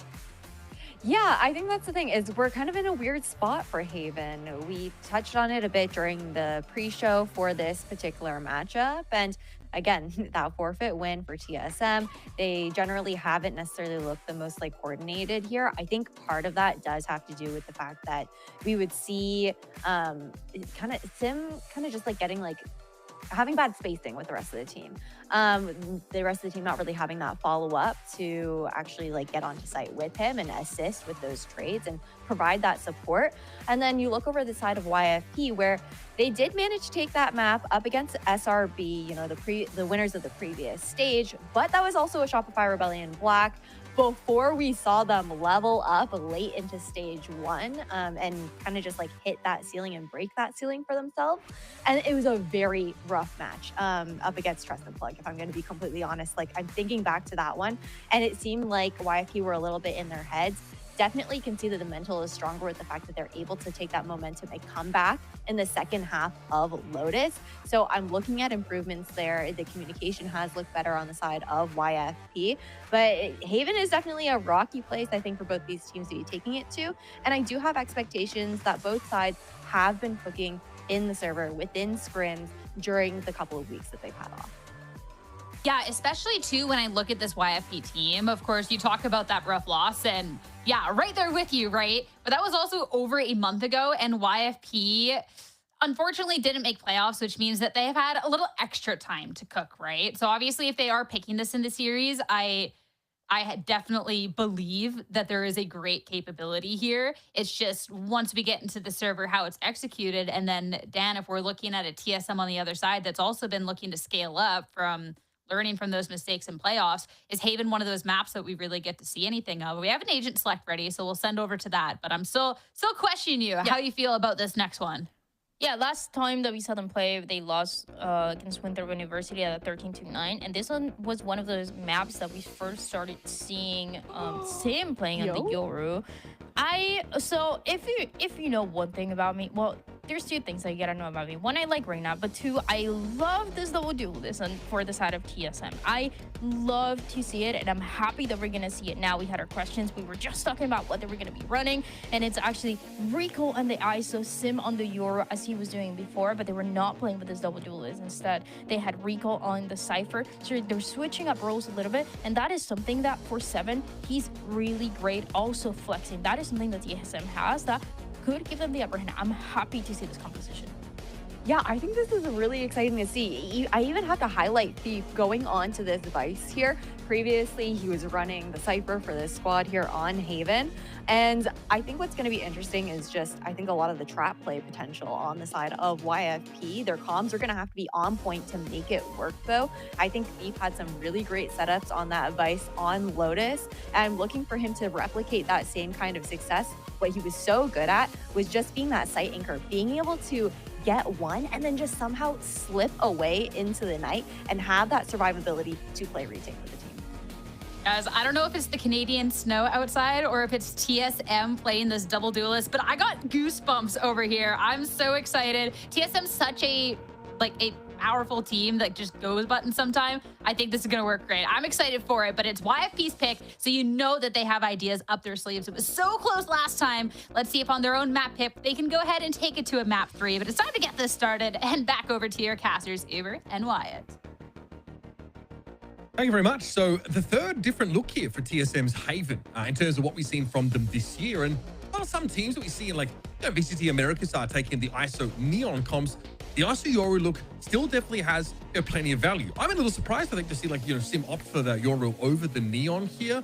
But again, I know TSM definitely have to show us an improvement on this map. It's clearly one they've had to have been trying to retool a little bit in the break that they've had from it. But again, I mean, YFP could quite easily make this a 6-map day for us, Wyatt. It just wouldn't shock me. Certainly not. I like this comp from TSM, though. I think it's a good switch up.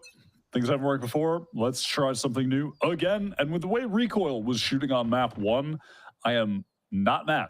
I'm getting thrown onto a duelist pick.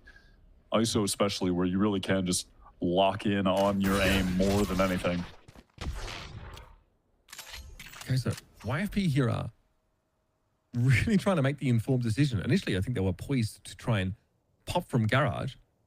TSM are ready for this. This might have come up in scrims, or just maybe they're just read into what we saw on Lotus, because both teams fought each other incessantly for the first 3 rounds of the game. YFP here are just jockeying for position. They want to have that decent player foundation at any of these sites that TSM end up hitting, but we have a quiet push up towards B. They will be getting this site ultimately for free. I'm sure they do not expect YP to have 4 players, though, stacked up at that AP link ready to fight together. Yeah, again, this could come back in. The problem is that YFP are all going to be coming from essentially the same direction. Lit as they are and hit by the undercut. Recoil's been able to take a pretty aggressive position, but the double tap does get broken up. He needs to get back to the site, but the spray's coming in through the smoke. Thief and 7 ships in the night.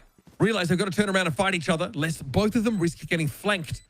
And now the full group up here. 7's in a good, decent spot for a crossfire. Why? This isn't over. YFP falling to pieces now. It's up to Stella. And a 1 versus 2 to save the round.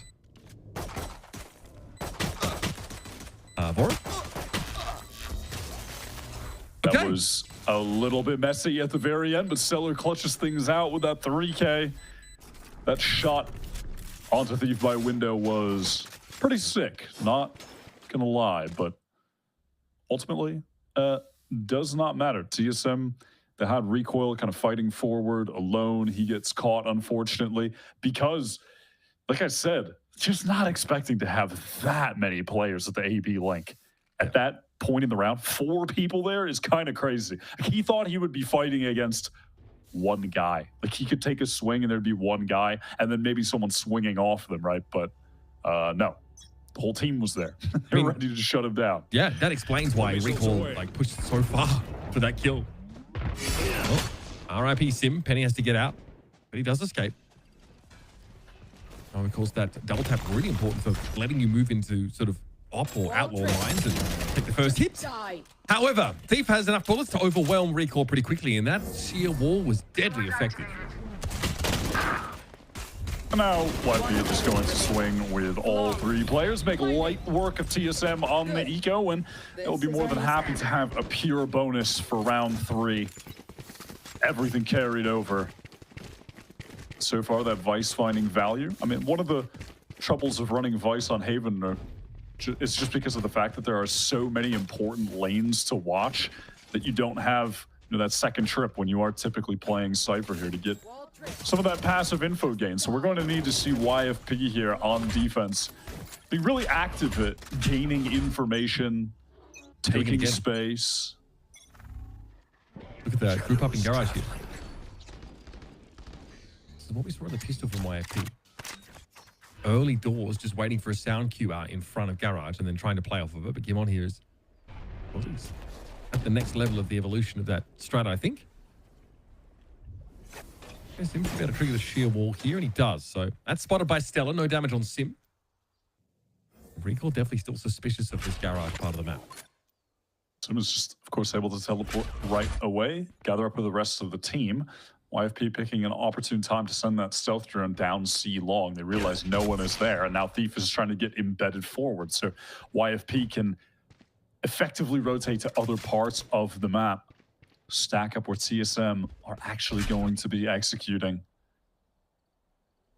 Excruciatingly slow round for TSM so far. They know that they're walking into people maybe tucked on corners with this Spectre in play. 2 Bulldogs as well. And they want a clean round. They really don't want to have to walk into, YFP's gun round with only, like 2 or 3 of these Vandals. This is dangerous because time is getting low, and yeah, now that Razorvine is going to slow them up even further. They're going to have about 20 seconds, but making light work of Penny. The site should be easy to crack open. That's the Outlaw out of the game for the time being. Not that it would have mattered. Recoil happy to stand and fight now. No double taps available, but still, YFP now forced to retake here. On A side Haven, never great, especially not with, a Spectre and a Bulldog to work with. TSM might get their wish and actually end up with a clean buy here. One that can match what YFP will inevitably go to in the next round. There's an aftershock for B-Dog now. He's got to use this wisely to force a position.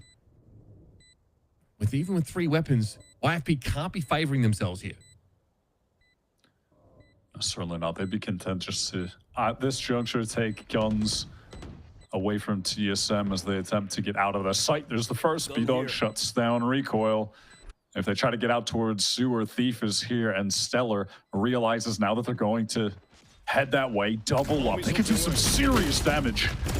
Or 7 could knock him down pretty much straight away. The 3 rifles to take him to the next here. I think you're happy actually with how the round ended for YFP, considering how hard it would be to try and commit to the A side and make something happen there. TSM, of course, still in decent shape here, but YFP want to keep their foot on the gas. It's about having a nasty round here. Recall has to go for a shorty by the looks of things, but he's able to get a Vandal in, rather Phantom, in his hands. And kill contract is 1 away, so keep that one in mind.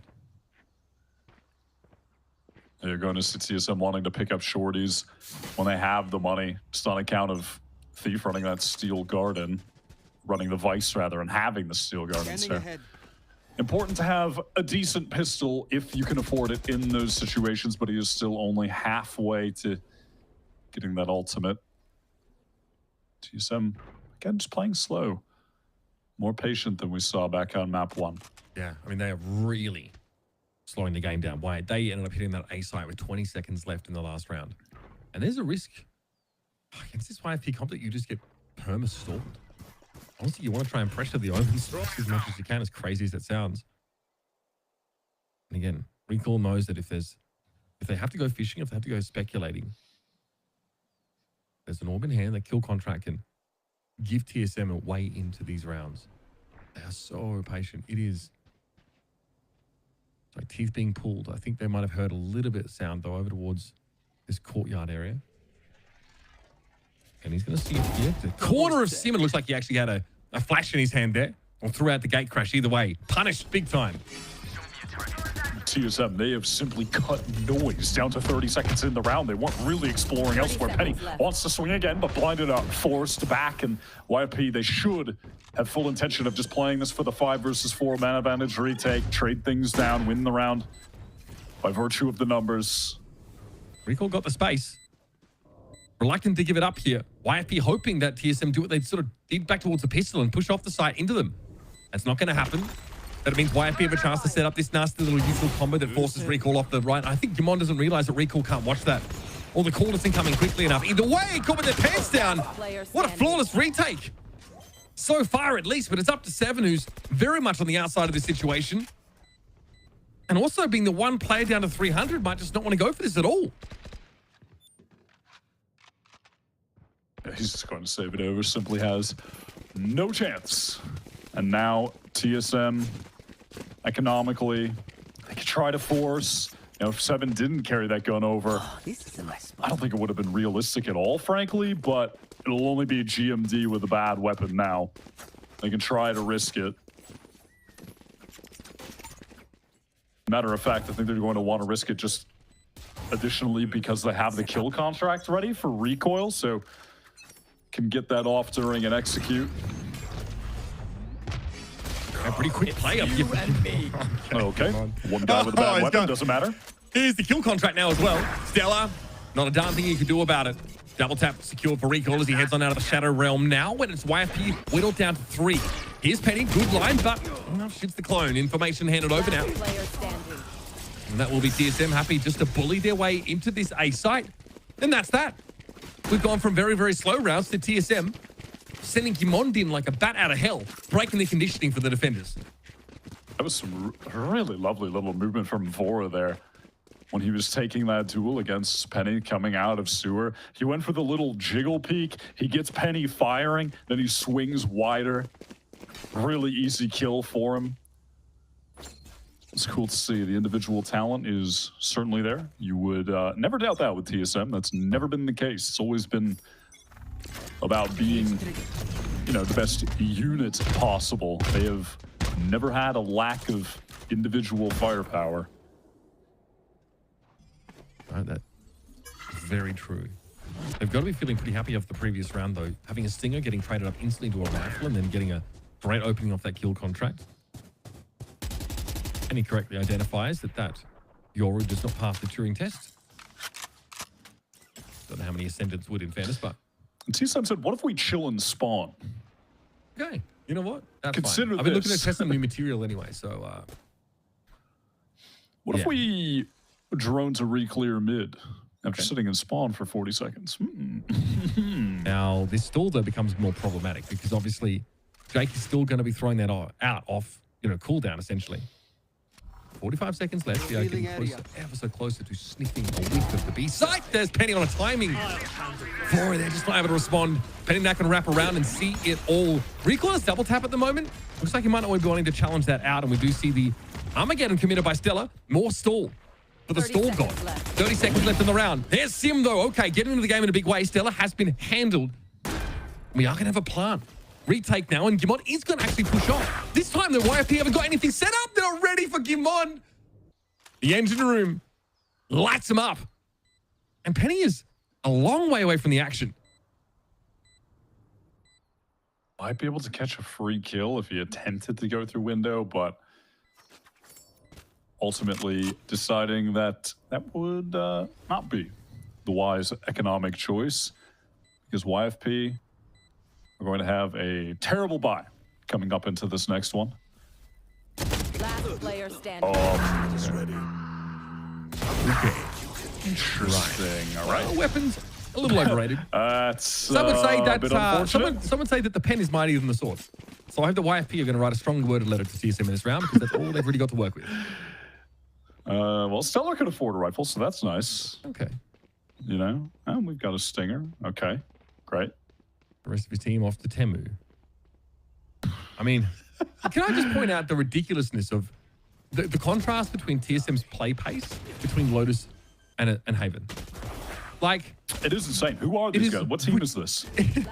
Because normally, like, okay, so obviously you will change your approaches on different maps, but to have such a wholesale difference that feels almost fundamental in how blatant it is kind of shocking. TSM, like, they've been, I mean, credit to them. They are very disciplined in how they're playing out these rounds. Like really, really meticulous. Yeah, listen, I do respect that they're trying to do, well, okay. Speaking of meticulous, contact pushes. But at least the trade is found. And TSM, they don't want to capitalize off that. They, or, you know, not that they could have. There are only 2 players there, rather. They play it safe and they get what they want. Just regroup. In their favorite location, their spawn. Yeah, their spawn. It's a half buy, though. So they're correct in assuming the YFP are probably going to have to take some risks because they're util light to get information midway through the round. So this very slow approach has paid off for them now. This is not a fake over towards the A side. This could actually be dangerous. YFP, they're trying to get in, and 7 isn't with the team right now. I mean, recall, like, hindquarters may as well be made of concrete. That was labored into A, but 30 seconds. You were worried about, you know, TSM walking into something, they do sniff it out. 7 is potential to be a real nuisance, and he hears this rotate back through spawn. That is so nice. Oh, and he gets himself one. Okay, even if it's threaded out, I mean, damage is well and truly already done. Love to see how TSM were able to work the map there. They were just dragging YFP around, knew exactly what they were doing to those defensive rotates. One enemy remaining. No one escapes all right. sight. No. But all good. TSM, you know, they played that pretty well. Despite losing that one duel, got worried for but a moment. That's going to force YFP into the timeout. No worries. I mean, YFP have to call it at this point. TSM have definitely been sort of causing them some problems with their pace. In fairness, right? This is kind of something we talked about with rankers, that it wasn't really until teams started really slowing the game down that they were able to unravel it. And all of a sudden, a team that was so dominant at the start of stage 1 ended up falling flat as they headed over towards those playoffs here. Now, YFP probably have a couple more dimensions than this, and you'll note that they're not being psychotic as they run across the map. Last player standing. Yeah, it's tough.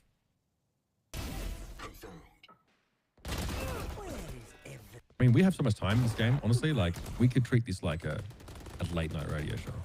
No, I might do the NYT mini cross in the first... okay. I have time for the mini crossword. I probably have time for connections while TSM are setting up to hit a site. We'll see how slow this round is. Otherwise, I'm gonna hit you with a late night radio intro. Let's see.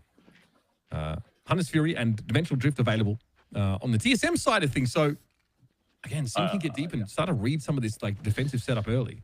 The old run around with the Dimensional Drift, spam the ping button, and then your Sova gets a kill with the ultimate. The classic maneuver. That fault line towards the A side of the map. Sim seeing a lot of ordnance bloom around him. But yeah, still pretty slow start to the game. And that's probably not going to change anytime soon. Who's next? A gate crash into... Okay, that is... I love that. Okay, gate crash taken, of course, just to get Sim pretty deep here. So Dimensional Drift means that TSM don't have to play that labored... I love it. I love that so much. Just ping out the Omen. Okay, Sim trades his life for a bit of space. And there it is. The classic play. And TSM are in this 4-on-3. Wow, middle of the Steel Guard and into the Rolling Thunder. 3 versus 4. Must win now for YFP. This investment is massive. Ping down. Easy kill for 7 to play off the trip in a second there as well. It's all gone wrong for YFP. Big timeout that they took. A very pregnant pause in gameplay. And TSM here, I wouldn't say they're, you know, red hot pace, but they've got ultimates that mean that they don't have to sit around and maybe wait for a tip-off or wait for information. 7 as well, just having enough cash to get the share of secondary, so when the Steel Guardian comes out, he's got a decent enough weapon and he kills 2 people with it. So a little heads-up play to make sure your armory is stocked up when the Vice is on the field, which I do think is contributing to their slow style of play at the moment. They do really want to find out where that Vice is and avoid all of the Razor Vines, which I think they've done, I want to say almost every single round, if not all of them. Has there been a situation where they've ran into the Razor Vines and are getting stuffed at a choke? I don't think so.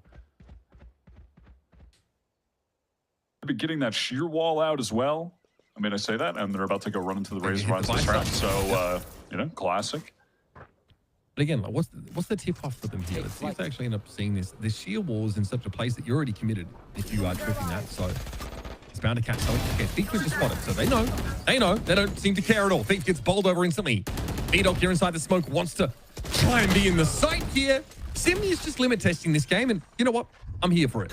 That is disrespectful and I would say uncalled for. Also not recommended that you go for a move like that, but Sim However, is 1 of 1. It's characteristic. Yes. Characteristic there from Sim, Vora.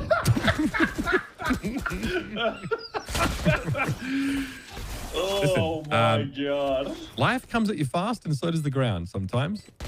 Gravity's a hell of a drug, folks. Penny will fall and they have TSM getting out to a 3-round lead on this YFP map pick. Okay. I'm telling you, I'm starting to think of this late night Valorant talk show. I'm spinning up in my head. I'm sorry, I'm having a giggle at that one.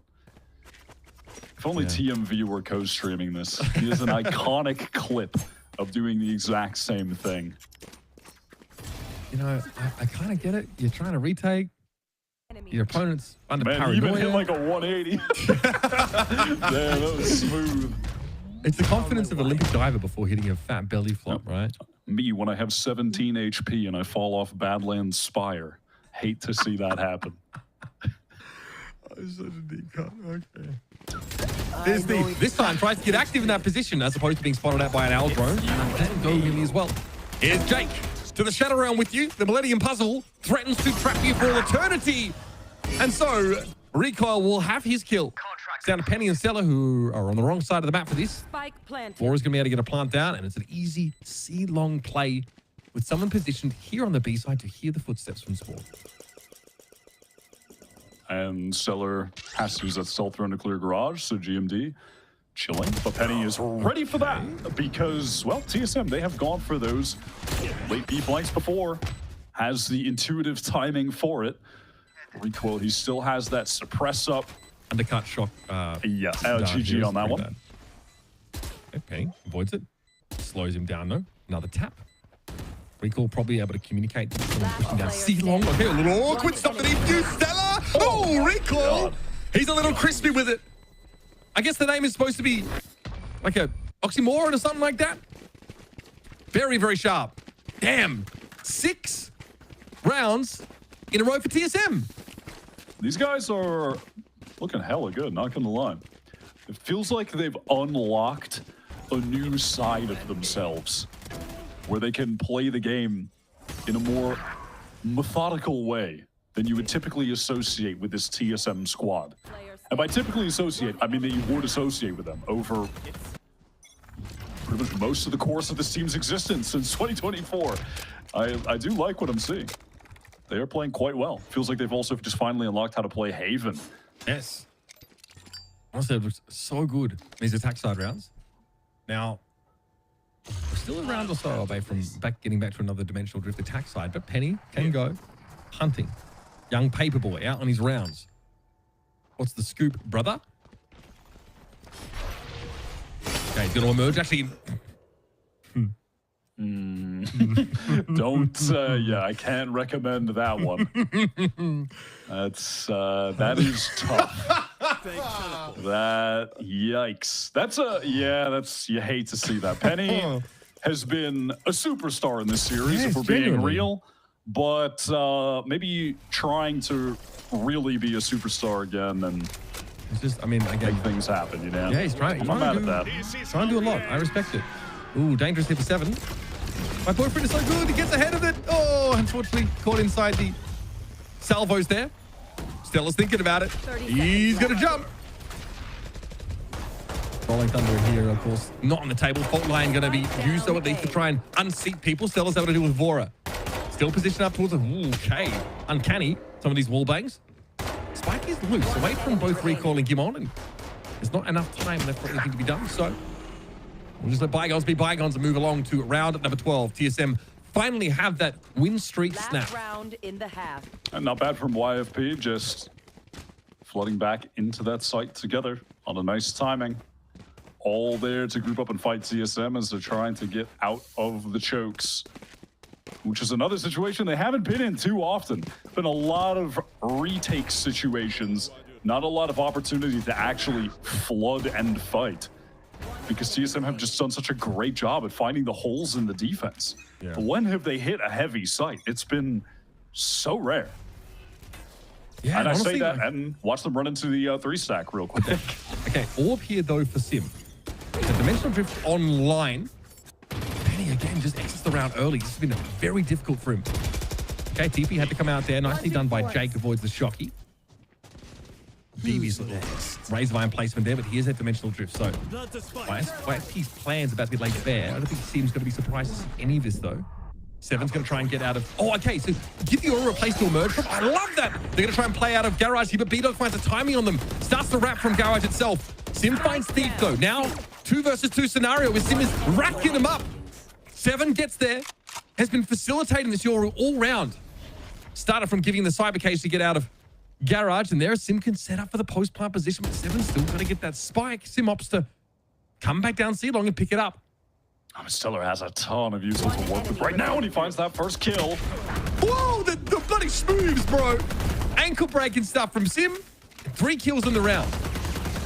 He really just drags TSM back into that. He takes 2 1v1s back-to-back, wins them both. Had that timing to take the fighting of a player that was coming in from Garage when he was around default on C site. And then him and Seven double up to swing back site together as well. Some good fundamentals from 2 of the OG TSM players there. Oh man, yeah, tough one. Again, that's Phantom Spray can sometimes betray you. Solid first half there from TSM after, you know, like losing the pistol round. Very reasonable. We just don't know what to expect from these guys in terms of the Haven map. I mean, that is crazy, right? They lose the pistol. They get 8. I mean, you know, the old, well, what would have happened if they won the pistol? But, I mean, actually, though, that's half of a YFP's rounds. All right. Sim's going to flash himself here into lobby. This is not the quietest of approaches, so YFP very incentivized to head towards B, but it is a bit of a funnel. Rear TSM players ready for it. Jake wants to get ahead of the util here and is able to get onto the side. Oh, what? He didn't stick it. Okay. Well, Jake tries to push off, but maybe looking... Oh, God, I don't know what happened there. Sim able to crawl over this site now, and it's up to Thief. Oh, that is disastrous. He felt like he was just under too much pressure, couldn't get the spike down. He gets the first. I want to find more, though, and here is Sim and Seven pushing for it. Sim deals with Thief, and that is a disaster for YFP to lose the pistol there. Yeah, and again, they hear this action. Like raps. They hear this action, aim, A lobby. So I get why they want to go over to B, but what happens there with Jake? He opts to stop planning and, like, push up. Is it util coming? I think he was, just under the impression that there was going to be some util coming in. He was really low. Oh, it's a shock. Probably worried about another shock dart. Yep. Yeah. Yep. So he just got scared, little anxiety trying to get the spike down, goes up, walks into the spam. I mean, that's just unfortunate. I mean, you can't blame him for having that natural reaction in this situation. It's just pretty unfortunate. And boy, did TSM capitalize there. So proactive after the fact. Seven, who is topping the scoreboard right now, chat. Our boyfriend is so good. What? There's Sim, though. Let's go with it. Penny picked off here, though, by Sim at the start of the round, though. The Outlaw able to peer in towards Garage now, and we will see TSM try and match the moves of YFP across the map. Jake gets to the B side now. Obviously, still needs to be concerned about the util that would come to interrupt the plant, but he sticks it anyway. And there's Seven again. Absolute menace. This time with the Spectre. 1 enemy remaining. And here it is. Yeah, another one for TSM. Getting to 10. And YFP have been so lifeless here after, honestly, the first 3 rounds of the game, Wyatt. I don't know where they've been. Certainly. And, well, at least they do get the plant down on this force, so their economy won't be completely egregious. But unfortunately, YFP in this game, they are not for 2 on the we lost a pistol, let's force round 2 attempts. And now, of course, because of the loss bonus, run it back. We've got 5 stingers yet again. But, you know, at that deficit, I can't be mad at them for attempting to go for the 4 spy. You know, they're getting into B. They're getting the Razor Vines down, which do stop TSM from trying to flood in. You know, that provides some safety for getting the spike in. That's the nice thing about having the Vice. But yeah, ultimately in the post plants, they are falling to pieces. Honestly, like, there's not a ton of retake utility in TSM's comp. It's just not built for it. But you have like undercut, drop dodge, a little bit. But again, YFP trying to get a post plant scenario seems to make sense, especially with their setup. Perfect for stalling and punishing a defuse attempt. Okay, so YFP, they take some instant control towards Garage, wanting to fight that area of the map. And in the meantime, they had a couple players gathered up to just take A long straight after the fact. But TSM, they are prepared for this. They're trying to get 3 players ready to anchor this site. Sim. Oh, okay. Benny does follow that up. Gets to the back of the side here, but beautiful off angle. That one way is brutal. Vora just makes a meal out of YFP. And unfortunately, this little Stinger Gambit does not pay off. Boy, and that buffer is getting TSM thinner. to win. I am glad I made the correct prediction with TSM. Right? Imagine being right Ash. Crazy. The big 2025 being Ash right now probably doesn't feel superb. You know, I thought B-Dog coming back, the whole thing. Remember Furia? You remember the good old days, Mitch, when these guys beat 2G? Oh, dude, yeah. That one game. I thought we were going to harken back to the good old days, but no, we haven't. But I do like to see TSM playing at this quality. Yeah, again, I'm not. Am I? I'm not. There's been a couple of inexplicable things we saw from YFP, maybe on the previous map, but like it is. These guys are probably amongst the most experienced players in Americas, right? In this region. I imagine they have to be able to put it together. One enemy remaining. Here's your highlights, of course, over the last few rounds. And TSM, honestly, they're on this defense side, hard to deal with. YFP have been, getting the spike down on an occasion, right? But honestly, the game plan always seems to have been, Wyatt, this pivot over towards B, which, can I be honest with you, extremely reminiscent of what we saw in Lotus. Yeah, really. I mean, yeah, you're not wrong. It really is. This YFP team, they have been struggling to get TSM to actually rotate away from their intended site to execute upon. All right, at the opening of this out of the timeout, TSM may have decided to push ahead of the Tejo utilities. Sim, here's that stealth drone across the sewer, so he feels like, hey, I can take even more space. We have the dark cover down. Why not? No, the assumption for Stellar is that TSM respect the util, but over yours. Like, no, it's just something to replay around it. Oy, awkward clone. Okay, pivot back towards the B side of the map. Here, recoil. A little awkward. Double tap though. Active and he's ready to fight. Here's 7 though. Absolutely rolls them. Finding 3. Just an incredible map from this guy who we were obviously gassing up for being mega flexible and moving over to Senti here. And well, suffice to say that the location has been taken note of. Recoil is the one that capitalizes. He hits them with the perfect spray transfer. Has an assumption that B-Dog will be tucked towards the left side of B main as well. Reads that correctly. 18 and 7 on, 18 and 7 for a player that I was, about to say something about his, how would you say, I don't know, length of time playing Valorant, because for some reason in my brain he's still like a rookie, because I still remember those days, the olden days where he was like a hyped upcoming duelist player, and now he's kind of a vet, which is crazy. This guy's been competing for a long time now. Yep, you're dead right. Cutting through. TSM with this, I saw your comp has been so good. I mean, sorry, as I remember, it's the old Fnatic comp, honestly. Yeah, it is. I love it. Penny's going to get out though. Doesn't quite feel comfortable about the stability of things on this A side once he gets into TSM. Look at him flooding in right now. In fact, here comes Sim for 2 and recoil once again. See you later, Maximilian Pegasus. You're cooked. B-Dog, the newest edition, makes a swift exit and makes it painless at least. TSM absolutely turned YFP into pretzels. Gotta say, that's honestly pretty shocking result. Both matches today, shocking result. I would not have thought, like, you tell me TSM win, okay, cool. But to win in that dominant fashion is pretty crazy. First map, sure, 13-11, but that was a fake comeback. But still, though, I mean, credit to YFP for getting it there, but Haven is a blowout. And that, bear in mind as well, is TSM coming off of losing Haven to both Envy and Winthrop. The last 2 times they played it, they're running different comps both times. Feels like they just can't find their footing on this map. And now they look insane on it. And it wasn't their pick. That was the pick of YFP. So a lot to be excited about for this TSM squad, who also just displayed a much different pace on Haven. They're getting some different attributes to their play. I mean, it was on the attack side, they slowed it down so beautifully, and then they go for it on their defense. They do find these windows in order to make things happen. I love the fact that they refuse to get caught outside of the C side, the A side rather, when it comes to retakes. They flood in as that hit is coming. They've got the stall util to back it up. Really impressed with what we saw from this team, but I've been really impressed with TSM before. A lot of times, actually. Been very impressed with this team and then, disappointed. So obviously, it's about peaking at the right time here in VALORANT Challengers, but this is a great start, a great game to take, and a great pred to get right, if I do say so myself. Feels good to not be 0 from 2 today. Anyway, folks, been great to have you here in the commentary booth. We'll see you guys on another show somewhere else. For now, that we're going to, of course, head back to our desk and break down the day that was.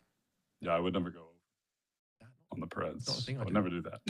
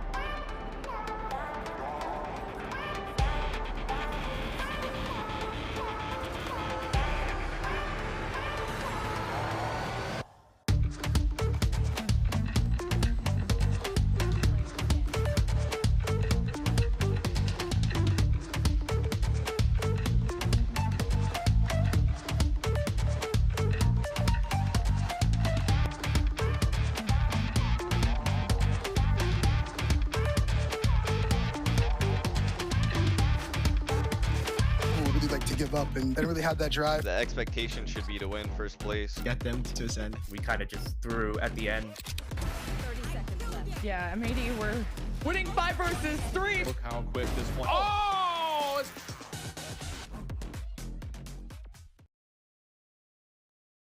To the second map of the series with Haven, and swiftly answered by TSM here. They're looking so strong with this double duelist, little roll swap in.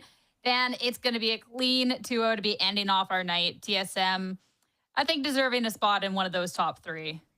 Oh, yeah. They look really good, and I love what we got to see in Haven. We had our questions about, okay, we're excited about this double duelist, but how are they going to implement it? And they did it in such a unique way as well, right? They were barely getting any map control towards the beginning of those rounds, and then going for it, having to redrone. It seems like other teams would have taken advantage of that, right? On the defense side, be a little bit more aggressive, and that's a lot of the times what happened, right? Being able to punish that early on, getting that first pick, and then Seven constantly having some great timings on the flank and the lurk to get those last couple kills for the post plant. It was really, really well played, and it was not the extremely aggressive style that we could have expected. It was just on a macro level so much better.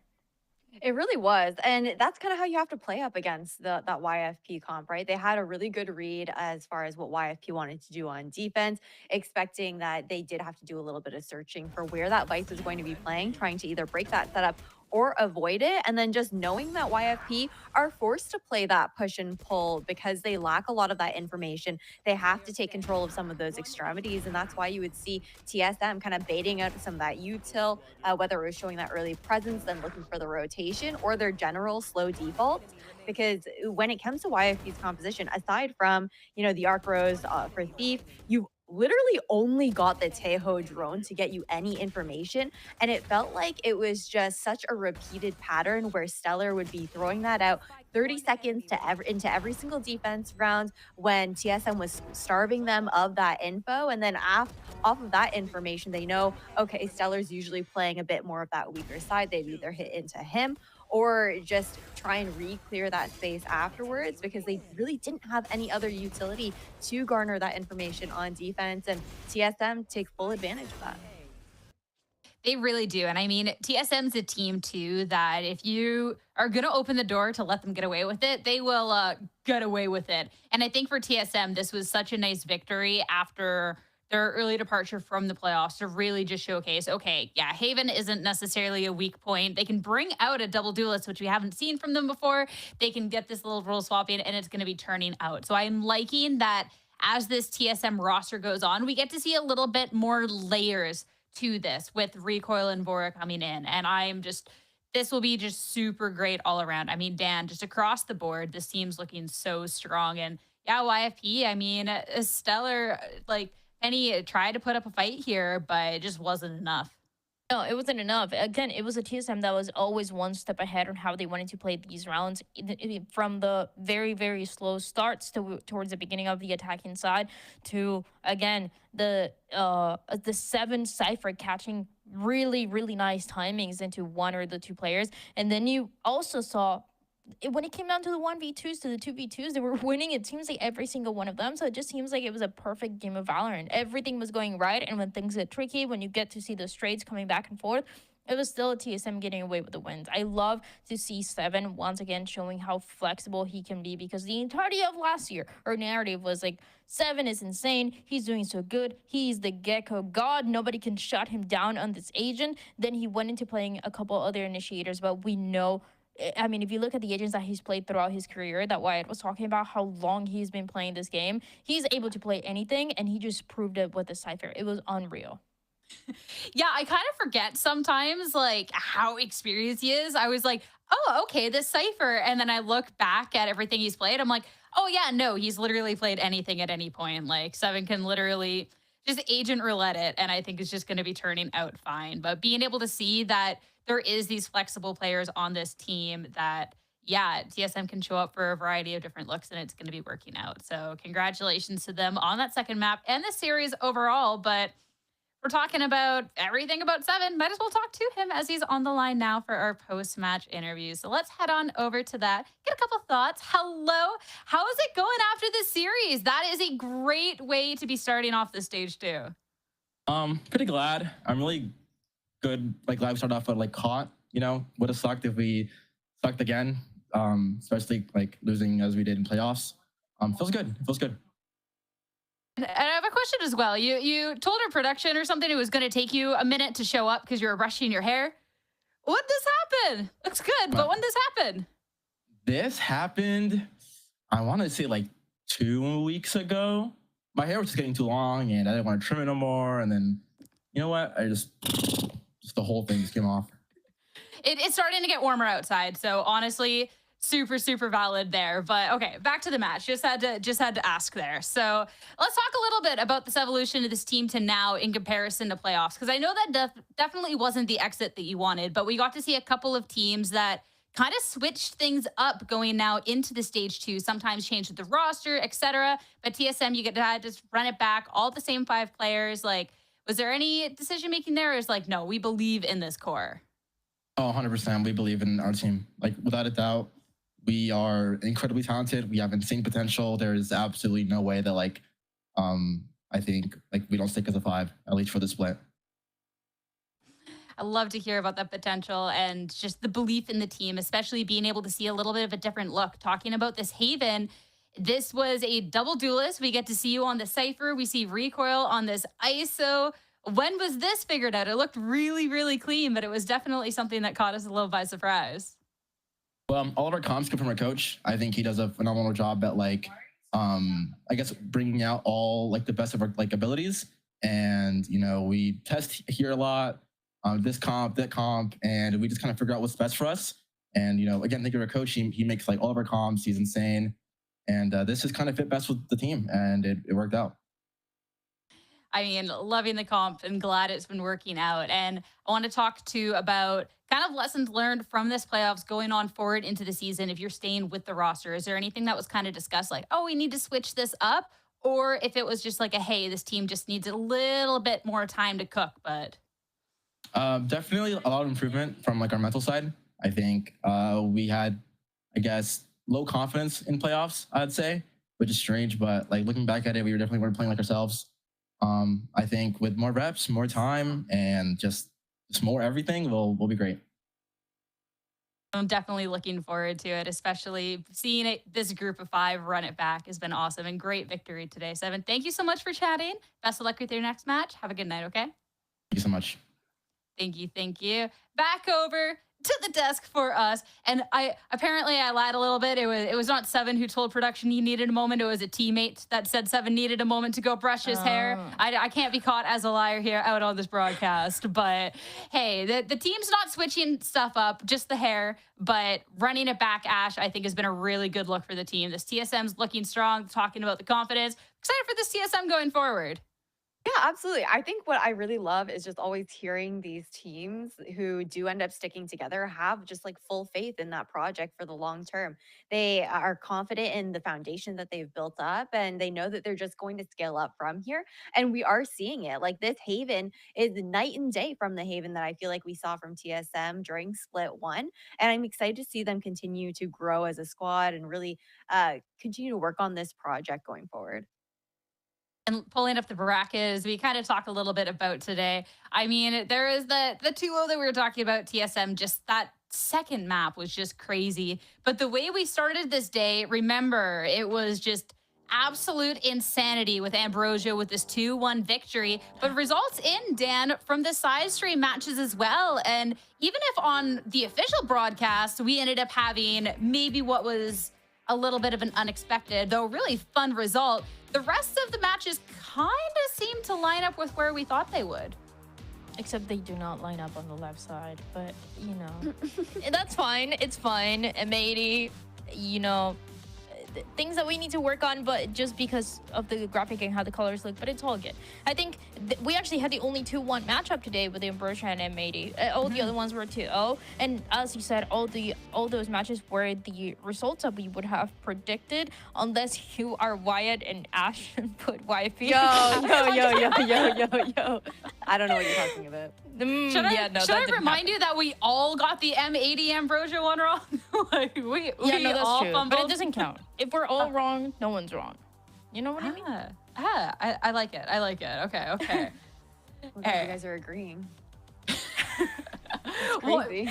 Once in a while, me and Dan have to come together and agree for the greater good of the broadcast. Other times we have to argue just to make it fun. You know, it's just keep everyone on their toes. But as fun as today has been with these matches, unfortunately, that is it for the Valorant that we have today. Of course, there's going to be more tomorrow, so make sure to come back. Stay tuned. Until then, have a great night. Thank you all so much for tuning in. Post-plant protocol's concerned. Here's Armageddon now. It's going to clear Speedway out entirely. One will come from the attack side, though. And wow, M80 really able to capitalize on it there. Players forced out. Big time. Falcon set up a retake balls here to potentially cut off B main. Or even the backside of the side, but it's going to be awkward. Acreon's able to take their chances now. Beautiful three-piece so far. And M80 can really only look on. Try and slow down the jump. Fight in main. Easy pinch for Ambrosia. It's the speed, the neon. Tweaking. For real. I'm tweaking out about this game. Yeah, certainly the experts came into this saying M80 will win this 2-0. What was the prediction from Dan Dryad again before this day started? I actually don't know. Was it a 2-0? Yeah, I want to say it was. I don't think she said who would be doing the 2-0, right? And now TSM have the plant, but they just have Sim plucked from their midst. Someone who's struggled. We're dealing with the other side of the Sim effect of these last couple of rounds, but there's Gimon. Oh, faithful, baby. Always delivers. Wind him up and he will go for it. Stella gets flattened.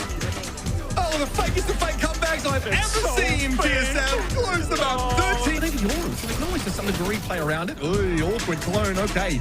Pivot back towards the B side of the map. Here, recoil. A little awkward. Double tap, though. Activity's ready to fight. Here's 7, though. Absolutely rolls them. Finding 3. Just an incredible map from this guy who we were obviously gassing up for being mega flexible and moving over to Senti here. And well, suffice to say that the location has been taken note of. These sort of big